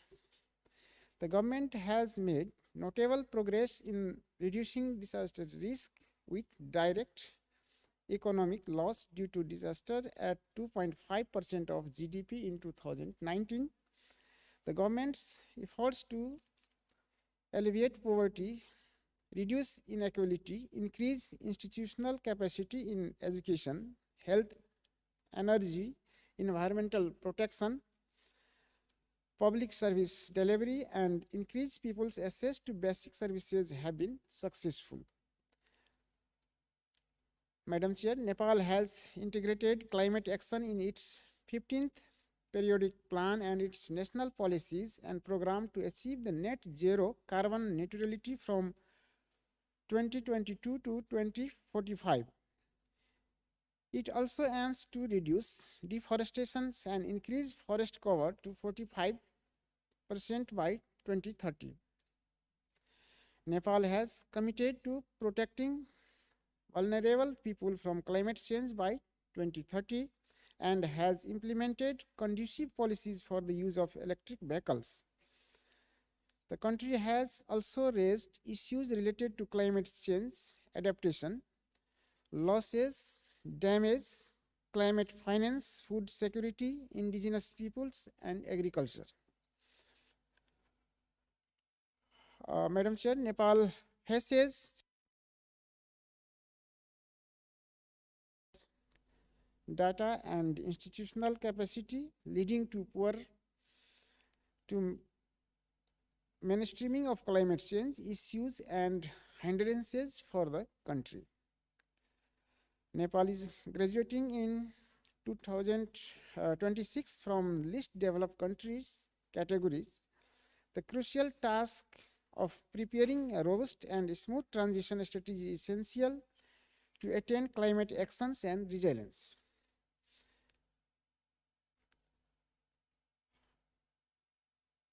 Madam Chair, ESCAP has taken important initiative to promote environmental sustainability and mitigate climate change.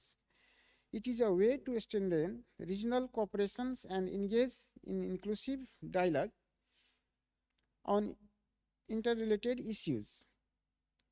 The 79th session of ESCAP provides an avenue for people to partake in the collective journey of development and sustainability in the Asia and Pacific region and around the world. Thank you very much.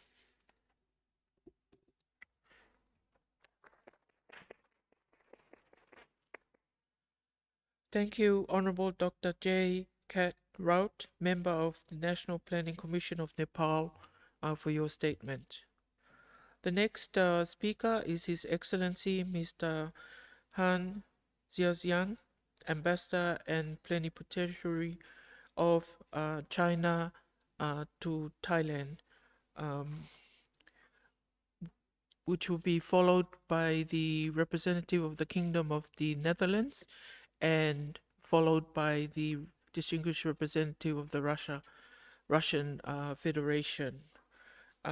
His Excellency, Mr. Han Zhejiang, Ambassador and Plenipotentiary of China to Thailand, you have the floor.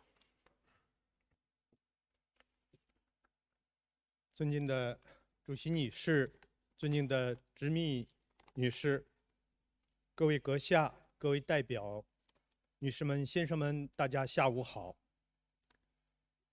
祝贺亚太经社会第79届年会召开，感谢东道国泰国和亚太经社会秘书处所做的热情而周到的准备工作。我们生活在一个和平发展的世界里，同时我们也都面临着世界经济脆弱复苏、单边主义、保护主义大行其道，全球可持续发展进程遭遇逆风，气候变化挑战日益严峻等一系列问题。唯有团结合作、同舟共济，才是亚太国家有效应对挑战和实现可持续发展的人间正道。坚持真正的多边主义，多边合作是推进全球气候治理的正确选择。应维护以联合国为核心的国际体系，坚持共同但有区别的责任原则，发挥联合国气候变化框架公约及巴黎协定在应对气候变化国际合作中的主框架作用。发达国家要切实承诺兑现，承诺，向发展中国家提供资金、技术和能力建设的支持。坚持发展优先和以人民为中心，发展是解决一切问题的金钥匙。应促进保护环境和发展经济，消除贫困和协同增效。在绿色转型中，努力实现社会公平正义，增加人民的获得感、幸福感和安全感。中方提出全球发展倡议，努力加快落实2030可持续发展议程，欢迎各国积极参与。坚持绿色创新发展。习近平主席说：“绿水青山就是金山银山。”中国正积极贯彻新发展理念，着力推进高质量发展，推动构建新发展格局。亚太国家应把握新一轮科技革命和产业革命大方向，以创新为驱动，大力推进经济能源、产业结构转型升级，让良好生态环境成为亚太经济社会可持续发展的重要支撑，共同构建人与自然的命运共同体。坚持深化互联互通。中方秉持共建、共商、共享理念，与伙伴国家共同建设“一带一路”，推进绿色基建、绿色能源、绿色交通、绿色金融等合作，助力深化区域互联互通，促进共同发展与繁荣。今年，中方将在北京举办第3届“一带一路”国际合作高峰论坛，将为亚太和全球可持续发展注入新的动力。女士们、先生们，应对气候变化，中国始终是坚定的行动派。中方已宣布力争在2030年实现碳达峰，2026年实现碳中和的目标愿景。这充分展现了中方气候行动的雄心。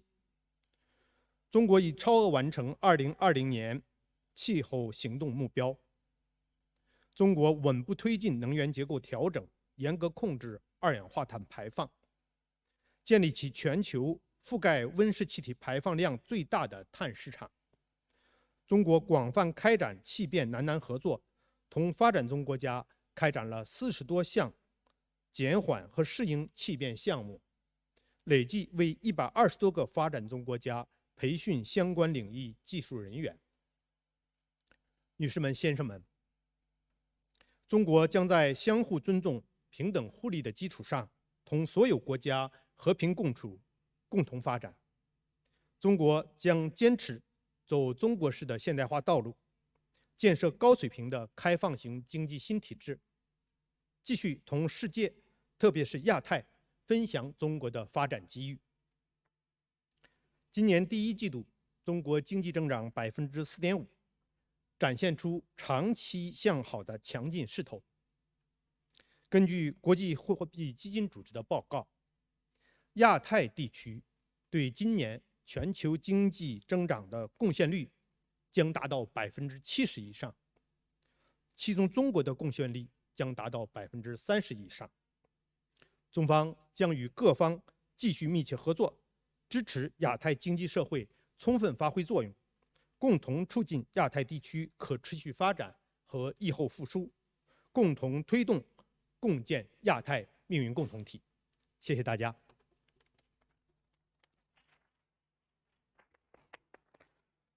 Thank you, His Excellency Mr. Han Jiexing, Ambassador and Plenipotentiary of China to Thailand, for your statement. The next speaker is His Excellency Mr. Remco Winjarden, Ambassador Extraordinary and Plenipotentiary and Permanent Representative to ESCAP of the Kingdom of the Netherlands, to be followed by the Distinguished Representative of the Russian Federation, and followed by the Distinguished Representative of India. His Excellency Mr. Remco Winjarden, Ambassador Extraordinary and Plenipotentiary and Permanent Representative to ESCAP of the Kingdom of the Netherlands, you have the floor. Your Excellencies, Madam Chair, Vice Chairs, distinguished delegates. It's an honor for me to join today the 79th session of the UN Economic and Social Commission for Asia and the Pacific. For the Netherlands, the importance of cooperation with countries in the Asia-Pacific region is self-evident, be it on global challenges in the field of trade, global stability and security, social development, or climate change. These challenges can only be addressed through common action and constructive international cooperation. The Netherlands is therefore strongly committed to investing in and protecting the rules-based international order based on commitment and respect, with a central role for the United Nations. This rules-based international order is a main pillar of our foreign policy, which also focuses on sustainable economic growth, economic and social equality, and security. In Asia and the Pacific, the Netherlands is ready to cooperate in further strengthening the international multilateral system and working on global challenges together. I would like to touch on the theme of today, accelerating climate action in Asia and the Pacific for sustainable development. Climate change is an existential threat to the world in general, in particular for some island states and large cities along the coasts. Climate change is threatening lives and livelihoods in every part of the world. Risks associated with climate-related disasters are a reality for millions. Food and water security are linked to large-scale migration and conflict. Heat and humidity may ultimately render large parts of this region unlivable. The cost of inaction will keep rising in both economic terms and human lives. According to experts at Chiang Mai University here in Thailand, PM 2.5 air pollution is already killing up to 40,000 Thai every year. WHO reported that the combined effects of ambient air pollution and household air pollution are associated with 6.7 premature deaths annually. The Netherlands and like-minded EU member states are working hard to raise the EU climate ambition to at least a 55% emission reduction in 2030. The Netherlands has set the ambition to be a 100% circular economy by 2050, with its first and crucial step to reduce the use of raw materials by 50% in 2030. And the Netherlands hosts the headquarters of the Global Center on Adaptation, GCA, an international organization engaged in adaptation solutions for a climate-resilient future, in the largest floating office in the world, in Rotterdam. GCA also has regional offices in China and in Bangladesh. It is a good example of how we can tackle the consequences of climate change by sharing knowledge and working together on innovative and nature-based solutions. With a third of our country lying below sea level, we know what it takes to be innovative, to keep our feet dry. In this context, I should mention that the Dutch government finances smart and sustainable solutions for climate changes worldwide via the Dutch Good Growth Fund and the Dutch Fund for Climate and Development. Your Excellencies, in conclusion, we live in a rapidly changing and sometimes disruptive world. To solve our new global challenges, cooperation is key. The Netherlands is looking forward to further intensifying our cooperation with countries in the region, bilaterally, within the framework of the EU, and of course, in relevant ESCAP fora. Thank you.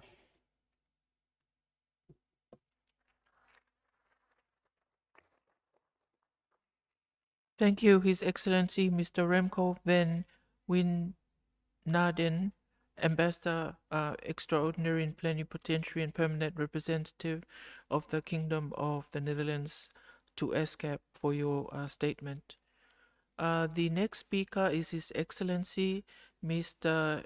Yejensi Tomikin, Ambassador Extraordinary and Plenipotentiary to Thailand and Permanent Representative of the Russian Federation to ESCAP, to be followed by the Distinguished Representative from India, and to be followed by the Distinguished Representative from Australia. His Excellency Mr. Yejensi Tomihin, Ambassador Extraordinary and Plenipotentiary to Thailand and Permanent Representative of the Russian Federation to ESCAP. You have the floor. Уважаемая госпожа председатель, дамы и господа, главная тема сегодняшней сессии показывает, насколько глубоко мы все разделяем озабоченности, связанные с изменением климата. И насколько мы заинтересованы в активизации международных усилий по решению этой проблемы. Исходим из того, что усилия ESCAP должны быть направлены на имплементационную работу в рамках общего вектора, задаваемого рамочной Конвенцией ООН об изменении климата и Парижским соглашением. Убеждены, что борьба за сохранение климата должна объединять, а не разделять международное сообщество.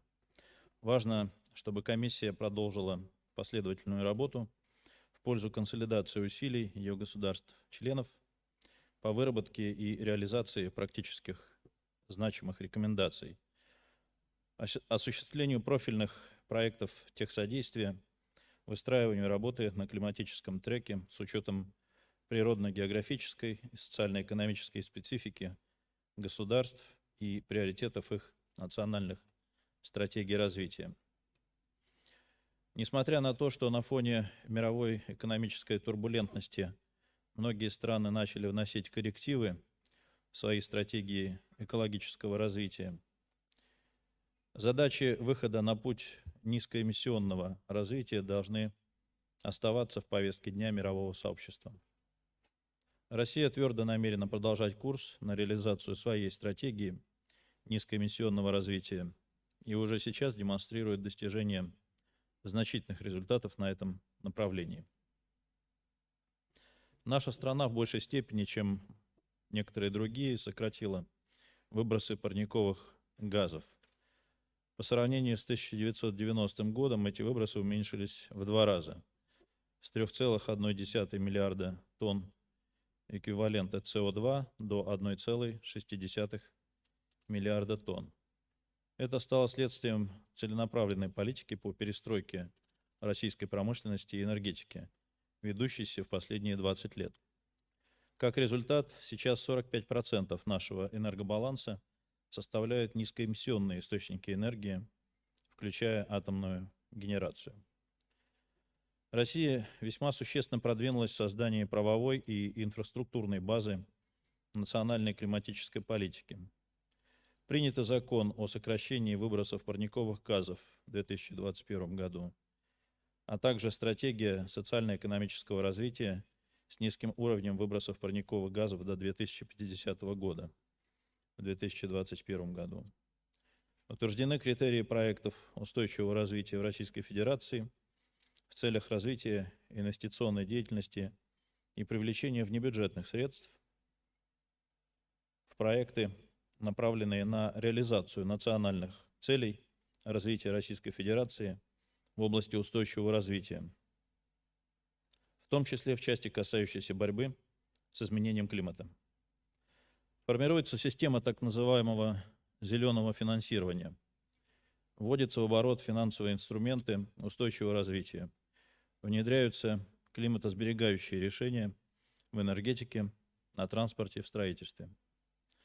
Смотря в будущее, готовы сообща с партнерами по ESCAP продолжать работу в пользу реализации климатических целей, согласованных под эгидой ООН. Благодарю за внимание.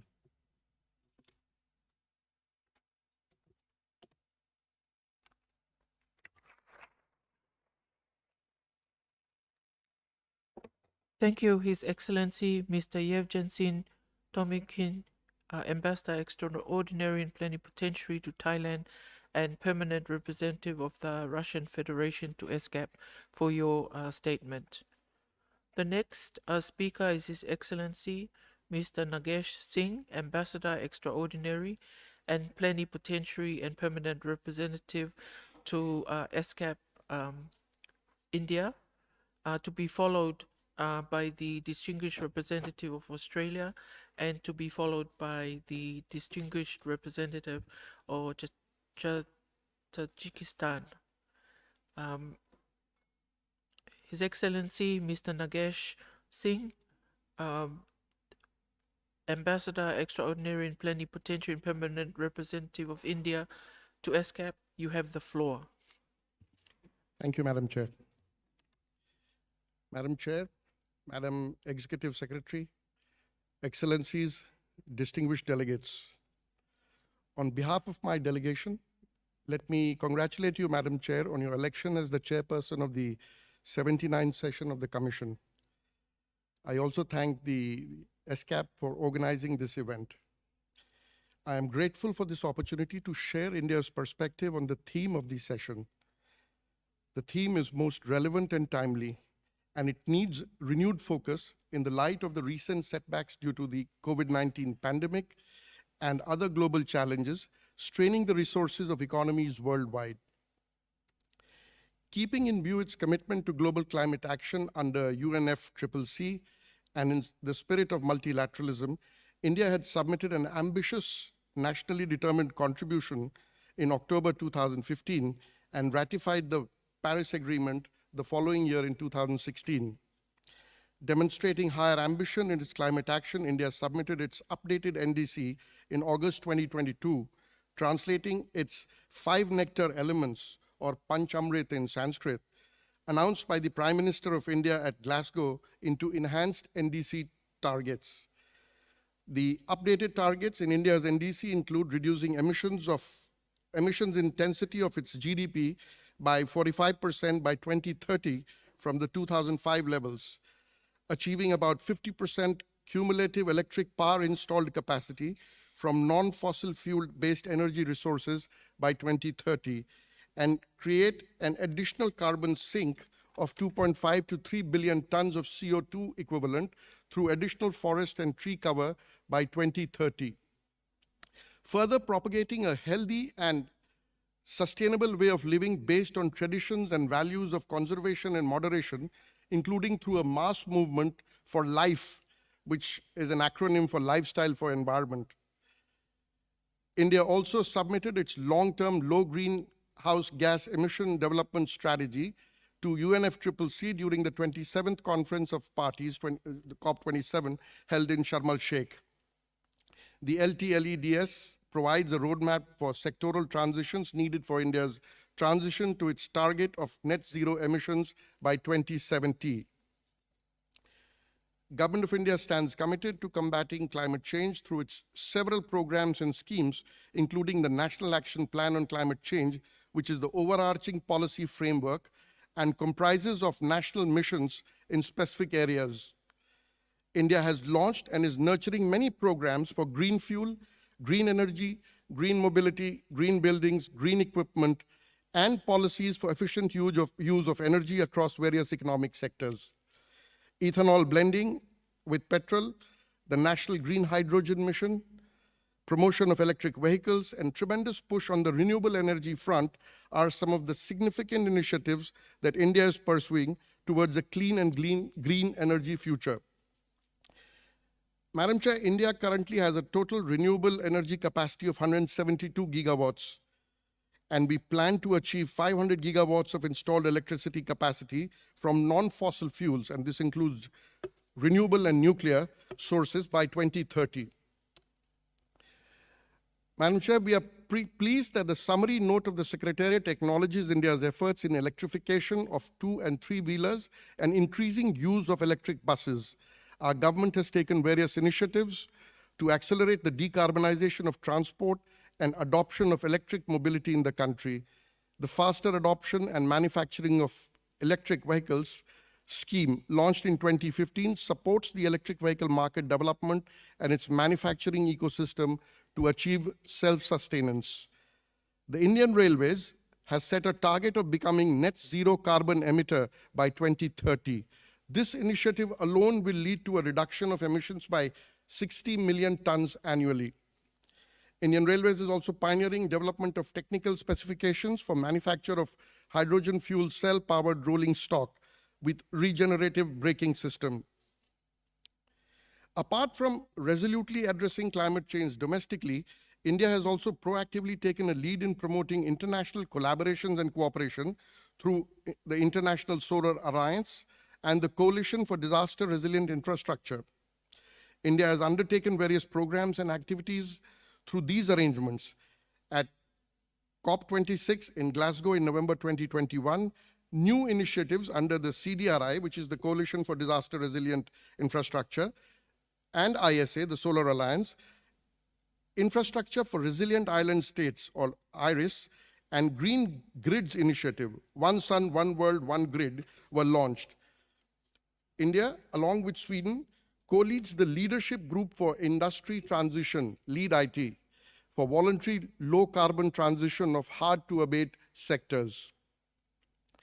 Madam Chair, this year, India's G20 presidency under the theme of One Earth, One Family, One World has also included among its priorities green development, climate finance and life, accelerated inclusive and resilient growth, and accelerating progress on SDGs. Madam Chair, let me conclude by saying that India is moving forward on the subject of climate action with great ambition and determination.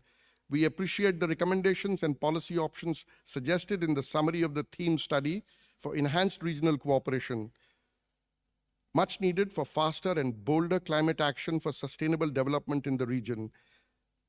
We are committed to playing an active role towards the realization of this goal. I thank you, Madam Chair.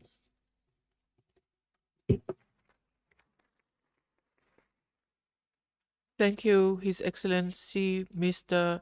Nagesh Singh, Ambassador Extraordinary and Plenipotentiary and Permanent Representative of India to ESCAP, for your statement. The next speaker is Ms. Kirsten Tilley, Australian Ambassador for Climate Change, to be followed by the representative for Tajikistan and to be followed by the representative from Malaysia.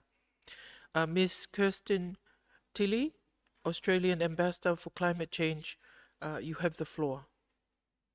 Madam Chair, Excellencies, distinguished delegates. Across the Asia-Pacific region, we are witnessing the impacts of climate change. Large-scale flooding in South Asia, devastating cyclones across the Pacific, and in the last few weeks, new all-time high temperatures recorded in Thailand, Laos, and Vietnam. And in the past 24 hours, a massive tropical cyclone causing widespread impacts in Myanmar and Bangladesh. In recent years, Australia has also witnessed homes washed away in minutes by unprecedented flash flooding, cities blanketed in smoke for months, and native wildfire devastated as huge areas of their habitat were wiped out by bushfires. Australia recognises the urgency of the climate crisis and that action on climate starts at home. We've increased our 2030 emissions reduction target to 43% below 2005 levels and have enshrined this target in law along with our commitment to achieve net zero by 2050. For the Pacific, we know that climate change is the single biggest threat to livelihoods, security and well-being in the region. Pacific communities are facing a range of escalating threats, including sea level rise and more frequent natural disasters. Australia is listening and we're taking action. Australia will deliver a record total of $1.3 billion in development assistance to the Pacific this year, our highest annual contribution ever. This will include increased support for strengthening climate resilience in the region, including for climate science and monitoring, renewable energy and nature-based solutions. And we're bidding to host a future UN Climate Conference of the Parties in partnership with the Pacific, a recognition of the Pacific nations who have led the way for so long and have so much to lose in a warming planet. We're grateful for the unanimous support from all Pacific Island Forum leaders to co-host COP31 in 2026, and we ask other countries to similarly endorse the proposal for a Pacific COP. For our partners in Southeast Asia, we recognise the region's transition to net zero will be critical to global climate ambition and to keeping 1.5 degrees within an orderly transition to net zero by 2050 by unlocking green trade and investment opportunities while ensuring energy security, reliability and access. We have a first-of-its-kind green economy agreement with Singapore, which will promote trade and investment across green economy sectors in both our countries. Of course, the ability to mobilise private finance will be critical in meeting the region's climate and development goals. Australia is building innovative financing partnerships to support climate projects and attract greater investment, including from the private sector. We've just announced a major expansion of our Emerging Markets Impact Investment Fund, so it can accept up to 250 million of Australian government funding to catalyse greater private capital to support climate and gender outcomes in the Indo-Pacific. We expect this expanded fund to mobilise $3 of private investment for every $1 of government investment, and therefore should drive $750 million of investments in the region. Chair, climate change takes more than one nation, one government or one community to address. We need to be joined up in our efforts, working towards our common goal of keeping 1.5 degrees within reach. Australia stands as a constructive and willing partner in this common goal. Thank you.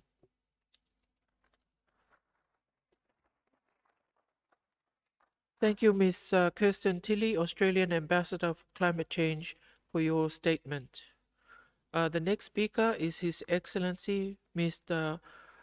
Ardashir Kodiri, Ambassador of the Republic of Tajikistan to Malaysia, Indonesia, Thailand, and Permanent Representative to ESCAP, and to be followed by the Distinguished Representative for Malaysia.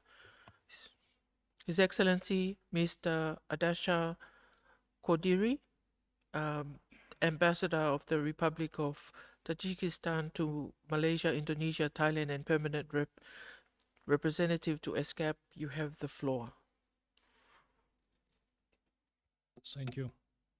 Your Excellency, Fekita Moela Utoi Kamano, Minister of Foreign Affairs of Tonga, Chair of the 79th session.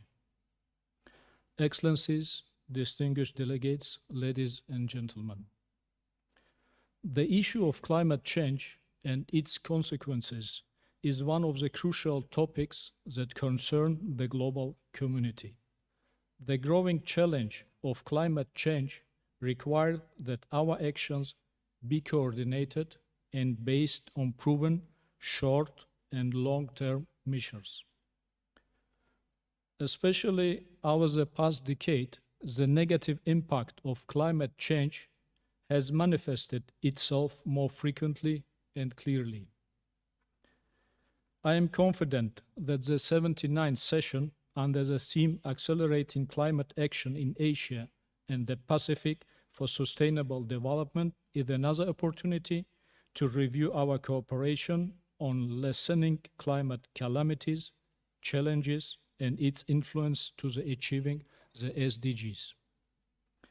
I believe that a fruitful discussion of policy options and features of our mutual cooperation to accelerate climate action in the region and beyond will contribute to defining a common vision and identifying effective solutions to meet the goals and commitments to reduce the risks and impacts of climate change. Distinguished delegates, the recent observations testify of the increasing impact of climate change on the environment, social, and economic situation in Tajikistan. Being as a mountainous country with difficult geographic conditions, Tajikistan is one of the vulnerable countries to the impact of climate change. By the influence of global warming, more than 1,000 glaciers, which are vital to entire Central Asia, have melted and completely disappeared. The current situation of glaciers worldwide requires the adoption of measures together with international and regional structures. To address and raise awareness about the issue, Tajikistan proposed an initiative to declare 2025 as the International Year for Glaciers Preservation and establish an international fund for glacier preservation under the aegis of the United Nations.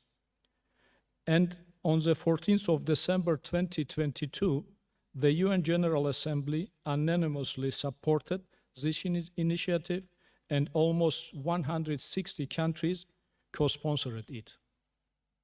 Distinguished colleagues, we are concerned with the changes in hydrological cycles that adversely affect water, energy, and food security, and can lead to additional risk of floods, and severe droughts.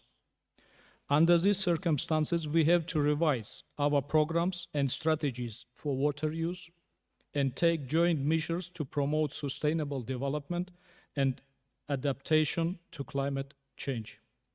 In late March, Tajikistan and the Netherlands jointly organized the UN 2023 Water Conference that offered an opportunity to galvanize commitment and accelerate actions on water across multiple sectors.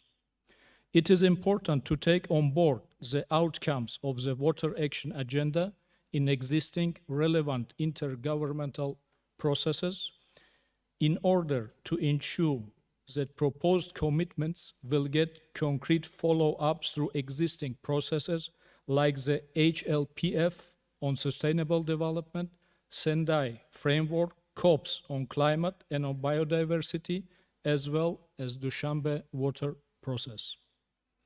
Excellencies, distinguished delegates, during recent years, the water dialogue has been almost suspended in ESCAP, and mostly UNECE is involved in water dialogue. We are of the view that we should continue our efforts to strengthen dialogue and cooperation to address water problems in Asia and the Pacific. Concluding, let me reiterate that we are committed to continue our efforts in this direction and invite all to join us in this process. I thank you for your attention.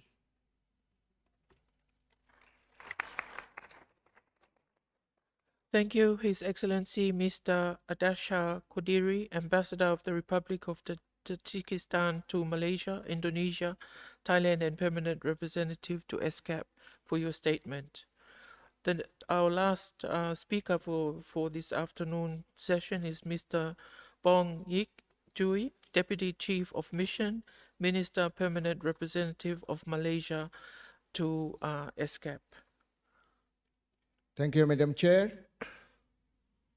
Excellency, distinguished delegates, ladies and gentlemen, I take the opportunity to congratulate the ESCAP on the successful organizing of the 79th Commission session. Today, I stand before you to express the commitment of Malaysia to accelerating climate action in Asia and the Pacific for sustainable development. Malaysia acknowledges the urgent needs to address the challenges posed by climate change. Like many countries in the region, Malaysia has already experienced the detrimental effect of climate change, such as more frequent and intense floods, prolonged droughts, and loss of biodiversity. Although Malaysia's global carbon emissions share is just 0.7%, Malaysia is fully committed in accelerating climate actions. The Malaysian government have set overarching policy to raise the environmental agenda through the Green Growth Initiative. Malaysia has announced the aspiration to achieve net zero greenhouse gas emission target as early as 2050 and committed to reduce our emissions intensity of GDP by 45% by 2030 compared to the level of 2005. Moving forward, Malaysia is charting out a long-term low-emission development strategy and a national adaptation plan to address the impacts of climate change and to foster climate resilience. At the international level, Malaysia have joined the Global Methane Pledge, which was launched at COP26. The pledge aims to reduce global methane emissions by 2030 by at least 30% relative to 2020 levels. On the same note, Malaysia aims to reduce 50% in methane emission from natural gas value chain in Malaysia by 2030. With regard to the biodiversity conservation, Malaysia is committed to retain at least 50% of its land area under forest and tree cover, in line with its commitment at the 1992 Earth Summit. Malaysia has also renewed its commitment in achieving the Kunming-Montreal Global Biodiversity Framework, which have recently concluded. In this regard, national policy for biological diversity will be reviewed to reflect the commitment in the framework. Distinguished delegates, Malaysia is investing in renewable energy resources, such as solar and hydroelectric power, with the aim to increase the share in our energy mix and address climate change. Currently, 25% of Malaysia's energy generation capacity came from renewable energy. The National Energy Policy 2022 to 2040, launched in September last year, encapsulates Malaysian aspiration to enhance macroeconomic resilience and energy security, to achieve social equitability and affordability, and to ensure environmental sustainability. Malaysia has also been actively promoting low-carbon mobility initiative to reduce greenhouse gas emission and promote sustainable transportation. The low-carbon mobility blueprint 2021 to 2030 set as the policy framework to mainstream the transition towards electrification in the transportation industry and to achieve the target of Paris Agreement greenhouse gas. Malaysia has taken concrete action to build climate resilience within the financial sector. We established low carbon transition facility and the high-tech fund to facilitate SME transition towards a sustainable economy. Malaysia has also introduced the climate change and principle-based taxonomy to provide a common and consistent classification system for financial institutions when assessing and categorizing economic activities. We introduced Sukuk and Green Bond to finance climate change mitigation, climate change adaptation, and environmental projects. The 12th Malaysian Plan for 2021 or to 2025 encouraged the public and private sector in Malaysia to adopt and integrate the SDGs as well as environmental, social, and governance ESG principles in their decision-making and business practices to increase their competitiveness and stay relevant in the market. The adoption of ESG can promote greater transparencies and visibility in supply chains and can be utilized as force multiplier to deal with climate change. Ladies and gentlemen, in terms of the regional and international collaboration and partnership, Malaysia actively engaged in regional and international platforms such as ASEAN and United Nations to promote dialogue and cooperation on climate-related issues. We are also committed to share our experience, knowledge, and best practices with other nations, as we firmly believe that together we can achieve far more than what we can do it individually. On that note, Malaysia welcomes any cooperation on capacity building, knowledge transfer, or technical consultation with every member state in the region. Distinguished delegates, as a concluding remark, we are hopeful for United Nations and other member countries continue to share their best practices, knowledge, and technical expertise through capacity building to accelerate our action in realizing the 2030 Agenda for Sustainable Development. With that, I thank you, Madam Chair.